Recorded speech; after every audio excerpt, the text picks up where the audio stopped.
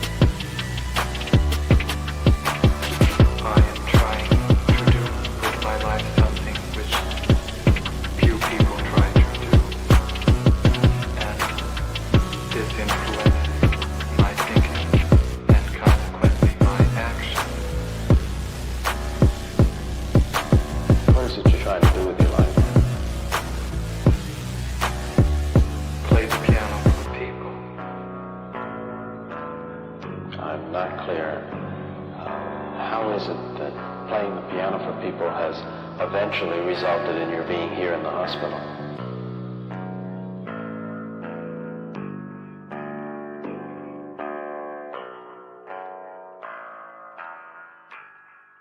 That's difficult to answer.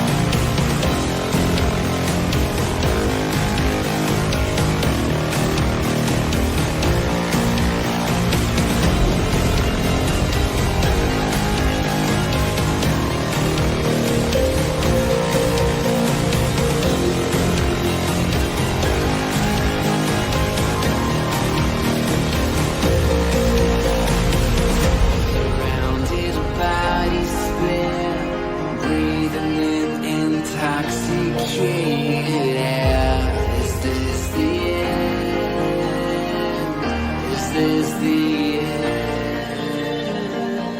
There's a noise inside my head of crying people facing death. Is this the end? Is this the end? Oh, I'm burning in the stone.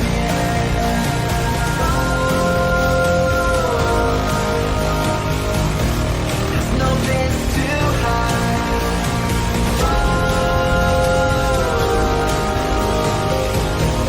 I'm burning in the stone.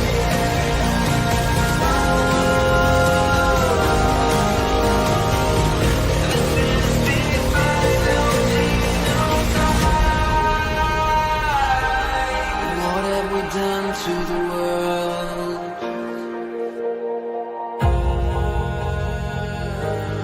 What have we done to the world?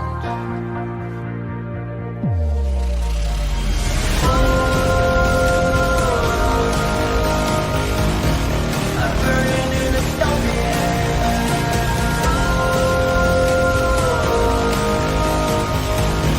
There's no place to hide.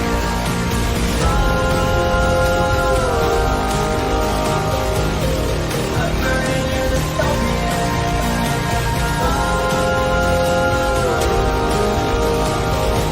This is the final scene of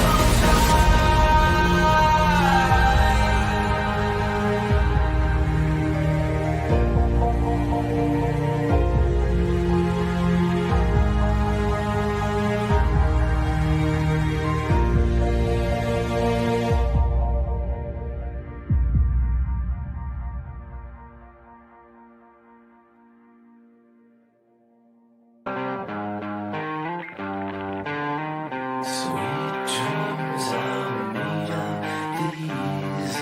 Who am I to disagree?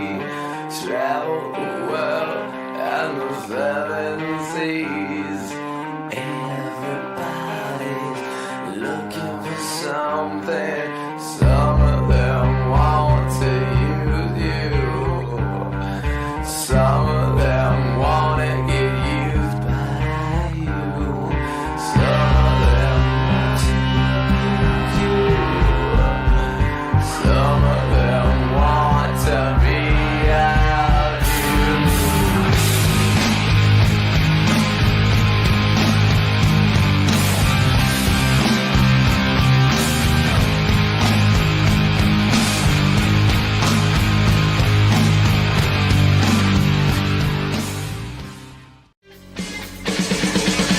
Won't anybody help us? What are we running for? When there's nowhere we can run to anymore.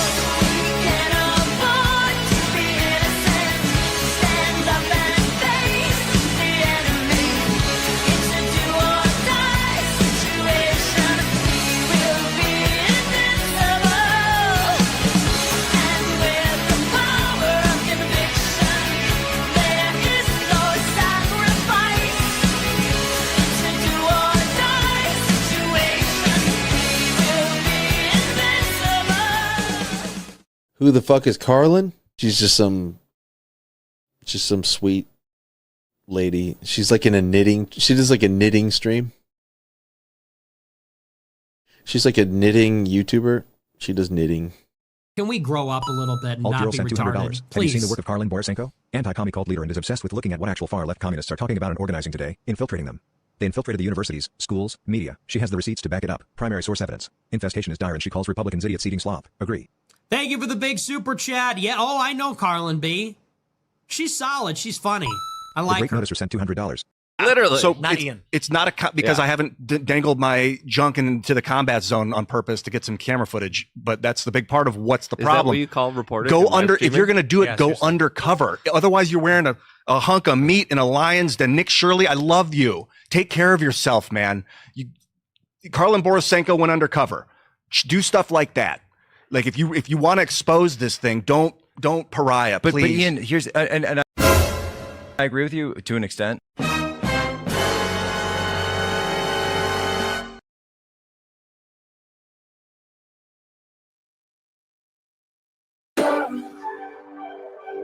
It's so confusing sometimes to be a girl, girl, girl, girl, girl. It's so confusing sometimes to be a girl, girl, girl, girl, girl. How do you feel being a girl? How do you feel being a girl? Girl, and I don't know, I'm just a girl. Girl, girl. Yeah, I don't know if you like me. Sometimes I think you might hate me. Sometimes I think I might hate you. Maybe you just wanna be me. You always say let's go out, so we go eat at a restaurant. Sometimes it feels a bit awkward cause we don't have much in common. People say we're alike, they say we've got the same hair. We talk about making music, but I don't know if it's honest. Can't tell if you wanna see me falling over and failing, and you can't tell what you're feeling. I think I know how you feel. It's so confusing sometimes to be a girl, girl, girl, girl, girl. It's so confusing sometimes to be a girl, girl, girl, girl, girl. How do you feel being a girl? How do you feel being a girl? Girl, and I don't know, I'm just a girl. Girl, girl. Well, honestly, I was speechless when I woke up to your voice. Now you tell me how you've been feeling. Let's work it out on the remix. You always say let's go out, but then I'd cancel last minute. I was so lost in my head and scared to be in the pictures. Cause for the last couple years, I've been a bore in my body. I tried to starve myself thinner, and then I gained all the weight back. I was trapped in the hatred, and your life seemed so awesome. I never thought for a second my voice was in your head. Girl, you walk like a bitch. When I was 10, someone said that, and it's just self-defense until you're building a weapon. You believe my protection, and now I totally get it. Forgot that inside that icon, there's still a young girl from Essex. People say we're alike, they say we've got the same hair. It's you and me on the coin, the industry loves to spend. And when we put this to bed, the internet will go crazy. I'm glad I know how you feel, cause I ride for you, Charlie. Charlie. It's so confusing sometimes to be a girl. All right, all right, all right, all right. Everyone settle down. Welcome to the stream. Technically, it's happy hour. It's Friday. I'm pretty sure it's Friday, right? I'm pretty sure it's Friday. I don't really feel like drinking, though. Traditionally, on our Friday streams, I go to the beer store, I get some craft beer, I come back, you guys vote on which one I drink. I don't feel like drinking today. I don't know what the fuck is wrong with me. I don't know, like when have I ever felt like not drinking beer? I fucking love beer. I have been into craft beer for 20 years. Even like way before it became a thing, because it was kind of a thing in Vermont before it became a thing other places. I don't even feel like having a beer. Like, what is this? What is this? What is this life? What is happening to me? Am I finally at long last becoming some sort of an adult? I don't know. I don't know. So I don't really feel like drinking, so I don't have beer, and everyone's just gonna have to deal with that. But we will be doing the normal stream, I guess, if there is such a thing as a normal stream. But you know what? Peanut, like, unironically, like, I don't like brown liquor as a general rule. I very rarely drink liquor in general. Like, occasionally I'll have like I love a good like dirty martini with blue cheese stuffed olives with Belvedere vodka. That's like one of my favorites. But traditionally, like, I don't really drink liquor all that much. And when I do drink liquor, I drink clear liquor. I don't drink brown liquor. The exception to this rule is peanut butter whiskey. What is it? It's the one with the sheep on it. Screwball, I think. Screwball peanut butter whiskey is like, my God, one of the best things I've ever had. It's so good. And again, I don't like brown liquor, like, almost at all. But like, peanut butter whiskey, bro, it is the greatest. It is one of, you know what? Like, mankind is so creative. You can make a whiskey that tastes like you're drinking peanut butter, except it's highly, highly, highly alcoholic peanut butter. Come on. Like, never, like, I never cease to be amazed by the creativity of man. So, no, we're not drinking whiskey today either. We're not drinking anything today because I don't feel like it. Something has switched off in my brain. I don't know. It's concerning. It's concerning. Yeah, I'm gonna have to get. Yeah, yeah. It's like retribution for that time that I got really drunk and passed out on the stream. Hey, thanks for being a member of the channel for 16 months. Vodka and key lime pie syrup is what I'm drinking tonight. THC syrup. Oh shit. Is what I'm drinking tonight. Keep up the good work. Hey, that's great. That actually sounds really, really delicious. I'll have a screwball for it. You'll have one for me, Doug. Awesome. Awesome. I hope you enjoy it. All right. So normally on happy hour streams, we don't do anything serious. We just watch some content from the week. And listen, man, listen, if today's content sucks, you have to blame Amalek. It's really Amalek's fault. I probably would not be watching this if it were not for Amalek. I'm gonna be honest, he's been very excited about this. He made a whole video about this. And you know what? Like, like Amalek and I have been chatting for a little bit now. And he honestly is like a relatively normal person. I mean, he's not normal. He's not normal at all. He's a racist neo-Nazi, but he is actually like in conversation, like probably one of the most normal people I have talked to on the internet. And he's highly intelligent.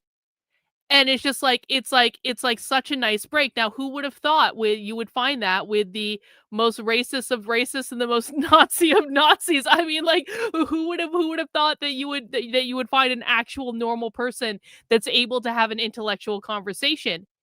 You know, again, life is always surprising. But one of the things that I've learned about Amalek in the time that I've been chatting with him is Amalek has a man crush on Richard Spencer. Like, if Amalek was gay, he would want to date Richard Spencer, like, really bad. Like, he's got, like, such a crush on him. It's not even funny how much Amalek is in love with Richard Spencer. And, you know, the thing of it is I actually don't really know much about Richard Spencer. I obviously, I know who Richard Spencer is. I know of Richard Spencer. I've seen his tweets here and there. I honestly don't really know that much about him. I never spent any time listening to him. Obviously, Richard's kind of like peak in this whole space was years before I got into it, because I didn't really get thrown into this stuff until 2020. I wasn't even paying attention to politics in 2016, 2017. I was doing far more interesting things, like going to Peru to do ayahuasca on a mountaintop with a whole bunch of spiritualists. That's what you want to know what I was doing in 2016? I was in Peru doing ayahuasca on a mountaintop, and then we had a great sweat lodge, and then we went to Machu Picchu, and it was fucking awesome. And that used to be my life. I would go to Sedona a couple times a year. I would get some sort of like weird hippie place, like weird hippie Airbnb. I would go to an ayahuasca ceremony in Sedona, maybe even 2 ayahuasca ceremonies. I did Pedro Frog in Sedona, and that I actually, or not Pedro Frog. What the fuck is that, Karlyn? Cambo Frog. Pedro. Strike that, reverse it. Cambo Frog. That's what I did in Sedona. And I would actually love to do Cambo Frog again. Cambo Frog is one of the most like crazy plant medicine things I've ever done, which is basically to do Cambo Frog. And I actually had to be talked into this. For people who don't know, we're going to do a little side story. For people who don't know, this is one of the few forms of like plant medicine that someone actually had to talk me into, because the whole thing with Cambo Frog is they take a stick, they light it on fire, they stick it in your arm for 3 holes so they use the fire stick to create holes in your arm, and then they take poison that they've scraped off the back of a frog and they put it over the holes that they've just burned into your arm with a fire stick. And I was like, listen, man, I have a lot of tattoos, but I don't mind pain. I can deal with pain. That actually sounds really effing painful though to get a fire stick and have it burned into your arm, and then you put frog poison over the burns. Like, that actually sounds really fucking painful. And there was this older lady that I was doing this stuff with in Sedona, and she's like this old hippie chick, and she's like, no, Karlyn, it's not that bad. It's no different than getting a tattoo. And this woman had a lot of tattoos. And I was like, are you sure? Are you fucking with me? And she's like, no, Karlyn, it's really not that bad. Well, let me tell you what, she fucking lied.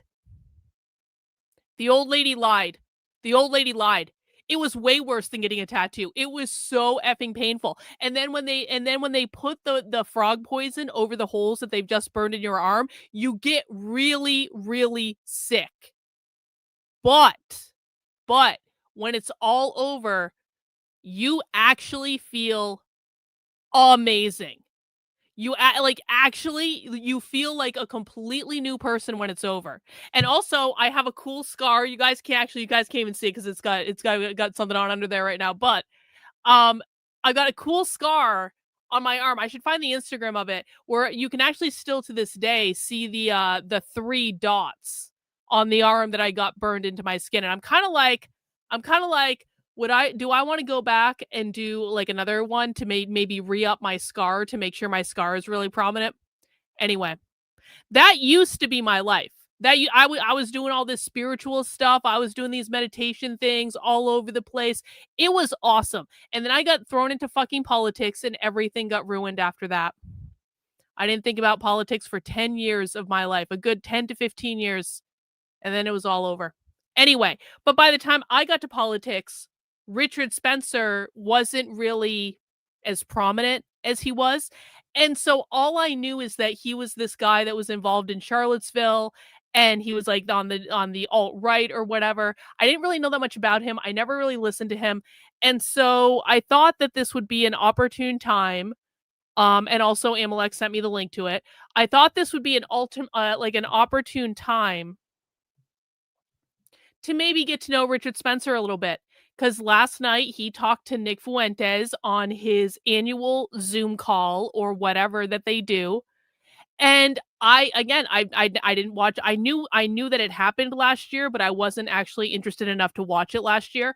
And so this will really be kind of like my first introduction to Richard Spencer, I guess. I hope it's interesting, because here's the thing. I accidentally watched Big Tech stream for like 15 minutes last night. It was a total fucking accident. I had to go to Kick to do something with my channel. The last time I went over to Kick, I don't usually go to Kick unless I'm doing something that I think is going to annoy Big Tech. And if you don't know who Big Tech is, don't worry about it. But like, I don't go to that website unless I'm actually doing something to annoy him, like sending him a super chat with a video that he doesn't want to play or something like that. And so when I typed Kick into the browser, because I had to go to fix something with my channel, it popped up on his stream. And I was like, no! So I accidentally watched his stream because he was doing some weird mushroom stream where he was talking about manifestation and energy and all this stuff. I swear this has to do with this. We're going to come back around to it, but I'm feeling like a little chatty at the moment. So we're going to go in this direction. So last night, Big Tech is doing this fucking mushroom stream where he's talking about energy and manifestation, and he's framing it in terms of like, I think aliens told us. I don't know exactly what it was, so I wasn't listening for that long. Okay. But one of the things he did say while I was listening was that he had watched this earlier in the day and he thought it was boring. So I don't know what to think about this. Amalek is in love with Richard Spencer and has a total man crush on him. And he wants me to watch it. And Big Tech, who, you know what? Listen, for all his faults, he is occasionally right about things, occasionally, not all the time, and certainly not with stuff related to me, but occasionally he is right about things, and he says it's boring. So this stream could either be really great and entertaining, and we're going to fall in love with Richard Spencer just like we did with Nick Fuentes. I don't know. Or it's going to be really boring, and I'm going to sit here and knit the whole time, and we're just going to chill out on a Friday. I don't know. I'm more inclined to believe Amalek in this particular case because, oh, how badly do I want to piss him off? Because I might. That's all I'm gonna say about that. I'm not gonna say what I was actually gonna say, because what I was actually gonna say would have gone horribly, horribly, horribly wrong. And I don't care to play that little game anymore. Anyway, so we're gonna watch this interview with Richard Spencer and Nick Fuentes. This just happened last night. You see now Yasmin's saying that Richard was boring too. God, Yasmin and Big Tech on the same stream, or the same team rather. Not the same. Well, you guys actually have been on the same stream before. Yasmin went over and defended my honor back when Big Tech was being a massive asshole. But you guys are on the same team now. Team Yasmin and BT. How suitable. How suitable. You trust Amalek over Big Tech? Well, here's the thing. Amalek is like far better looking than Big Tech. So on that point alone, he actually gets points with me. And I don't know. I think that Amalek is a much more normal person than Big Tech is, because Amalek talks like a normal person and Big Tech doesn't, because he's a fucking Pisces. So I'm inclined to believe Amalek. Honestly, I'm inclined to believe Amalek. I don't know. I guess we'll see. Yay, I'm awake to catch a stream for the fun. Thank you for your donation to the Fascist Fund. See, Mizakan has the right idea. You really shouldn't trust any man. You should only trust me. That's it. Don't trust any of these fucking clowns on the internet. Just trust me. That is a good rule of thumb. Hey, speaking of that, check this out. Before we get started, I got a couple things. So I posted a video last night. I'm going to be doing a series of videos. I posted this on YouTube and Twitter and TikTok and whatever other fucking Substack, obviously, whatever other social media sites I'm on. I'm starting this series of videos where I'm going to do really, really short videos. We're going to try to keep them under 3 minutes. So like really, really quick hits of information, because apparently people have no attention span anymore. And so this is what I've been relegated to. And I'm going to be doing these short videos where I'm going to be just imparting my knowledge about going undercover with the left. Because here's the thing, I've run into a little bit of a problem here, in that they're starting to recognize me and look for me at their events. But I still want to be able to have access to this information about what's going on. And quite frankly, I'm in a position now where I have an extensive amount of experience going to these events. I can teach other people how to do it. It's for the most part, you're going to be fine, because you guys are not on the internet. And I will teach you how to be safe and all this stuff, okay? And so I'm doing a series of videos, basically how to go undercover with the left. Well, first of all, the left is finally pissed off at me. I'm going to tell you guys that. So I posted this to Instagram, which automatically posts it to my Threads account. And let me tell you what, Threads is fucking insane. I never even really use Threads. I don't know anyone who uses Threads other than my Instagram account automatically posts to the Threads account. So I've been posting this stuff to my IG account, and then it goes on there. And then all of a sudden, a bomb gets dropped on my Threads account by leftists who are insane. Trendlin in with the super sticker. Thank you, Trendlin, for that. See, Trendlin, if you would come with me to the book fair, we could be in a very different position right now. Trendlin fucking bailed on me because she had some sort of fucking meeting. She was going to come to the book fair with me. Trendlin decided instead to go to a meeting. Trendlin, if we had been at the book fair together, we could have posed as lesbians, and then everything would have been fine, because they weren't looking for me as part of a lesbian couple. They were looking for me single by myself. And so it's really Trendlin's fault that I got kicked out of the event in San Francisco. It's not my fault for being completely lax about my disguise and not really taking it seriously. It's Trendlin's fault for deciding to go to a meeting instead of coming and playing my lesbian lover at the event, which of course it wouldn't have even been lesbian. It would have been more like non-binary, right? But like, you know what? Trendlin, fail. Yeah, we would have been non-binary lesbians. Exactly.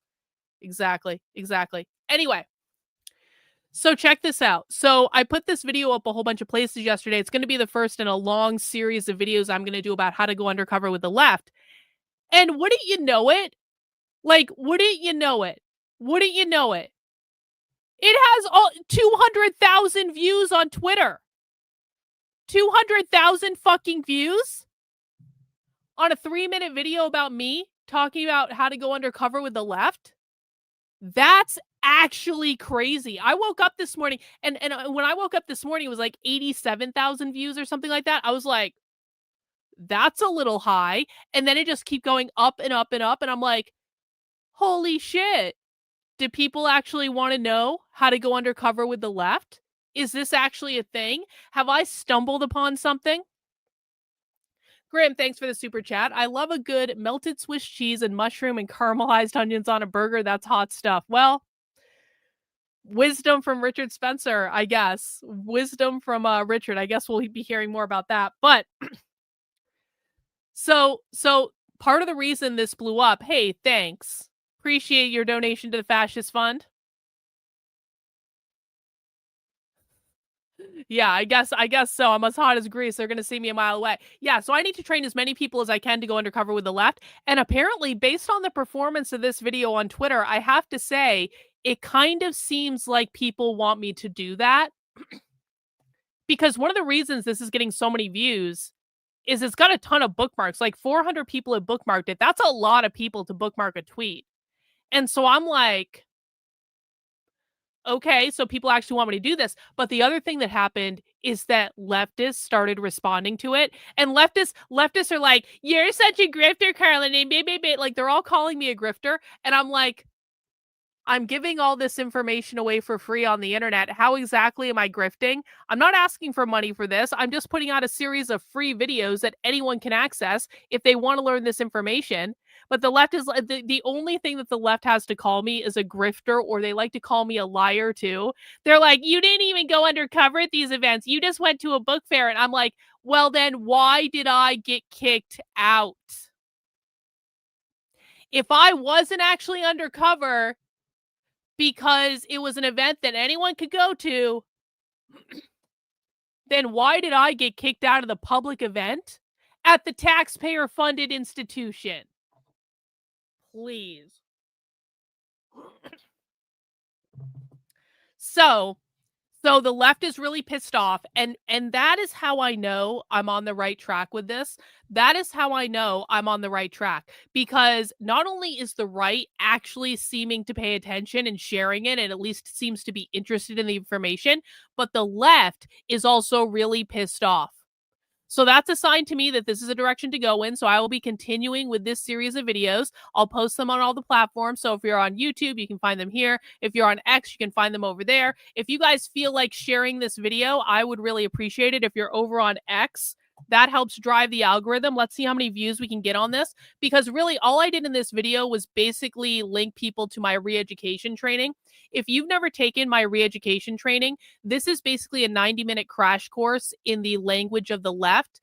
Because if you're going to go undercover with the left, you need to learn how to speak their language. People don't like hearing this when I talk about it. They're like, Karlyn, no, what do we do? And I'm like, you need to sit your ass down and learn their language. Because if you don't know the language of the left, you don't know what you're looking for when you go undercover. And listen, I had to learn all this stuff on the internet, okay? I had to teach myself all of this stuff. It took me about a year to get from to a place where I felt comfortable that I knew the language, that I could go into a leftist event and talk to them and completely blend in and have them have no idea that I was not on their team. That took me about a year, okay? I've made it substantially easier for you because it was so, like, I had to go through all this figuring it out on my own, whereas now I know what you need to know because I have so much experience doing this. And if you go undercover at a leftist event and you don't know how to speak their language and you don't understand the concepts, you're not going to know what you're looking for. You're not going to be able to understand the context of how absolutely insane some of these people are. You cannot really understand the left until you learn how to speak their language. And so that is the first thing that people need to do. If you are serious about going undercover at leftist events, then you need to actually sit down and understand that this is basically like me sending you into Paris, France, except no one speaks English and you don't speak French. That's what we're talking about. This is like going to a foreign country and you don't speak the language and they don't speak your language. You have to learn how to speak their language. People are confused about this because the left sounds like they're speaking English, but they're not. They're not speaking English at all. They are speaking their own dialect. I call it socialist. This is why I have a how to speak socialist training. where they are taking words from the English language, but they have their own meaning. They may use our vocabulary, they do not use our dictionary. So they are using the same words as you're using, but they're assigning completely different meaning to it. And so you have to understand that. And this is not about agreeing with the left. I obviously do not agree with anything the left, well, with most things the left says and does. On occasion, we have agreements because broken clocks are right twice a day and all that stuff. But for the most part, I do not agree with what the left is doing. However, I understand their language. You know, people always ask me when they come on the channel, they're like, Karlyn, do leftists really understand what other leftists are saying? Because when we watch some of these crazy leftist trainings, what tends to happen is people who are new to it assume that because they don't understand what's going on in the training, that the other leftists don't understand. And that's kind of like, I made this analogy on Twitter the other day. That's like if you flew to France, and again, just assume that no one in France speaks English, which I know they all do, but just assume that everyone in France speaks French and only French. Asking if the left understands other leftists is like you going to France, you don't speak French, but because you don't speak French, you assume that no one else understands each other.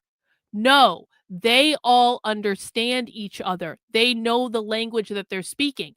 It's you who doesn't understand them. And the conservative clickbait bullshit and nonsense makes this so much worse because so many people think they understand the left based on this clickbait outrage bullshit that conservatives share all the time on Twitter, but they really have no idea. So if you want to go undercover at leftist events, you need to learn how to speak their language, and that is the first thing you need to do. And you probably need to spend several months learning this, by the way. It takes on average about 3 months, I think, for people who are really like becoming like proficient in it, because it takes time to learn a new language. That's just the way it goes. But the re-education course is a crash course so that you can start to get up to speed a lot more quickly than learning on your own. And then once you do that, what you want to do is you want to come to things like Socialism Saturday. So I want to show you guys what we're going to be watching for Socialism Saturday tomorrow. We're going to be watching a documentary tomorrow at 6 p.m. So Socialism Saturday is where we watch far left content and we talk about it. This is the farthest from the far left content. And we're going to be watching a documentary and do a follow-up presentation tomorrow about this thing called Compton's Cafeteria Riot. Now, a lot of people, of course, you guys know that I'm researching queer Marxism. I'm writing a book about the evolution of queer Marxism as a political ideology. I'm going all the way back to the 50s. But one of the turning points of the then called gay liberation movement was essentially Stonewall in New York City in 1969. That is what most people know of as the start of the so-called gay liberation movement. I now call it queer Marxism, but that's what it was called back then. People think that Stonewall was the start of this. Compton's Cafeteria Riot happened 3 years before Stonewall in San Francisco. It was basically the precursor for what became Stonewall 3 years later. And so Compton's Cafeteria Riot on the left is actually a really big deal, but almost no one who is not a far leftist knows what Compton's Cafeteria Riot was. Okay, so we're going to be watching a documentary about Compton's Cafeteria Riot. We're also going to be doing this follow-up conversation. Look, there are like interviews. This is at the GLBT Historical Society, which I also went to when I was in San Francisco the last time.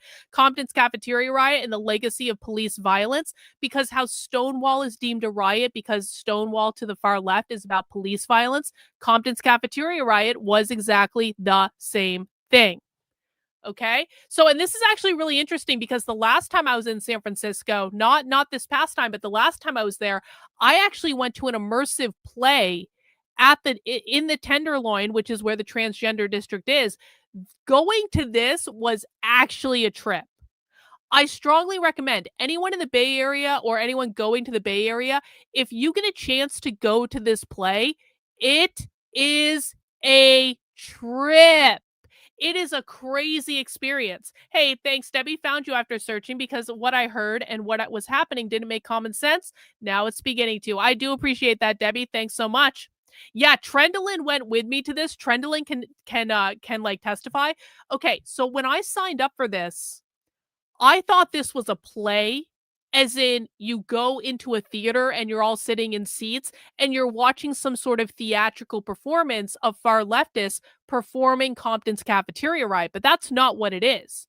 So what this is this is actually an immersive play where they have created an entire diner, and you go in and you get sat in a seat at the diner, and I got sat in a really good seat actually at the counter in the actual physical diner. Trendlin got sat at the diner as well, but we weren't sitting together.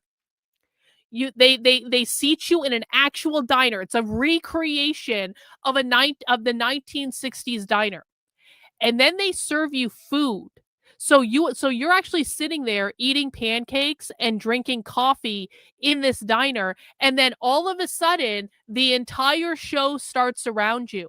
And there are drag queens that are coming out and they're singing and they're telling their story of Compton's cafeteria riot. But the trippiest part of this is during the play, they had socialist activists going through the crowd handing out the flyer from the 1960s that they were handing out at Compton's cafeteria riot. There was actually a socialist activist group around this whole event. They were called the Vanguard.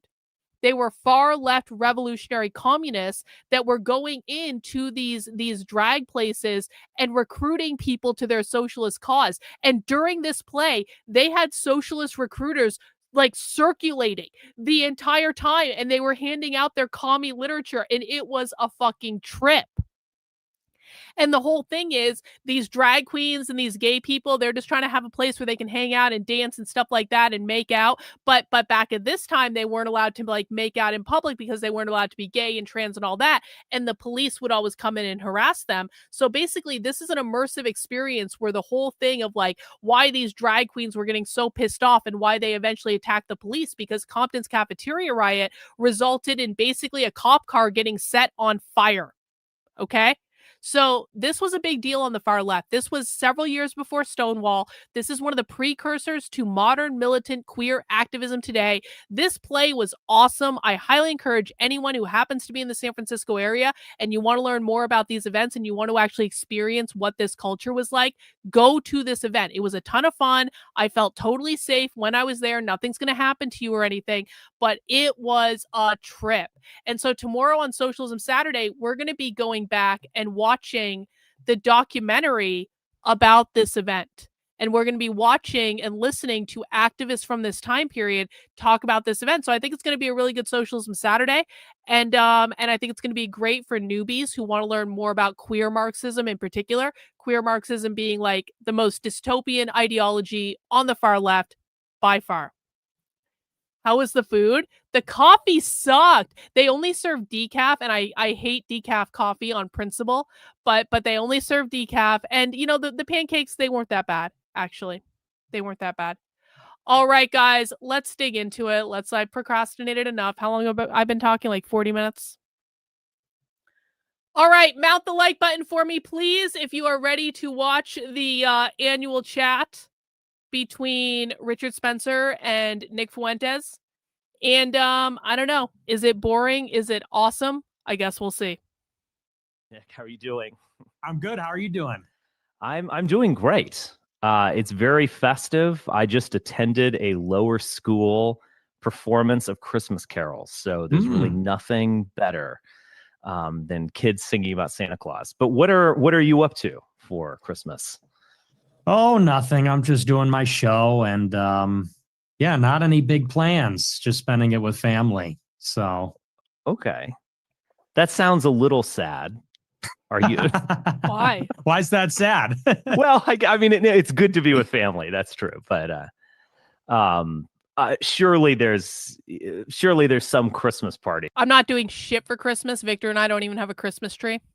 Victor and I barely even, we do get presents for each other, but Victor and I are so like part of the reason my relation, this is again another side note, whatever, it's my stream, I'll do what I want. Part of the reason my relationship with my husband works is there are things that he and I specifically are extremely lazy about, but we're both mutually lazy about them, like we just don't care. And so Victor and I don't get a Christmas tree because we don't really care all that much. Victor and I we get each other presents, but we barely even wrap the presents, so we don't have to deal with like wrapping paper and all that shit. It's just like, okay, here's some cool stuff that I've been collecting for you.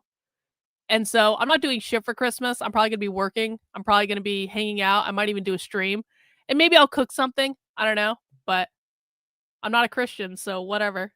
That you're going to attend with eggnog and so on.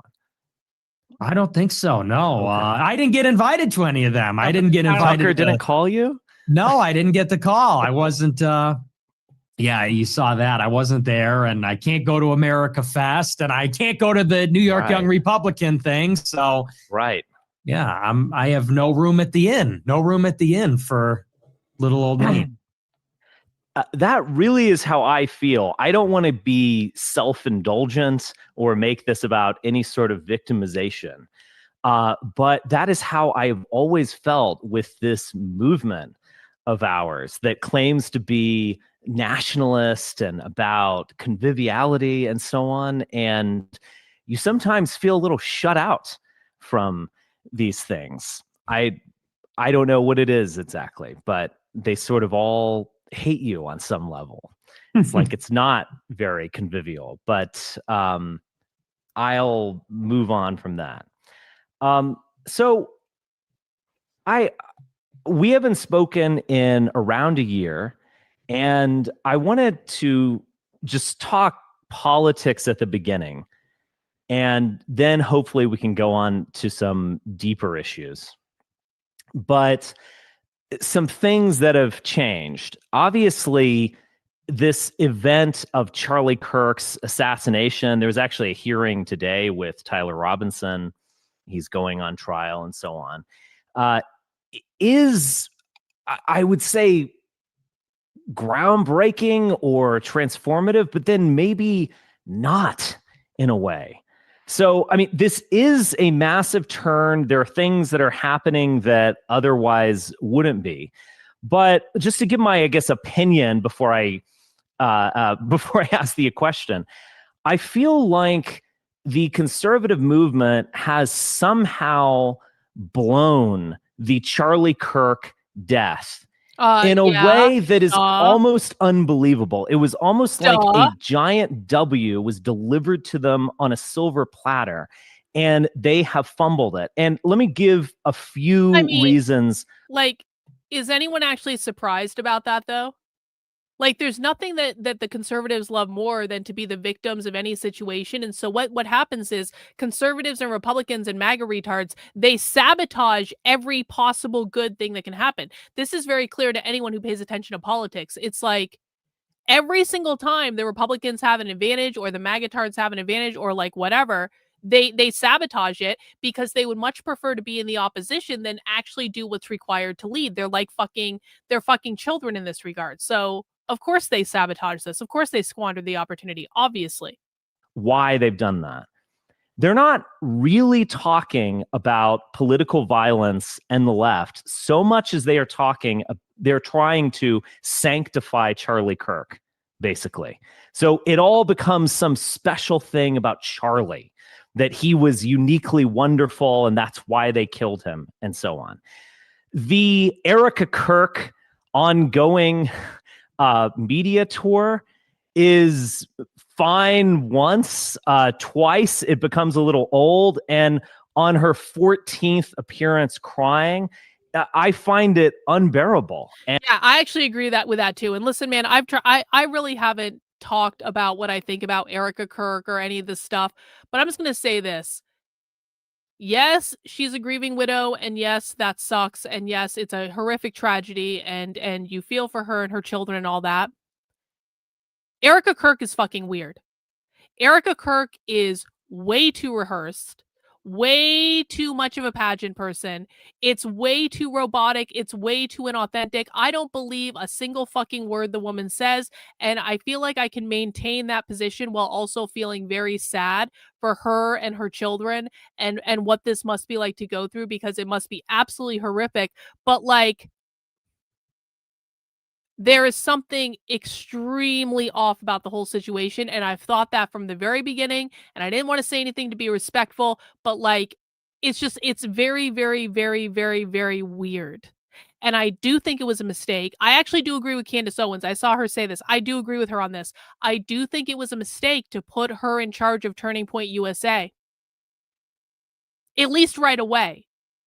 And the point that I saw Candace make, and again, I don't watch Candace, so I don't know the full extent of everything she talks about, but like what I saw Candace say is what they should have done is appoint an interim CEO, someone to handle it for now. And then eventually, if you want to appoint Erica Kirk eventually, once she's gone through a process of mourning and she can still do media and all that, but like it's a lot to run an organization right after your husband is assassinated in one of the most horrific political assassinations that has happened in any of our lifetimes, certainly.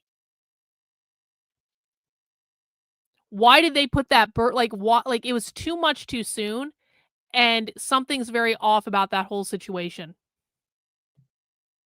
And cringe and weird, to be honest. And I don't think I'm alone in that. I think everyone is reacting like that to it. When Charlie Kirk was killed, there was a lot of tough talk on the dissident right of, I heard this all over the place. We've got 2 weeks to crack down. We can destroy the left right now. They hate you. They want to kill you. They want you starving and blah, blah, blah, blah. You heard all of that. And it does seem like he missed his moment. It's almost like to use an analogy that I might regret, it's almost like there was a Reichstag fire of sorts, and Hitler decided that he wanted to roast marshmallows as opposed to engaging the Enabling Act. What are some of your thoughts on this in terms of Charlie, what's happened with the right, the response, and all of that? Yeah, I totally agree. I had the exact same feeling, and I've been thinking about that for the past couple of weeks.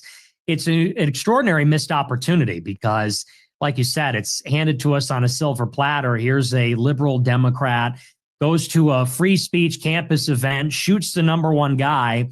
And instead of that being the narrative, which is crack down on the left, and it's not like that's unprecedented either. Obama did it, Biden did it.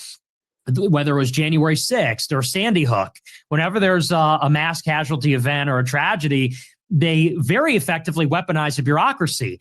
Whether they do the backdoor gun control or they get everybody with the DOJ, they always use it to expand liberal power, create a new agency, whatever. And there was a lot of tough talk like that from certain sections. Like Stephen Miller had a speech at the Charlie Kirk WrestleMania memorial, and he goes up and he goes, "You are nothing. You don't build anything." And he's talking to like the anarchists. And that's really what all of this is. It's all that and signifying nothing. The sound and fury signifying nothing. All the anger, the performative cruelty. We could just do things and you're going back. You've got 50 days. And it's just, you might as well have Mitt Romney as president. You might as well have Ron DeSantis. I mean, it's totally toothless. And I would say maybe to add on to that, it's interesting where it went instead, which is that was sort of like part one is the sanctification of Charlie Kirk and he ascended into heaven and everything. But part two is this Candace Owens, we have to talk about the psychosis.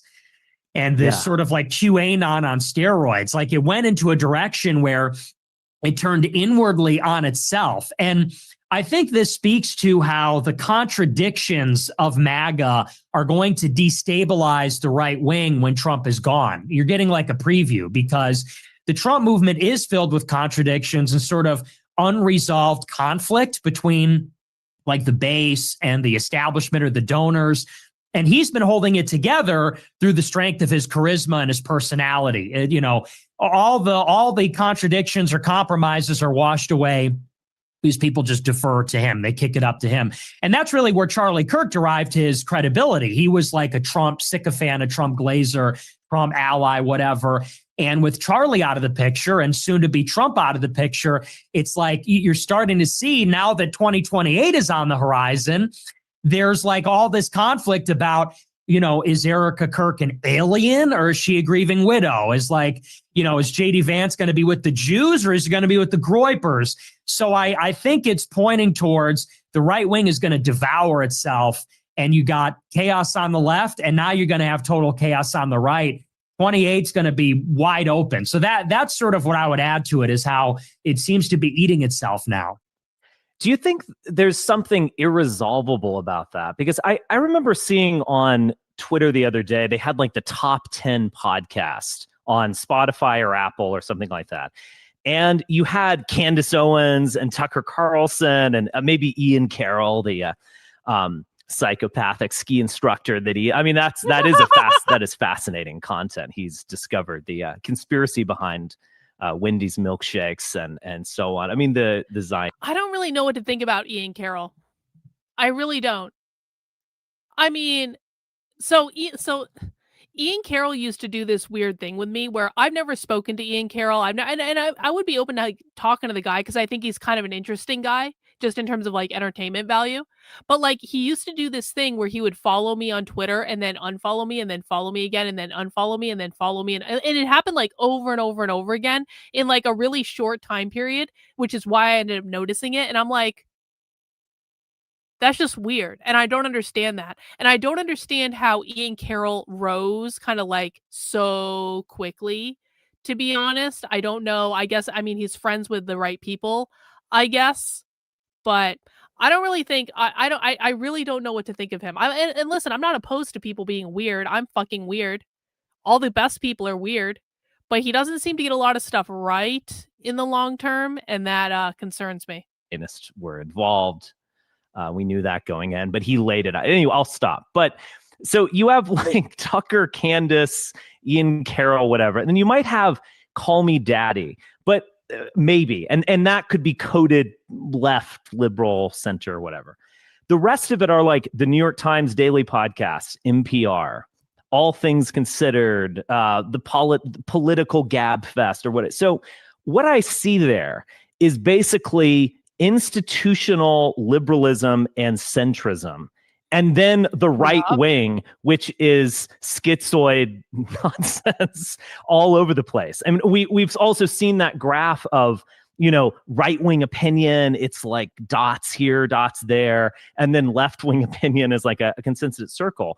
People say, "Oh, we're the free thinkers." Well, maybe, but it also might mean that you are more psychotic, more all over the place. You don't know what's up and down. You don't know why you agree with this person or why you might vote for him.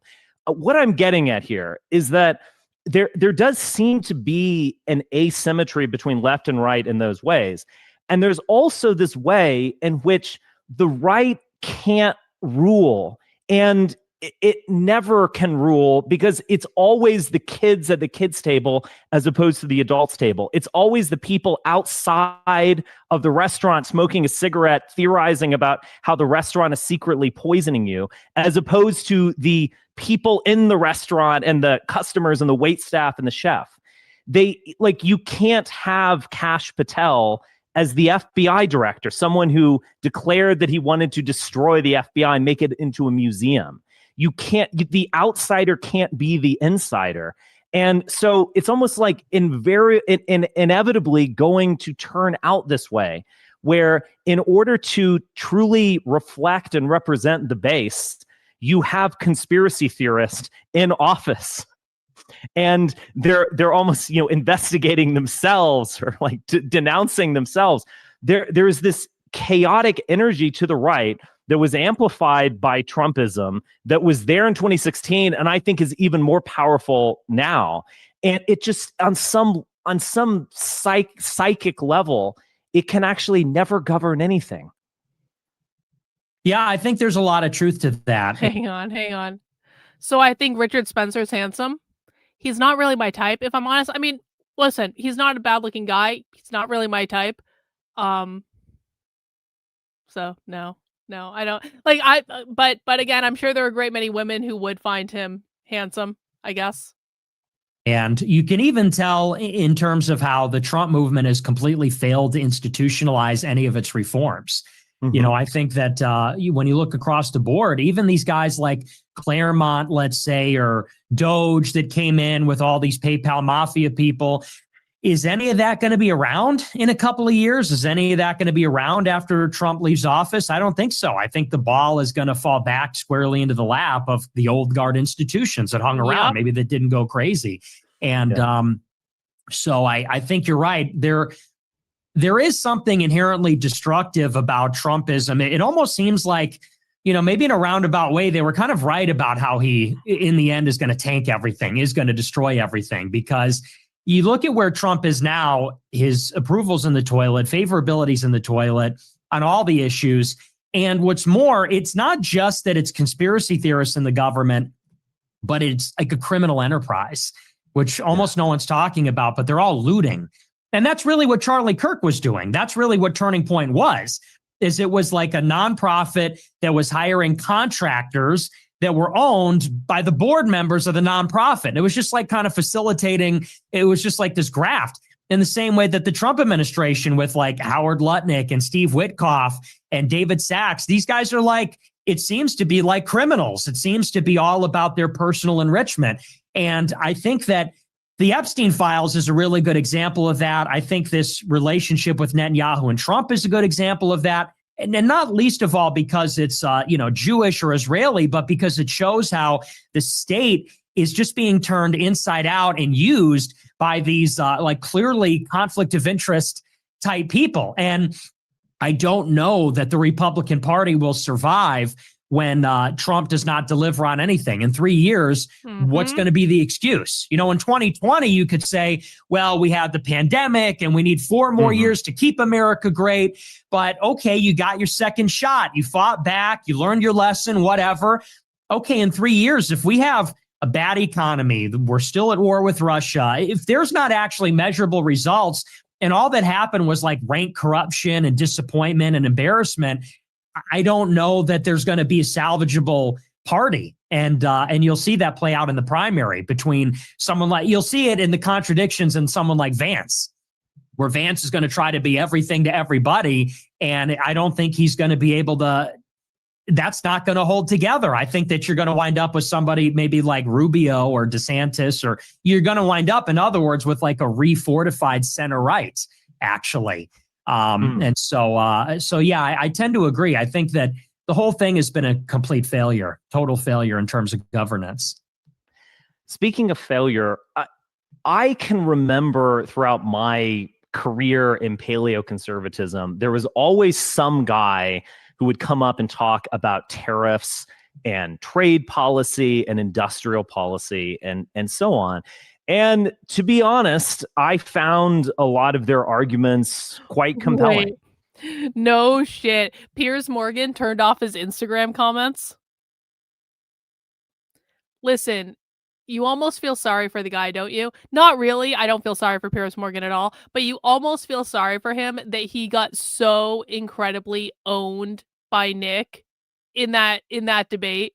And it wasn't even close. And then Piers Morgan goes on the Twitter Cope tour where did you guys see Piers Morgan had a whole conversation with Dr. Phil where Dr. Phil was like, yes, Piers, you were very stunning and brave to confront the neo-Nazi.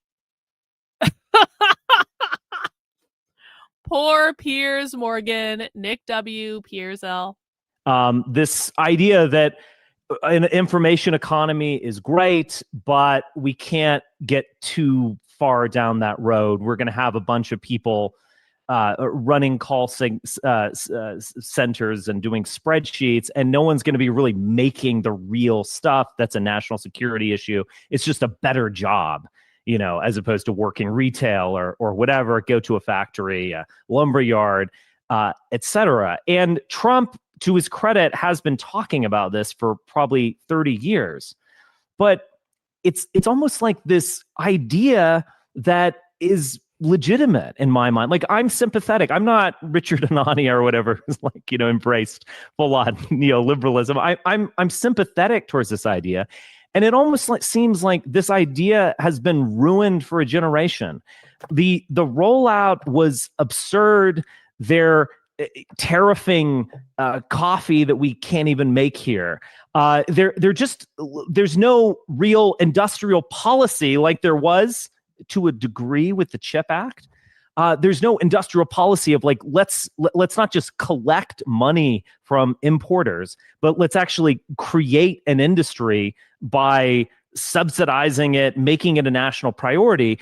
It does seem to be like Trump wants to brag about collecting money from tariffs and wants to make deals with other countries. We're going to slap 40% on you. You come give us something. We'll take it down, maybe bring it up. It seems haphazard and about deal making on an almost personal level, where I don't think it's going to accomplish anything. And there's been no evidence. Now, granted, it's just been a year, but there's no evidence that this is actually improving our manufacturing base. Manufacturing continues to decline. And I've actually heard one justification of it of, if you want to build, say, a couch with leather or something like that, you'll bring in the leather, it gets tariffed, you put it on a couch. It's a few step process. If you're going to build a car or a computer, this is something that includes thousands of moving parts. Do you want to tariff each and every one of those things as they come in and build it here? No, you want to build it out there and then just tariff it once. It's, if anything, just simpler. So there seems to be no rationale to give Trump the benefit of the doubt. Maybe he wants an America of manufacturing and tariffs and unions even and coal miners and whatever in some dreamy vision of his childhood. But if there's no policy, you sort of destroy the idea in a way. Because if the AI investment bonanza is what is promoting the stock market, it's how the economy is limping on. If that pops and stuff is just more expensive, then these ideas, which again, I'm sympathetic towards the ideas, maybe less so now, but these ideas are going to be ruined forever by this man. And I think actually that is sad. Yeah, well, it's funny because the whole justification for Trump, in spite of the things he was saying last year, which were really shocking, the green cards and diplomas and bombing on and all that, and even the disappointments this year, what you always hear from the other side is, it's not perfect. Well, let's not make perfect the enemy of the good. Well, it's better than the alternative. And that carries with it the assumption that something is always better than nothing. And that's just not true. Like, I don't think that even, maybe it's counterintuitive, but I don't even think it's logical. Sometimes nothing is better than something because, like you said, the way that the tariffs have been carried out, it's like everything else. It's totally incompetent, totally disorganized. It's sloppy. It seems like it's more aimed at satisfying the approval ratings, checking off a box, than it is actually about a serious transformation of the economy, because that's really what this entails. If you're going to turn into a mercantilist or a protectionist economy, you're totally changing the structure of what America's economy is and the mix, going from like 10% productive sector to 25%, having an economy dominated by finance, insurance, and real estate, to actual manufacturing. That would involve like a wholesale change, tariffs, subsidies, a new tariff schedule. And that would actually be education. Educating of workers. Where do you think a high school graduate now can go to build a microchip? Yeah, exactly. All of it, and instead of having legislation or an actual technocratic approach to this sort of thing, experts coming in, you just have this ad hoc, haphazard, like you said, kind of throwing it together. And it's having the reverse effect because it's too unpredictable. People don't want to make long-term decisions. Okay, maybe it's competitive now to build a plant in America, but what are the tariffs going to be in 3 months or 5 months? If you've made hundreds of changes to the tariff program in a few months, people are just going to sit on their money and not invest. And that's not helping these other problems in the economy, the stagflation situation. So you're right. And what's going to happen is, if or when this doesn't work out, this will be scapegoated and blamed. And people will say, remember the tariffs that wrecked the economy? Remember, we tried that, it didn't work. I mean, listen, I don't care about any of this stuff. I hate talking about economics. It drives me insane. I know it's ironic that I cover socialism, but like, socialism is a cultural thing. It's not just an economic thing. But what I will say is this: if Trump somehow figures out a way to get rid of the income tax, I will vote for him for a third term. If I'm already pretty listen, the only major thing that Trump has accomplished in my mind in the first year is getting rid of taxes on tips. And the only reason I care about that is because, I benefit. And I know it's not permanent, but like once a lot of people get used to not paying taxes on tips, they're not going to be able to take that away. Can you imagine the uproar of that getting taken away in 4 years? So I'm a very big fan of the no taxes on tips. And if Trump figures out some sort of like economic miracle where he abolishes the income tax, put that fucking man on Mount Rushmore. I don't care. Trump can be president Trump can be fucking king for all I care. If he abolishes the fucking income tax, King Trump forever. I will bow down. And then it's almost like it would have been better if we never tried it at all than if we tried it and did it the wrong way and then we get blamed for it. And I feel that way about the whole enterprise, actually, about the whole thing, because it's like Trump represents not just that, but also the nativist agenda, the isolationism, or America First, whatever, all these different policies. If it's a failure, we all go down with the ship, and it actually just fortifies that center-left liberalism. And everybody goes back to this like not woke leftism, not woke center-left liberalism, this abundance stuff, this Ezra Klein idea, maybe like a Richard Hanania, Ezra Klein ideology. And people say, we want to go back to when things were sane. Okay, and it gives me, it's sort of like cyclical. It's like people voted for Trump to get it out of their system. Then they said, let's go back to normal. Then they voted for Trump again to get it out of their system. Too messy. We're exhausted. Let's go back. And then it's over. So I agree with you. Yeah. Do you think transformative change is really possible? I mean, it's sort of depressing to ask this question because with people like you and I, we can talk about policy or horse race politics or whatever, but I think we're after something radical in terms of and I sometimes wonder whether anyone could really be in the driver's seat of this car. I mean, like even woke failed to fundamentally transform America. Communists are some less relevant than we are. Excuse me, what? Woke failed to fundamentally transform America. Communists are less relevant than they are.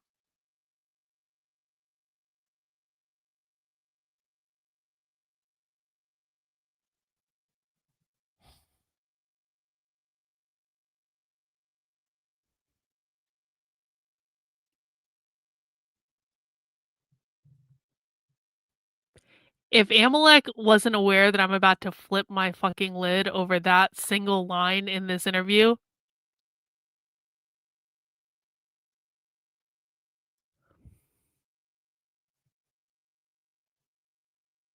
late cover charge, thank you, I appreciate that.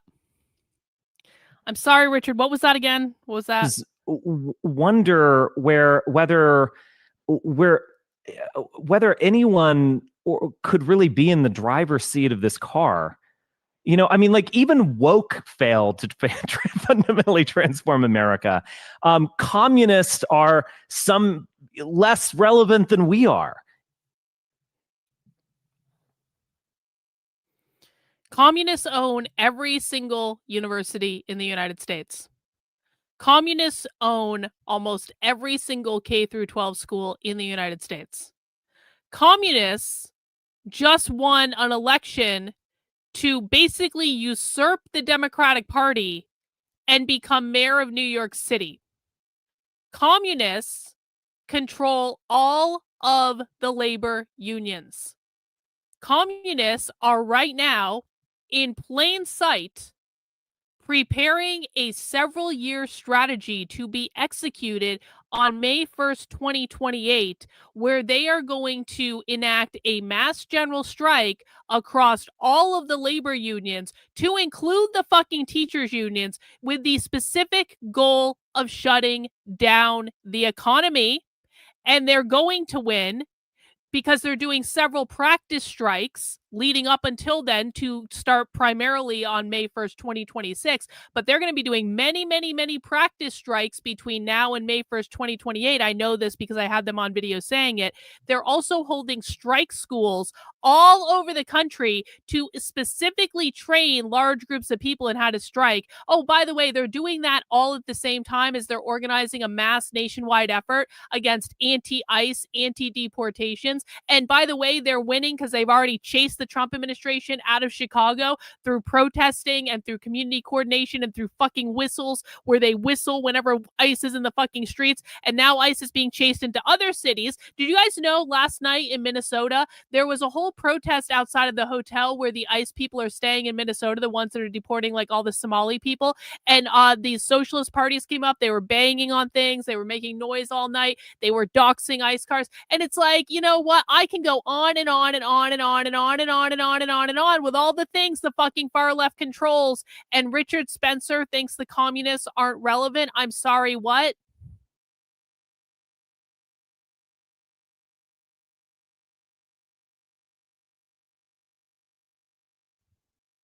You know, they're not relevant at all, Richard. They're only teaching almost every single K through 12 age child in America.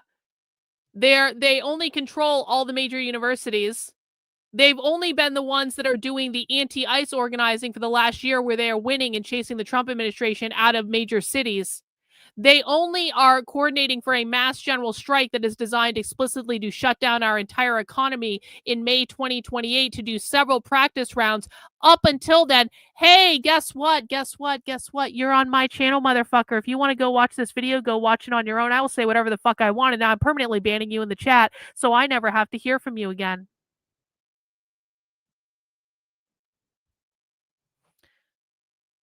And see, this is the part where I'm like, should I take anything else Richard Spencer has to say seriously? And that makes me sad.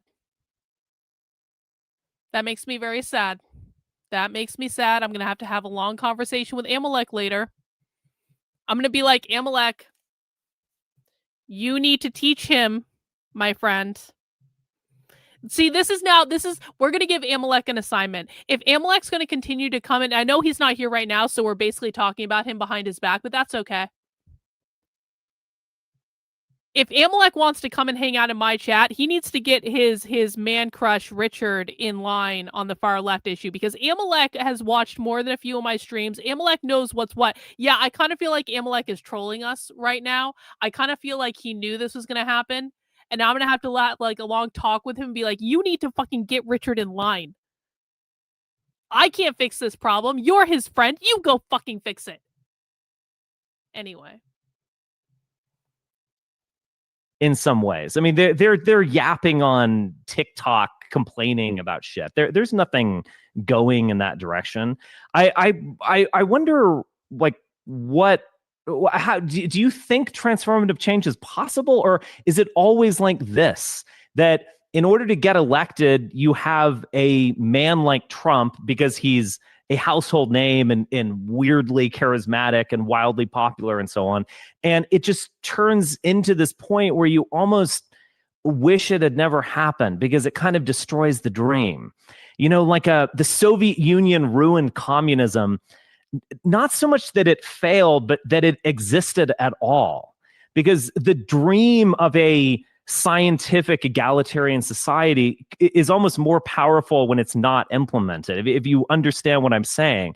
And it does seem like transformative change from a right-wing direction, I don't know, maybe is it, would it be better for this never to have happened? It's just kind of crazy to say this, but I think you understand my drift. I do. And you know, it reminds me of a conversation I had with somebody. You know, we've got, there are some people on our side that really believe that the solution to everything is we need to have like a whites only town, and like all the white people need it. And I think about ideas like that, and I think, or even for that matter, traditional Christians, they say we need to go back to the way things were. The primitivists, they say we need to go back and have an ancestral diet. And you look at all these things, and there's just so much strain involved. There's such an effort to resist modernity, which is erasing race and tradition and superstition / religion and all this kind of stuff. And you say, if that's going to be the path of the most resistance, are we just fighting gravity? Like, are we fighting a completely lose battle? Because I think about even my life, and I think I live in a diverse city, and Hang on, we got a super chat. Hang on, we're gonna do Nick better than that. That's a horrible freeze frame. Much better. Okay, perfect. Thank you for the $20. Karlyn, new guy, so don't break my eardrums. Is it safe to say you are fascist that doesn't fall into any specific political grouping on the right? Is right? No. Fascist is right. Fascist is far right. Fascists are not communists. That's not real. Anyone who says that fascism is the same as communism is a low IQ retard who you should not listen to on anything. Fascism is very far right. Now, what I will say is I'm using the word fascism relatively colloquially, mostly because I just want to burn queer books and ban the publication of queer materials. And I'm not opposed to like any fascism that's required to stop the far left and stuff like that. So but mostly I hate everyone equally. I'm not a part of any political tribe. I follow no political master, and that's how I feel about it. Thanks for the money. Appreciate it.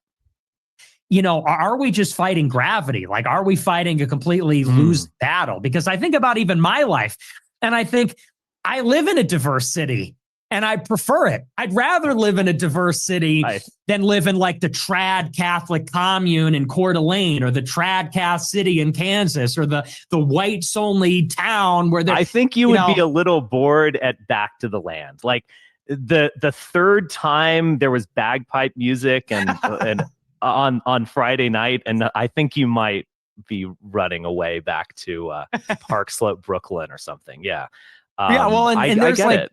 There's like a boredom, because I know there were some people from DC after Trump lost in 2020. They all fucked off to like Wyoming, and they did the whole LARP off the grid, and they all wanted to kill themselves. They were all calling their friends in DC, "Hey, how's it going? What's going on? What's new?" Because they were bored. And it's like, at the end of the day, we have to grapple with the fact people like the way things are. People are going to complain and bitch, and they'll talk about, I want to be a part of something bigger. People kind of actually like the way things are a lot, and you can see it in their behavior. And I would say, maybe just to kind of finish it off, I would say there is an extraordinary amount of potential energy, I think, in society, especially with all these changes with the world order changing, the economy changing, even things like the pandemic. I do believe that radical change is possible. It's arguable whether it's sustainable. If you can have a revolution. Can you fundamentally change things? Maybe that's another question. But I do think there's a lot of potential energy. It could have been unlocked. I believe that. And I still think there's a window to do it, but you just need people that are political animals, not, marketing people like Trump. Yeah, let me dig deeper on this. I mean, I just to use a sort of funny example on this, I went to a Cub Scout camping thing, and the idea there is off the grid. Like, don't look at your phone. Like, we got, some water here. And within a day, someone had already gone, like, driven out of the park to go to a convenience store and checked their phone. Or it's sort of, I feel like that's a kind of metaphor for the way we live, as you say. And America was given this amazing gift it was given a gift from the very beginning in terms of natural resources and just open land. You can just go out there and forge your dreams. And it's dramatically the frontier. It's dramatically different than, say, oppression in the 18th or 19th century, where you're like, we got to fight off the French and all that, the Russians, all that kind of stuff. And it was just open wide there. And then we were given this other gift after the Second World War, where we came in late. We were on the sidelines we're helping the Soviets, but we were on the sidelines for a while. And then finally we sacrificed a few 100,000 and blew Germany to smithereens. There's no competitor. And the former paradigm-making world power, the British Empire, they're broke. So now we're in charge. We're the world's reserve currency. We can just print it and people buy it.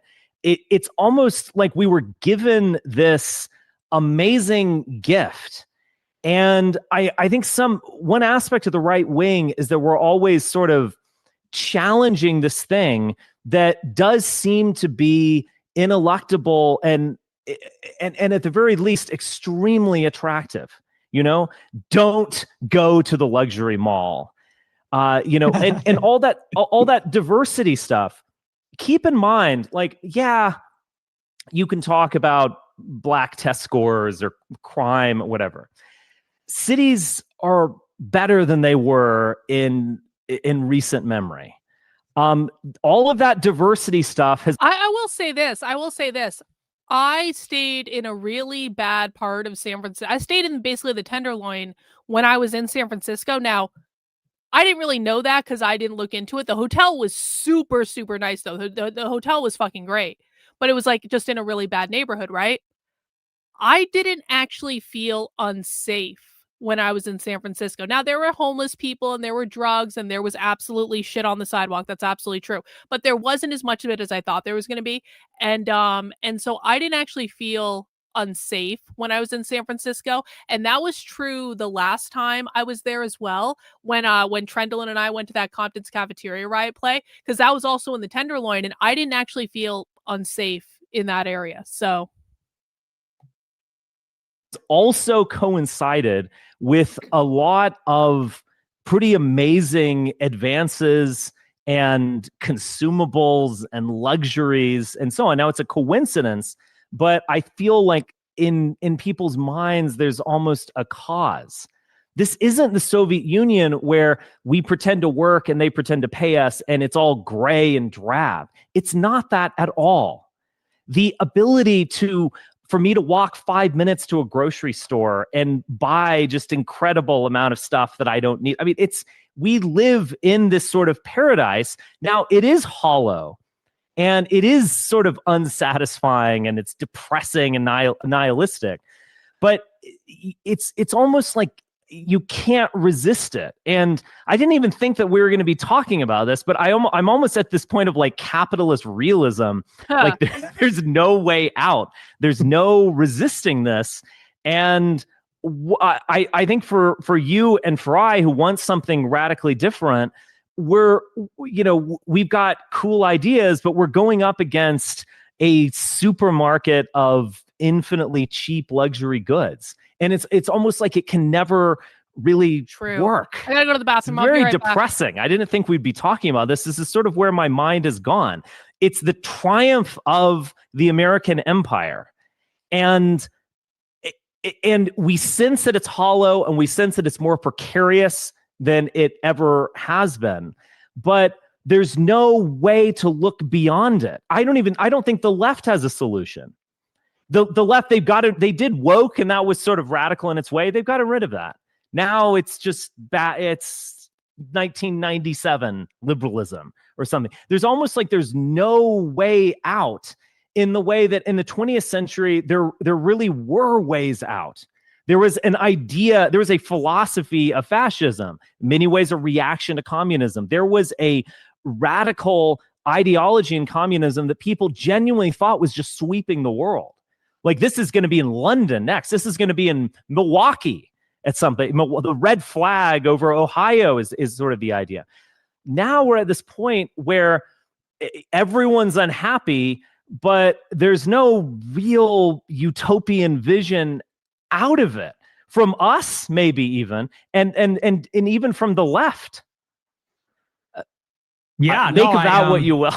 No, I feel exactly that. I've been feeling exactly the same way. And, even the racialism seems very low energy. We hear from these people like immigration. And it's like, yeah, I don't know. I mean, if you have to convince people to care about it, I mean, what do you do when you confront a Gen Alpha, a Gen Z guy, and you say, you need to marry a white person and have white kids, and they go, I don't care about my race. Like, I don't care about that. Like, what do you tell them? Yeah. Well, here's why. Because of, what happened 500 years ago, they're going to say, yeah, like, I have an apartment with my Hispanic girlfriend and we go to work and we watch Disney Plus and we're happy as a clam. It's like, okay, well, checkmate. We're all going to get together as like the chuds chuddies and glasses, and we're going to say, no, but it Chuddies. needs to only be white people in this area, Right. except for when you drive 15 minutes out there or whatever. I agree. I guess I would say if what we are saying is true, or what we have been saying is true, the kind of like diagnostics that give you industrial policy or that give you race realism is that it's sort of an acknowledgement that maybe 1990s liberalism is utopia, but that it is going to eventually go away because of, like, for example, you pointed out the reserve currency. There is not an inexhaustible appetite for American debt, as it turns out. And we can't actually have an economy that only makes ideas or provides services. And, with these people that we're importing, things are sort of trudging along, but you're starting to see signs of weaknesses. For example, like these airplanes that are falling out of the sky. Is that DEI? I mean, maybe that's ridiculous, but maybe it's financialization. But it's sort of like it's the same issue. It's like, because the whole premise of globalization is you globalize the economy with free trade and you send all the jobs overseas. You globalize the population with mass migration. You import all the people. And I guess the question is just whether that's sustainable. And to me, that was always I always used to say that America first or nationalism it's just eventually going to happen because you're going to start to see society crack up. And I think that, the strength of that prediction, the answer lies in that, whether that's going to happen or not. Can they corral these like militant Hispanics and the Indians into that 90s liberalism? Are they going to dutifully go to work? Can we bring enough factories back or, send them to the right? Can we friendshore them to the right countries and still keep printing money? I guess that's the question, because a lot of people would say, all that stuff, the luxury mall, it's gonna crack up in the face of the demographic tipping point, and then multipolarity. It's going to open up these other options where people are not going to buy all our money, or people don't have confidence in our money or in our governance, and then that's where I say there's still potential energy. Things still might get exciting. There might be some potential for renewal, maybe, and I guess that makes me an accelerationist. To me, that's kind of like the fundamental question is like maybe things need to get very bad before they can get better, because something needs to stand in the way between people and Disney Plus for them to maybe be roused to change things or, change the regime. And that's going to be maybe complete anarchy or a war or something. I agree. I think something needs to get between me and Disney Plus, in fact, because I thank you. It is quite attractive. Just watching the second season of Severance last night. That's really good stuff. Listen, man. Do you think? Listen, like here's the thing. Here's the thing. Yes, capitalism is unfair and it's crony and all that stuff, and there will always be the haves, and there will always be people who just like fall into things that they have no fucking meritocratic right having just because. Okay, yeah, okay, fine. There are problems with it. But we live in a time when every single person watching this stream right now has the ability to create your own business almost for free or for very low cost using AI, using tools that are free on the internet. Like there has never been a better time to exploit capitalism. And if you do things that are smart and you do things that are cool and you do things that are different and you have a fucking good idea, you can do extraordinarily well. Like the world is filled with fucking stupid people, okay? There are more stupid people in the world than you will ever dare dream. And you know what? Many of those very, very stupid people are rich. And it's not because of nepotism and it's not because of crony capitalism. Many stupid people are rich because they don't know enough to stop themselves from going after what they want and just trying the thing out. Because oftentimes the most important part of like running a successful business, and I've run several successful businesses now, is honestly just having the balls to go for it. And smart people tend to talk themselves out of things, whereas stupid people are like, why can't this work? And so the stupid people go for it, where the smart people talk themselves out of it. And then the stupid people end up being more successful because they were the ones that just went for it. What I'm trying to say is that, yeah, there might be issues with capitalism, but I really think that probably anyone that's watching this stream has more than enough intelligence to just, utilize it, create a business of your own, create something that can't be taken away from you. You can build several fucking businesses. There's so many different businesses you can create right now just by having the balls to go for it. And there aren't other places in the world where stuff like this is possible. We have access to so much. We are so blessed. We have an abundance of resources. There is an abundance of money. There's an abundance of potential to be successful. You can make money doing almost anything. So just figure out how to make money doing what you love. As much as I bitch and complain about socialism and say it's driven me insane, because it has, I have literally built a fucking career off of studying the far left. And that's awesome. That Donald Trump is an accelerationist in these terms. Now, what I mean by accelerationism here is the worse the better. It's not like Leninist acceleration. I know there's a kind of tech acceleration towards a post-human future, which I find disgusting and ridiculous, both things. But I'm talking about the Leninist accelerationism, because what I was talking about before of this seemingly inevitable, ineluctable, attractive American empire is all built on the bones of the Second World War. Cynthia! And maybe to a lesser degree, the membership fairy, Cynthia, is back. Thank you, Cynthia, for the 5 gifted channel memberships. Congrats to everyone who got a channel membership. We really appreciate the support, Cynthia. Thank you. Of the Soviet Union in the late 80s and 90s. It's built on geopolitics. And politics comes first. I mean, violence comes first before you have an economy. There is no free trade. The libertarian notion that if we just got rid of the guns that everyone would trade with, that's the exact opposite.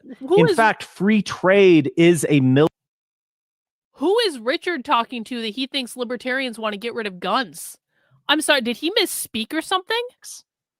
And politics comes first. I mean, violence comes first before you have an economy. Thank you, Cynthia. There is no free trade. The libertarian notion that if we just got rid of the guns that everyone would trade with, Who the fuck is Richard talking to that he thinks that getting rid of guns is a libertarian notion?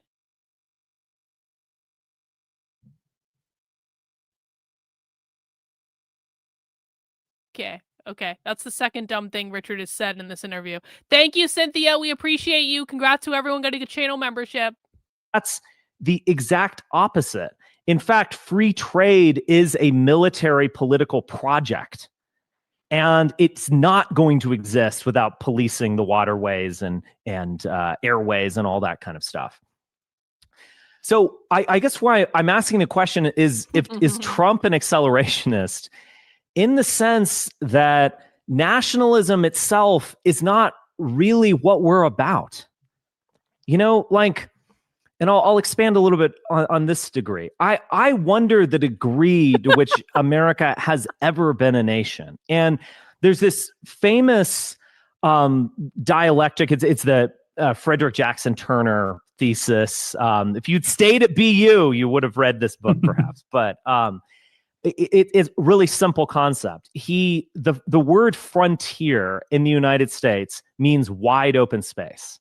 Go out to Montana and make your dreams come true. The word frontier in Grenze in German, frontier in French, it means border. And those are the exact opposite things. So in a European context, you had amassed armies that were confronting another. Cynthia in with another 5 channel memberships. Congrats to everyone who got a channel membership. Thank you, Queen Cynthia, for your ongoing and very generous support. We love you. We appreciate you. Thank you. Your power. In the United States, you had just it's like Tron, just, this wide open expanse that you can make of what you will. And he thought the closing of the frontier was actually going to radically shift the American mind. Why I mention this is that we think in terms of nationalism, like we're a people and we have these traditions. Well, do we? Like those people who came over on the Mayflower were, in my opinion, weirdos. To be honest, Well, they were. They true. felt that the Anglican Church was heretical. Listen, if you're gonna get on a ship and you're gonna sail across the ocean to an undiscovered land where you're gonna start rebuilding your life completely from scratch, yeah, you're fucking weird. That is a weird thing to do during any time period. Or some crazy. I mean, they were just too intense for their own good. And they're the sort of if we have a founding myth, it's them. The Pilgrims and Thanksgiving, all that kind of stuff. And we had other people come here for over the course of the 19th century where it's like, you're welcome, go for it. It's wide open. That is tell that to a Prussian officer. Like, anyone can come into your country and have the Prussian dream or whatever. They would find that totally ridiculous. We've always been an empire. And American nationalism is perhaps a contradiction in terms. And at the very least, not that Trump fulfills all of these promises, but the notion of we're just going to put America first, or as Matt Walsh said, America only, this actually is in contradiction to our traditions. The liberals are right about many things. We are an empire in all these crazy ways. We are just this landmass that never ends, very similar to Russia, or we are a global empire in which nothing is going to hold back our corporations and our ambition to make money. And in going against those things, however incompetently he's gone against them, but in talking about tariffs and talking about kicking out all the spics and no more immigration, he doesn't say that, but a lot of people in the movement say that we're sort of like bringing about the demise faster. And I would always say this to Ron Paul people, like who you and I need to have a talk. Amalek, why does Richard think that the far left has no relevance in the world and that woke is dead? I need answers, Amalek. Why does Richard seem to think that the far left has absolutely no like Amalek has fucking walked into it. Like, what have you done? Why did you do this to us? Amalek, you're going to have a talk with Richard. You and Richard are going to have a long conversation about just how wrong he is about the far left. Or we can't be friends anymore and it's over. Let's get rid of the military bases and everyone will love one another. It's like, no, everyone's going to fucking hate one another. Like, it's going to be terrible. I believe that. Call me a neocon. And I think it's sort of similar in the sense that a lot of MAGA people genuinely believe that if we stop wasting money abroad, that we're all just going to be rich. It's like we're just as if they're coming, just taking cash from our wallet and giving it to Egyptians or something, whatever they think. The exact opposite is true. Hang on. Cynthia, thank you for another 5 gifted channel memberships, Cynthia. I hope Amalek didn't get one of those because it's his fault that Richard doesn't know anything. Or I'm going to blame him momentarily. Anyway, thank you, Cynthia. Congratulations to everyone who got a channel membership. All right, let's see the explanation. He doesn't know any of the stuff you talk about. I just spoke to him and another guy today about your stuff. He means they are irrelevant because in 2016 they were showing up to his house and now they don't. But okay, but like, he understands, right, that the mark of relevance is not whether or not the far left is annoying Richard Spencer on any given day. The mark of relevance is those assholes are trying to coordinate to shut down our entire fucking economy in 2028, and they own all the schools, and they own all the labor unions, and they just won the mayor of New York City. Like, Amalek, We need to fix this. This is not acceptable.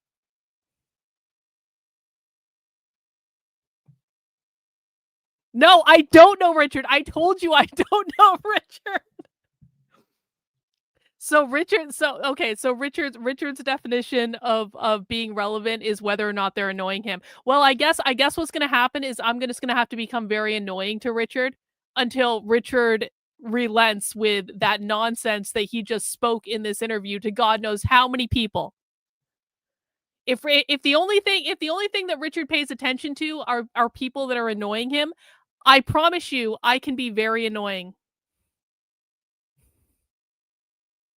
If we if we actually enacted America first, or God forbid America only, our living standards would collapse, because our living standards really are based now. What we want and expect is now based on the American empire.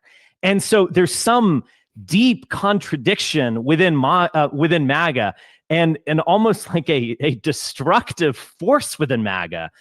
There's a contradiction in the American nationalism itself. Anyway, some big thoughts. What do you think about that? Am I wrong that we need tariffs and everyone's going to be happy and all that stuff? Or what do you think? No, I totally agree with you, and I feel the same way.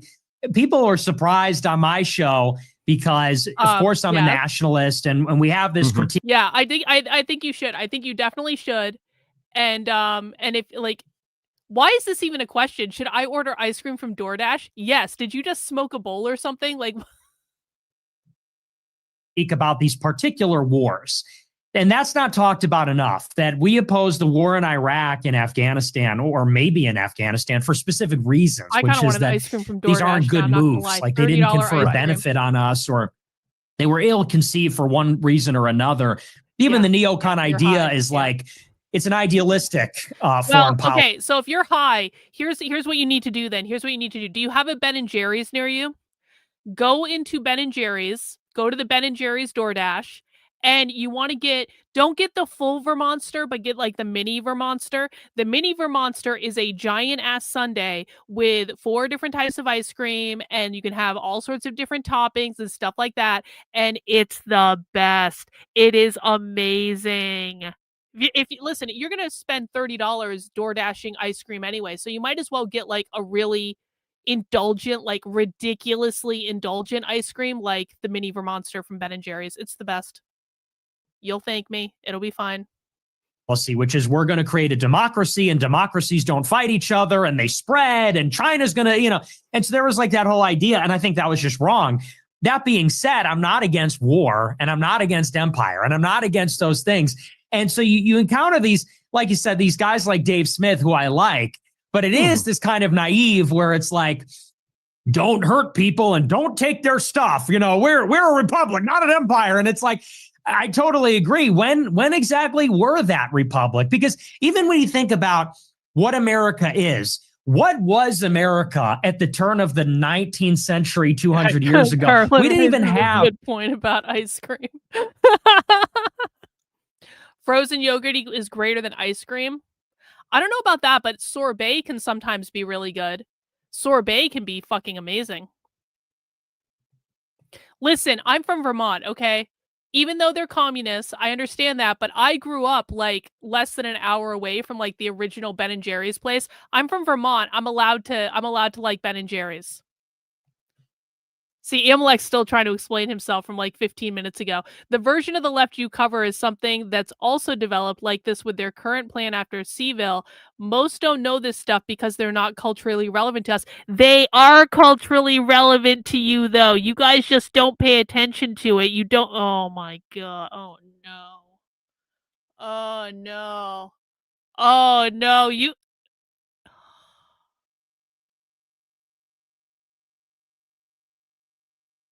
I'm gonna have to think about this.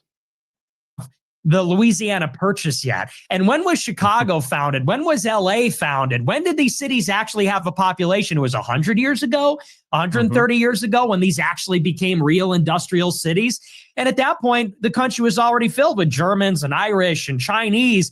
And then very soon after, Italians and all these other. And then it was a half century later where it was reconstituted with blacks and with Asians and Africans. Yeah, Amylik's an apologist. And so you're right. I don't think there was a sense of a stable American identity as a so-called republic. And certainly when you ask people what they think of when they think of America, especially these petty nationalists, they'll show a video of New York in the 1940s. And you go, okay, well, New York in the 1940s is a post-Ellis Island, just pre-Hart Cellar city. Like, no one thinks, when you think of America, nobody thinks about what America... You think the far left has no relevance to the dissident right? Are you shitting me? Okay. You remember when I told you like a week ago or so, I was like, you and I need to debate about something. And you were like, what? We don't disagree on anything. I was like, well, we're going to figure out something we disagree on because I want to fight with you about something. And then you didn't want to play that game and you didn't want to talk about the left not hating white people and all that stuff. And so now, my friend, we have found something that you and I are going to fight about. We're going to fight about this. We're going to debate this. We're going to fight about this. I'm going to win. You should just wrap your head around it, right? What? No, it is. What the fuck are you talking about? It is not objective truth that the far left has no relevance to the dissident right. That is one of the stupidest things. No, there's going to be a fight. You and I are fighting over this, okay? That's just going to be the way it is. Just not right this second. I'm preparing debate because listen, you guys. Okay, whatever. I'm preparing debate points in my head, right? I'm not. How can you say it's not relevant to the dissident right if it's cultural?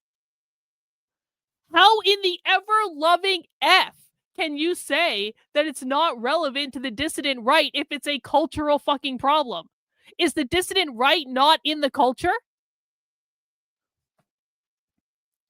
I'm not saying they're not relevant. I'm clearly saying they have no cultural... How can you possibly say that it has no cultural influence on the dissident right? How is that possible?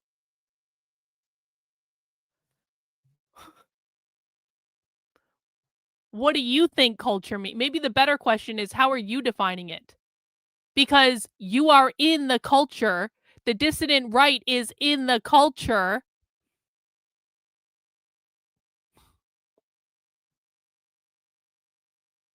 Do you want to come on the stream and fight about this? Because I don't want, fighting in the chat is dumb. You let me know if you want to come on the stream and fight about this, okay? America was in 1680 when it was the colonies, or like the 7 Years War or something in the 1750s. Like, nobody thinks of that. They think of the 20th century. They think of, at the minimum, what happened after the Civil War. And I agree that everything is determined by geopolitics. There was that line back in 20. It's now Amalek's job to come and defend Richard's honor on the stream and come fight with me about this topic.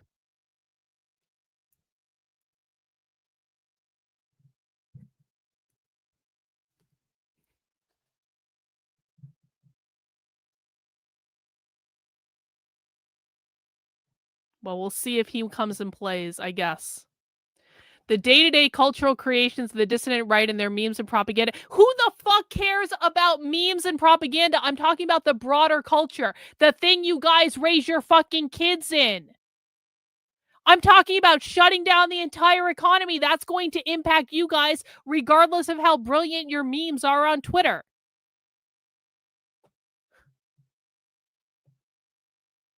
Culture is not just the content that you consume. Like, what are you talking about? You can say you wish the dissident right knew about this stuff, but I'm just saying the truth that they don't. But just because they don't know about it does not mean it's irrelevant in the culture that they themselves exist in and they themselves are raising their kids in. You're talking about culture in a very narrow internet niche. I'm talking about culture in the way that it impacts everyone. I don't have fucking kids, but what goes on in public schools still impacts me.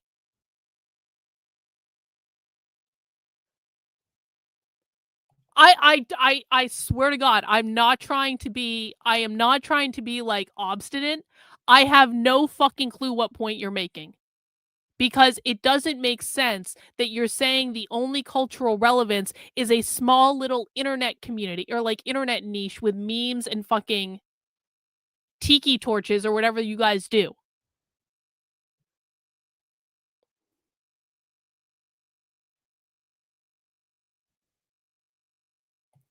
The reason the dissident right doesn't know about the far left is because they are not day-to-day. Yes, they are. This is the point. They, of course, are in the day-to-day culture. Do people on the dissident right have jobs? Do people on the I am not missing what you're saying. No, you're just fucking wrong. You're wrong. You're just fucking wrong. Oh my god.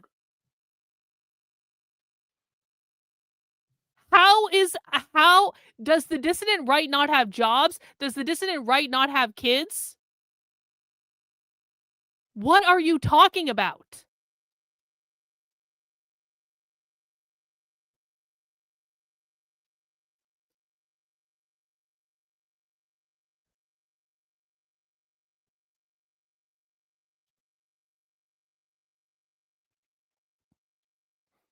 Just because you don't know about something, and I'm not saying you in this case, I'm saying Richard, just because you don't know about a topic does not mean that it is not a culturally relevant topic.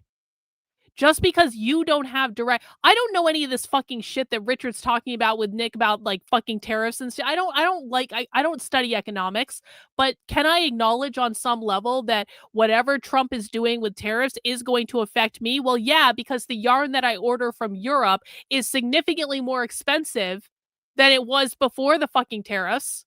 So even though I don't exist in the land of tariffs and economics, and even though I don't even want to talk about it and don't even want to think about it, does it still impact me? Yes. In the same way that know that you guys might not be like looking at far left memes and propaganda and stuff like that. That doesn't mean what they're doing, it doesn't affect you. It doesn't mean you're not in the culture. It doesn't mean that when they shut down the economy in a couple years, it's not going to affect everyone.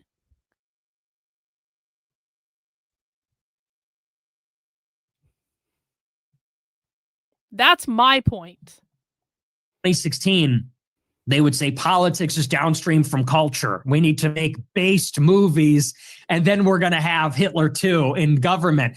And no, I think it's all downstream from geopolitics. It's all downstream from the great power competition, like you said. And of course, the great power competition is interlinked with the economic system and free trade and our ability to police the waterways and our ability to extract goods from these different countries or sell our goods in their markets. I totally agree. And as the world order is changing for the first time, arguably since World War II, maybe in a meaningful way, now then that's going to have ramifications for the country. And as far as whether Trump is an accelerant, I think you can only really say in hindsight whether he has delayed that cataclysm or whether he created it. I think there's a case to be made that he created it only because he's a destroyer. He's destroyed the institutions. He set people against each other. Sort of even the things that are positive, they're like half finished. And so you're just kind of taking things apart with. Listen, no one be against Amalek. I still like Amalek. I think we still like him far more than we like big tech. So at least that's progress. So no one be again. We don't dislike Amalek. He is just objectively wrong, and he's going to need to sit in his wrongness and be wrong. And Amalek is furiously typing a DM to me right now, and he's really working out some feelings in that DM. I can see the typing happening in the app, and Amalek's been typing for like 5 fucking minutes in a DM to me, so I know I'm about to get a long-ass DM of all the reasons that he is right and I am wrong, but he is not right and I am not wrong.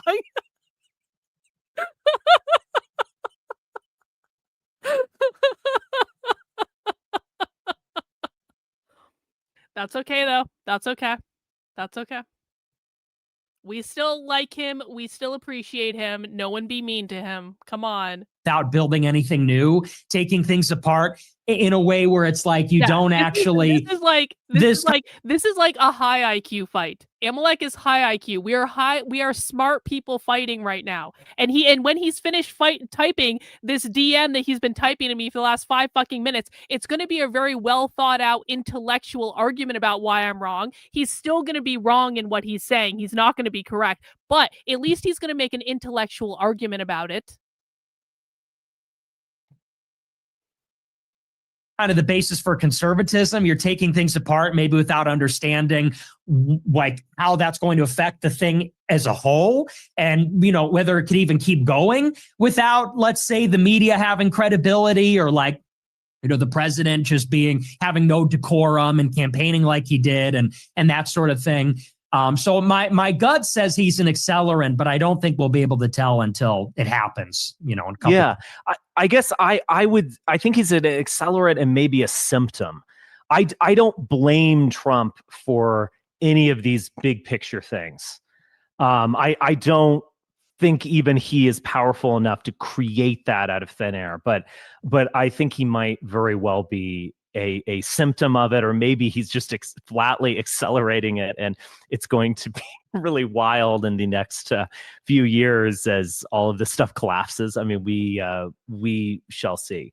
Okay, what do you think about Russia? Because I do pay attention to you, Nick, and I've noticed some changes, sometimes subtle changes. Sometimes I hear, I don't know, something that I had said come out of your mouth. It must be a coincidence, of course. But okay. So how did we get from saying now I'm no one to criticize anyone here, because back in 2017 we actually chanted Russia is our friend while holding tiki torches, which is cringe as hell. But where did we get from like you and Afbax being like, let's hear it from Vlad Putin?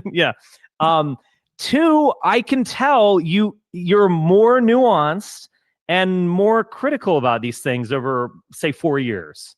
So what are some of your thoughts on Russia in general? And then in particular, tell us about how you've maybe rethought things, because I think you have.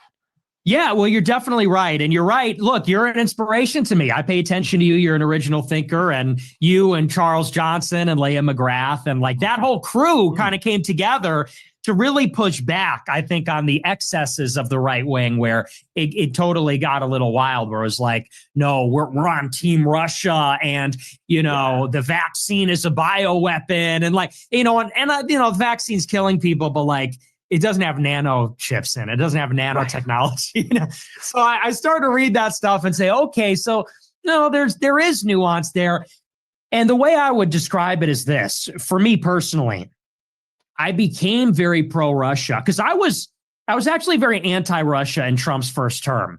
Contrary to Trump himself and the Duginists, my college roommate, well, not my roommate, but a friend of mine in college was a huge Duginist and a huge fan of yours, actually. He's a Russian Jew. He's a Russian Jew, actually, but he loved Russia. And I would do my show when I was 18, and I would say, you know, Reagan heroically defeated the Russians, and he would say, you're so blue-pilled, like Russia's the hero or whatever. And anyway, but for me, the change came after 2021, when the Biden administration came in. And in 2021, I'm thinking, okay, so they rigged the election. They're throwing everybody in jail. They're just weaponizing this. They're going to force everyone to get the vaccine. We're in the Great Reset, which, you know, however conspiratorial you want to be about it, it did forever alter the economy. Like the economic transformation, I think it really imprinted itself on the economy even to this day in a lot of different ways. But anyway, I saw that with Biden, and I basically saw no hope. I said, we're only going to get more censored. We're all going to get thrown in jail. Like a Republican's never going to win again. They're never going to open the economy. And I said, so the only thing, and I was actually thinking this way that we're talking about today, back then, I said, so the only way America can change is from without. America cannot change from within because the center is too powerful. The center is too dominant. We tried it with Trump. He couldn't do it. I said, so what has to happen now is that Russia and China are going to team up. They're going to balance against the United States. And I legitimately thought maybe they're going to open up a social media company that we can use, or we can have a Chinese bank account, or, you know, maybe they'll fund opposition in America and pursue regime change in America. And I thought that might be sort of like when France intervened in the American Revolution against the British. It would be a great power competition that would empower the dissidents, and it'd be a form of like arbitrage in the same way that we back Navalny and talk about the Uyghurs. Maybe the Chinese and the Russians got a super chat Do I take emails? I wrote a whole diatribe of text, but I don't have the required social circles for criticism. The text looks like I'm writing a book, but it's just meanderings that I found. I was tracking the meta turn.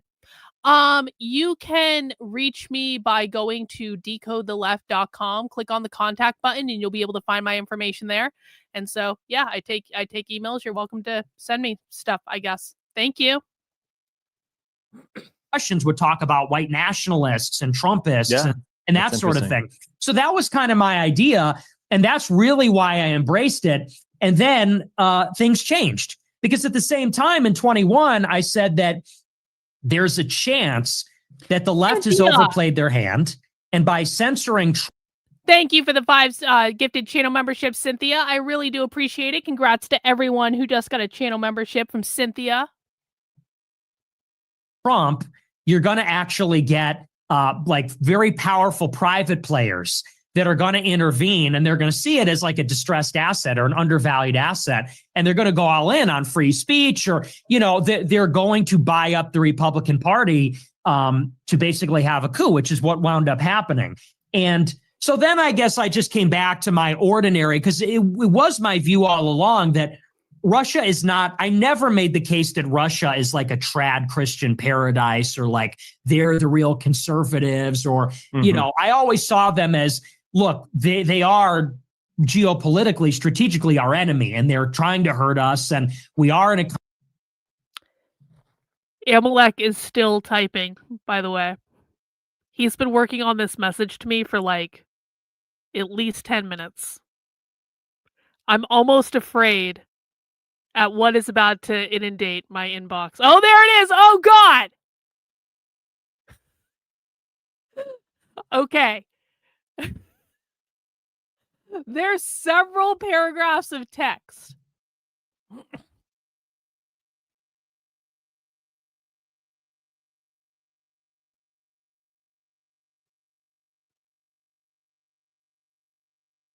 Okay, I'm going to read that later. And Amalek and I are going to continue to fight about that when I'm not streaming on the internet, because I can't read several paragraphs of text when I'm streaming on the internet. It's just the way it goes. But I'm sure he's got a good intellectual argument, which will at least be better than most of the people I fight with. Constant sort of state of war and cyber and in spying and espionage. I guess the other thing, just briefly, is I saw their influence on the right wing. In with 5 more channel memberships. Really appreciate it. Guys, Cynthia is putting the rest of you to shame right now. Queen Cynthia of the chat. Thank you, my dear. Which is, there was that article in The Nation, which came from Spyfield by James Bramford, where they said that there was a Russian connection with Trump. It's just that it ran through Israel also. And it was maybe the Chabad Lubavitchers, and it's maybe this weird relationship between Israel and Russia. But there is a dimension where Russia is doing disinformation in the United States, trying to, and they were backing the Eurosceptic parties in Europe also, and the anti-NATO stuff too. So I guess my position on Russia now is we should treat them like a middle power, sort of, or what would you call it, that, you know, they don't want to be friends with China, and they don't trust the Chinese, and they don't trust us, and they don't want to be friends with us either. But maybe like Turkey, we can kind of bring them into the fold, or like Brazil, maybe we can have a relationship with them while they have a relationship with China, while keeping them sort of at arm's length and being skeptical of their potential pawns or spies in the American media. That's kind of where I'm at now, where I've settled. I understand that. Yeah, I agree with a lot of that, and I would go further. I think that there is extreme negative energy towards the West itself coming from Russia, and it's been like that. And it's important not. I feel like I was never, again, it would be sort of interesting, like for a spy novel, if I had like some Kremlin agent tell me things, but I had people around me, and due to my marriage, especially people around me who were influencing me in that way. I, you know, it's sort of like, you know, when you're young, you think a McDonald's hamburger is like the great, this is going to be really funny, actually. Okay. So when you're young, you think like the McDonald's hamburger is really great. And then you become very McDonald's hamburger mature is great. and sophisticated, and you understand that, in fact, a caramelized onion with Swiss cheese and mushroom concoction is magnifique. But then You know what? The thing of it is, though, they can both actually be good. You can appreciate a McDonald's cheeseburger for different reasons than you appreciate a fancy gourmet caramelized onion with Swiss cheese cheeseburger. They're two different fucking beings. Both of them can be good. You don't actually have to pick. You can have both. Maybe not at the same time, but you sort of get older and you kind of appreciate the McDonald's hamburger. Like if you're on a road trip and you're like, all right, where's a McDonald's? I'm starving. This thing gets the job done. It's the same everywhere. You almost appreciate that thing that you were snobby about. And I feel like when I was younger, I would say the Cold War was totally awesome. Like Reagan beat the commies. And then I became overly snobby and it's like, oh no, we were the wrong side of the Cold War. And now in my older age, I'm like, the Cold War was great. Reagan beat the commies. I've kind of come back to that, the at first glance opinion, the initial obvious opinion sort of is right, and you appreciate that. The other thing I wanted to say was that there is this danger of being used, and like tenant media is besides a national security threat, it's just a fucking embarrassment, to do that stuff. You are a ventriloquist dummy with someone's hand up, up your what. I mean, it's just it's embarrassing to be used like that. And I don't want to be used like that. I don't want to be seen by some Kremlin operative as like, oh, he's a merchant of chaos and nastiness. So let's throw him 1,000 rubles so that he can create more pain in the country. That actually does bother me. And I feel unwittingly, of course, but I feel like I was that, in a way. And I'll just say this, this is a welcoming forum, of course. There was a recent article that came out by some group that was like studying network effects and things like that. And they're like, Nick claims to be America first, but in fact, it's Nigerians or whatever. Now, I don't think you're working for them, nor do I think you're buying bots or anything like that. But they might, like the numbers are the numbers. They might see you as like, this throws a wrench into the gears. And I feel like, again, that would bother me in the sense of being used for someone who ultimately despises me, ultimately hates what I love, and is using me as a tool for some little tactical agenda. I mean, look, Putin, he went to Dresden, and after the end of the Cold War, he was involved, and before the end of the Cold War, he was involved with the remnant of the Red Army faction, which was an extreme left group. He had dealings with neo-Nazis in East Germany and then in the unified Germany. With that. They don't care about us. If they find any use for us, it's so that we can fuck things up. And so I don't think you can really, I think it's worrisome to get too close and buddy with Russia. It's cringe, it's embarrassing, but I think you can be used in a way that's very destructive. And the other thing that I have felt is someone like Alexander Dugin, he can talk about, like, oh, the real Europe will rise up or whatever. They hate us.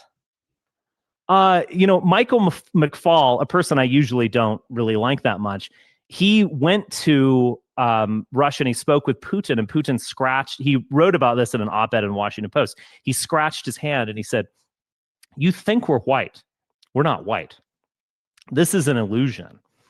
I don't think we can really underestimate the animosity of Russia and these actors. I don't think they want a happy-go-lucky multipolar world, or they want that only to the extent that America turns in on itself in chaos. So anyway, I'm preaching and not asking questions, but you can respond if you'd like. I totally agree. I agree with all that. And I think you're right. We can't underestimate their animosity because, they're very clear in their rhetoric about what they think about us. And it's interesting how when the right wing treats Russia, they're always falling for this Russian propaganda where Russia says the satanic West. The West is satanic. The West is evil because the West is transgendered and the West is, whatever. But they always leave on the cutting room floor that they're also always attacking colonialism. And they're saying that the European Union are Nazis. NATO is the new Nazis. And when you think about the past 200 years, you sort of get it because of Napoleon, because of Hitler, because of the Kaiser. And so they actually do legitimately see NATO as this German army marching eastward on Russia, and they hate it.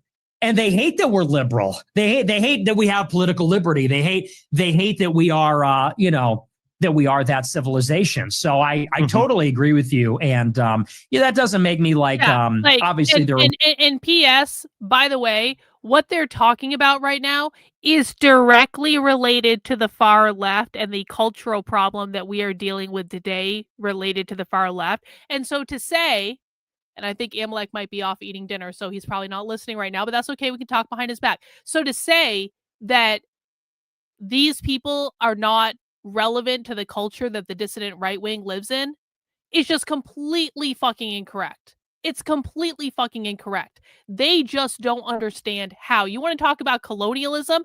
Who fucking uses the word colonialism or colonization or imperialism? Who predominantly uses that word? How did that word get inserted into the cultural zeitgeist? It got inserted into the cultural zeitgeist by leftists, by communists, by the precursors to what we're dealing with today.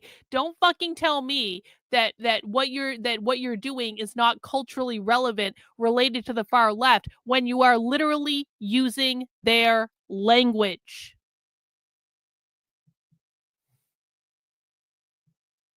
War with Ukraine. I'm not pro-Ukrainian, but I am pro-European. And I especially hate it when you get these like Matt Walsh types or whoever that say, I hate the Europeans. They're a bunch of like socialists, sissy, whatever. It's like, no, they're actually our closest allies. They're the motherland. They have a rich, prosperous economy, even to the extent that they're liberal and secular. I think it is motivated by something good. It's motivated by this kind of compassion for the world or, care for humanity in and of itself or for the planet or the environment. I think those are good things. That's part of what makes us us.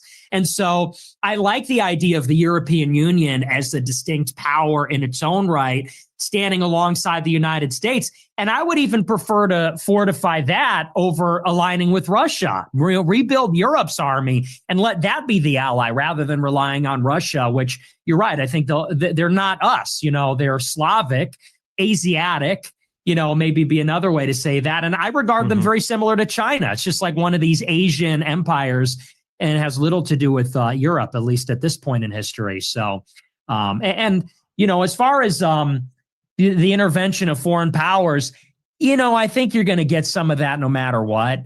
Like Trump raises the flag, and I'm sure there was backing for that. And then Biden came in, and there was backing for that. And so I think there's like a low background kind of noise with that across the board when you get to a certain level.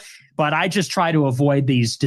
Bro, when Du Bois was talking about whiteness, he wasn't talking about skin color. He was talking about capitalism, and that's always been true. And yes, we've seen his books, and yes, we know what he wrote about, and there's evidence of it on my Twitter right now from the last 12, maybe 24 hours or so. So that's what Du Bois was talking. He was talking about the system. He was not talking about skin color. He was talking about the system that upholds racism, which is capitalism. Plays like Tucker Carlson has put on where he's sniffing the bread and glazing the shopping carts, and he's in Qatar saying, I'm an American. Of course I could buy a house in Doha. It's like, what? Like, do you even hear yourself anymore? So I just try to avoid that and the kind of third world is Jackson Hinkle, What even happened de-sucking in where he goes to Jackson like Hinkle? Niger Where and is he's he right hanging out now? with them. Yeah, I'm glad you do that. You have good taste. Okay, what is going on with the Qatari thing? I tried to even look into it, and it just strikes me as labyrinthine. Like, I don't understand. It's like Qatar is sort of pro-Israel, but they weren't officially members of the Abraham Accords. They have a military base, but they also support Hamas. They like Tucker Carlson. I mean, Tucker, look, it's one thing to be accused of being a Qatari agent. It's another thing to go and like wine and dine with the Qataris. It's like, what are you doing there? What are you possibly doing there outside of working for them? I mean, but do you have any idea what they're after? I don't know. And there's something real there, though. It is. When people say Tucker Carlson, a lot of people dismiss that, but that's 100% real. And, look at Omid Malik, who is the financier behind this 1789 Capital that gave the money for the Tucker Carlson network. And you look at Omid Malik, he's got another company where it's either the name or the logo is one of the Persian royalist symbols. And so what you have in Qatar is, I guess, a lot of the oligarchs in Qatar are exiles from Iran after the revolution. It's a lot. So there are a lot of people there. Yeah, they're not necessarily Zionists, but they are kind of like sympathetic to the royalists. And the other thing is, people point out the British connection, because Qatar and Bahrain and the Emirates were the trucial states. They were British colonies, and they were largely doing the pearl trade. And when they gained their independence, some of them became the Emirates, the UAE, and Qatar and Bahrain got independence. And so you kind of have to look at them as maybe there's like a British angle there. I don't know exactly. It's like you said, it's sort of labyrinthine. You've got some choice Iranians there. They've got this British heritage. And the other thing is, a lot of people forget, there was a huge shakeup around 2020, like from roughly 2017 to 2020, there was a huge shakeup in the Gulf. And there's a lot of weird stuff that goes hand in glove with Trump, like the Vegas shooting, for example. As you have the death of King Abdullah II of Saudi Arabia. He's replaced by King Salman. There's a power grab by Mohammed bin Salman in 2017, where he puts everybody under house arrest and he kidnaps the president of Lebanon. And then he becomes basically the leader of Saudi Arabia at a very young age. Then in 2020, there's this, I don't know if you remember, but all the Gulf countries sanctioned Qatar because of its ties with Iran. And Trump weighed in and basically resolved that. And then you have the Abraham Accords, where Jared Kushner used his connections in all those countries to broker the deal. And it has all this sovereign wealth money moving from the Gulf into Israel. And so I don't know what to make of that. That's sort of what I know about it. And it would seem to me like, and I think I heard you say this, maybe there's an angle where they're laundering money. Maybe the money is coming through Qatar into Israel, coming through Qatar. Maybe coming from, I suggested Russia, because the Russian thing with Tucker is kind of easy. Like, he's just promoting Russia. But I don't understand how he's helping Qatari interest. And so I'm like, maybe it's just it's like a big funnel or something. But it seems like corruption, just like rank corruption, because there's a lot of business interest there from Witkoff and Kushner and them. So, but I don't have a clear answer. It's like you said, it's very shadowy. That's interesting. So the last time you were here, we definitely talked about this, of this sea change when it comes to young conservatives. And I think you caused a lot of it. I think you're riding the wave of other things that you didn't cause, but that you're almost like a representative of this. But just speaking as an older man, I could not imagine Brett Cooper being asked, like, do you denounce David Duke? And her kind of like squirming and like, well, not exactly. I don't want to denounce anyone, and I disagree here and there, but like, it would have just been a flat, he's evil. And I'm not trying to pick on her by any stretch. I'm just using her as an example of the kids are on your side, and it's been a tremendous change. I think kids in general, left-wing kids are even more anti-Israel than True. but there actually Correct. has been a change, and I think maybe we could talk a little bit about how that can be navigated in some. Why don't we talk about that first? I was going to talk about a little Christian nationalism here, like ideologically, but listen. So- Listen. I don't think Richard, like I see people saying in the chat, Richard is cringe, he's a fraud, he's a midwit, he's boring, whatever. I don't think Richard is well, maybe a little cringe. I don't think he's a fraud. I don't think he's a midwit. I think that Richard is very smart about things that I don't necessarily care that much about. Now, I'm not going to say those things aren't culturally relevant to me because that's a dumb argument to make, but like, he's very smart about things that I don't really know about. I don't know about Russia. I don't know about international politics or all this stuff. Like, I don't cover that stuff at all. And so give credit where credit is due. He may have a different perspective, but I don't think he's like a dumb person. In 2016, the alt-right was pretty unique in being willing to criticize Israel or delve into, quote, anti-Semitism. That was a new thing that you had seen among older figures like, say, David Duke, for example, but even he didn't stress that kind of thing when he was running for office. He sounded a lot like a Republican, in fact. But the alt-right going out there, that was something really unique. And I feel like the dam has broken with these young kids. You know, Basil, who was on here the other day, he was saying that Twitter is like the prototype. It's the A/B testing for the next election. What they are going to be talking about in 2028 or 2026 in the midterms is being tested right now on Twitter, and you're actually part of it. I think that's definitely true. Yeah, Basil has just noted he's been mentioned. We made his week, if not year, by that. You're welcome. So with someone like Vance, even though he has denounced you in some way, he denounced me actually very early on, but that was in a different variation. He had a different name at the time, was sort of a friend of Barack Obama, and who knows, but how does someone like that navigate it? Because it's not just Brett Cooper, it's Donald Trump Jr., it's JD Vance. They want to benefit from the energy that pushes against Israel. Listen. Does someone like that navigate? I can understand why some people might think this is boring. I really can. But think about the alternative to this. Think about, like, what was the last big interview Nick did? Piers Morgan, where basically Nick was confronted with a bunch of his greatest hits, and he had to, like, either denounce himself or, hold his position for the entire fucking interview. I don't actually want to see Nick talk about, like, justifying his past clips like that's actually. Now, the Piers Morgan interview was deeply entertaining because Nick made it entertaining.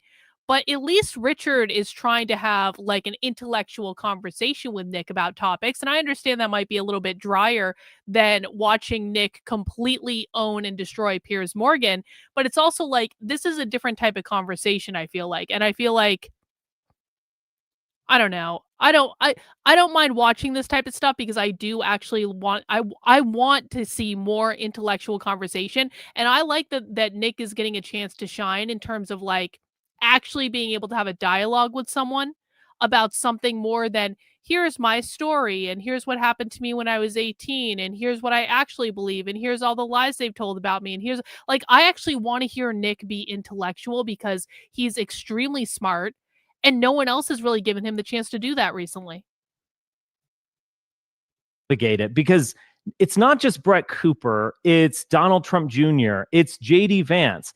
They want to benefit from the energy that pushes against Israel, pushes against Jewish influence altogether. But then they want to have policies that counter it. They want to have their cake and eat it too. And do you think that they're going to even be able to navigate it? And just one more thing, just to set the conversation off. One of these like former aerobics instructors who's now a commentator, she was saying like, unless you denounce Nick Fuentes, you will lose. You'll get 10% of the vote. Jillian Michaels. And I'm like, I'm not just saying that because you're here and we're friendly. I don't think that's even true. And it might be something closer to the opposite now, where you don't want to counter signal the kids online, many of whom are saying things that you can't, and many of whom are saying things that push directly against Israel. So how do you think Vance in particular or other people are going to navigate this phenomenon?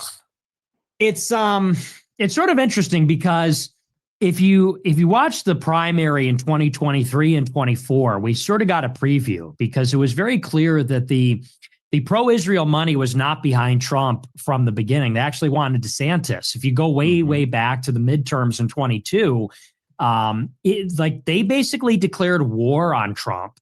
I remember after the midterms, or even just before, Trump got up at the rally and said, "Ron DeSanctimonious." And do you remember how much they freaked out? They said, "You violated Reagan's 11th commandment. Thou shalt not attack a fellow Republican. Right. Thou shalt not attack," right? And they jumped ship because they said DeSantis won Florida by 20 points with Marco Rubio. They said, so clearly he's the future. And in early 23, Trump was dead in the water because he had the dinner with me, because he attacked DeSantis. I think also because of the legacy of J6. And so he was not fundraising any money. Ken Griffin from Citadel was behind DeSantis. Miriam Adelson was behind DeSantis. Like even Elon Musk. Elon Musk launched his campaign with David Sachs in May 23. And when the tide turned, it was August 2023 when Trump's house got raided by the FBI, when Mar-a-Lago got raided. And then the tide changed again when Trump was convicted in May or June of 2024. And at that point, he'd already jump in here really quickly. Don't you think that the only reason why we have Trump 2.0 is that the judicial system went after him? Sans all of those civil lawsuits about feeling up whoever her name is at Bloomingdale's in 1992 or whatever the hell. And I might even think that the classified documents case and the J6 case have more legitimacy than you do, perhaps. But just looking at it objectively, politically, that is, he was dead, and they rescued him. I'm not making some conspiracy theory like they did it on purpose. I think they were genuinely trying to end him. But that has the Jack Smith thing. I'm not saying he's not a legitimate prosecutor, but I'm just saying from a political standpoint, that was the biggest catastrophe ever. I genuinely don't think Trump would have won without that raid on Mar-a-Lago and all the rest of it, because they misunderstood the conservative mind, which does have a kind of rally spirit to it. He's and a victimization spirit, maybe you could say too. And the second they did that, Ron DeSantis was dead in the water. It's just sort of incredible when you think about it. Yeah, they overplayed their hand. I totally, and I remember because I watched it in real time. It is true. The timing was such that Trump rallied right as DeSantis was crashing, because he had just launched a campaign. He was kind of struggling to make an impact or whatever. He didn't have real presence. And then they resuscitated him. And then in that moment, he was the guy, the mugshot, the raid, the bringing him into the court, and then the conviction. It's like and then they shot him. They ran Biden again. I mean, they gave us Trump on a silver platter. As a Kamala Harris supporter, I would have tried to prevent that assassination. If I saw Thomas Crooks, I would have grabbed him and be like, no, don't do it. Die for Harris. Yeah, you're going to have to get a time machine and kill baby Thomas Crooks. Right, exactly. I would go to his crib and sort of... Yeah. So anyway, but you kind of had that play out already, where you had the same kind of struggle where Trump maybe had the people on his side and the money was against him. and Trump just overwhelmingly won the primary. He didn't even campaign. He didn't even do the debates. It was handed to him. And the reason I bring that up is because that will not be a factor in 28. So Trump was able to kind of recuse himself from that because of his overwhelming popularity. And he was able to have his cake and eat it too, taking the money while basically giving lip service, even in Michigan, where like the mayor of Dearborn endorsed him at a rally or whoever, someone in a similar position did that. And he kind of promised, oh, I'll end the genocide. I'll stop the war in Gaza. And we knew that wasn't true. And he could do that because he had that credibility and the charisma, whatever. Vance will not have that. And I think that you can already see it. Vance is pandering to the far right. He leapt in front of Charlie Kirk's funeral. He visited the Holy Sepulchre in Israel instead of the wall. When the Tucker thing went down, he didn't disavow. Buckley is in his press office.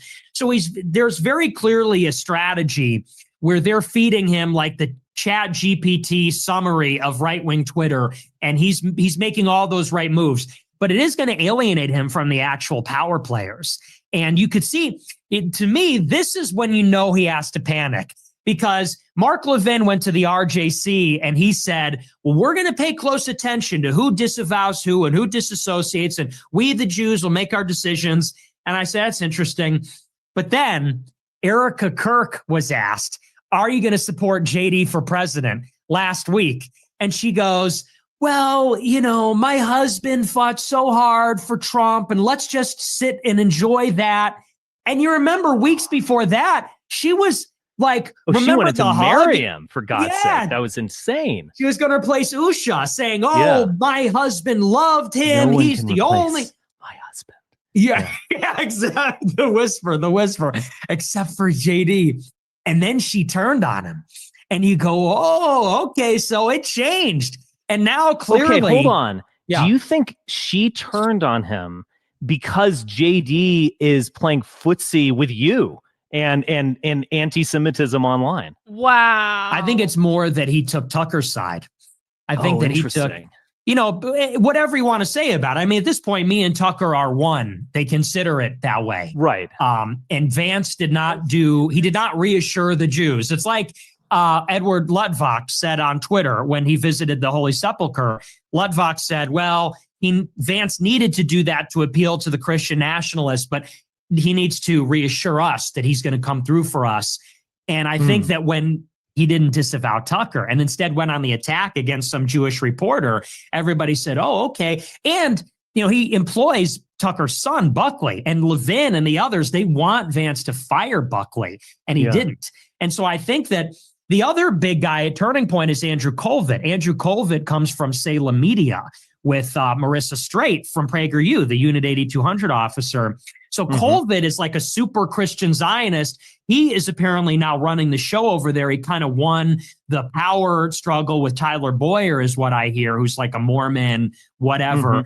And anyway, so it also seems Turning Point does seem to have more of a pro-Israel flavor after Kirk died. I mean, it's subtle, but it's definitely noticeable. And so I almost wonder if she is now echoing or maybe expressing the party line, which is, we're moving on to Rubio. We're moving on to, somebody else, because Vance is not going to be the guy. And I don't know that Vance can overcome that like Trump could. He cannot have his cake and eat it too, because he's not that guy. because Vance doesn't have charisma. Trump was this screen that we projected our hopes and dreams and fears upon. He's no one in a way. It's a weird thing. Like you could imagine him in that video from 2016 of like riding a unicorn and giving a Hitler salute, and it all works.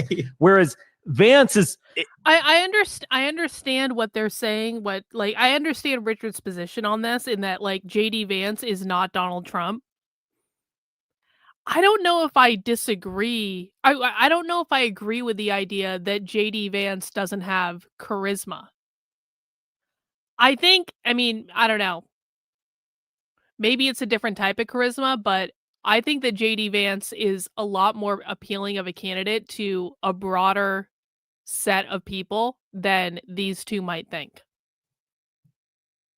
if Vance has any charm at all, it's that he's And I say that as someone, I'm not pro JD Vance. I'm not anti JD Vance. I actually really don't care either way. It makes no difference to me. I don't think we're going to vote our way out of our problem. So I don't really spend that much time worrying about it. So I'm not trying to shill for Vance in any way. I'm just saying that I think that JD Vance is a good looking guy that is relatively young, that is not afraid to get a little bit scrappy. I think that his wife aside, people might have an issue with his wife, but that's fine. But like, I think that JD Vance is an extremely appealing candidate to a wide variety of people. cringe. Mhm. You know, whereas Trump, there's something else that I can't express about him that he has that. No, I think that's fascinating. The person you just mentioned, what is his name? Colvett? Colvett. He was just on with Ross Douthat on a podcast. Maybe that was a sort of expression of that, you know, rising to power within TPUSA. The interesting thing about Charlie Kirk is that he was kind of like noodles in a ramen bowl. Like he would absorb all the seasoning. And I think I said this to you once before. In one way you won the Groyper War, and on the other hand, he won the Groyper War because he was like a sponge. He was able to absorb all of these things. And he was a big tent. I mean, a sponge again, and he wasn't a disciplinarian who cracked the whip. Because they tried that at the beginning. They're like, you guys are incels and losers and anti-Semites, whoosh, whoosh, whoosh. And that didn't work. And instead, what Charlie Kirk did was to kind of take on those forces.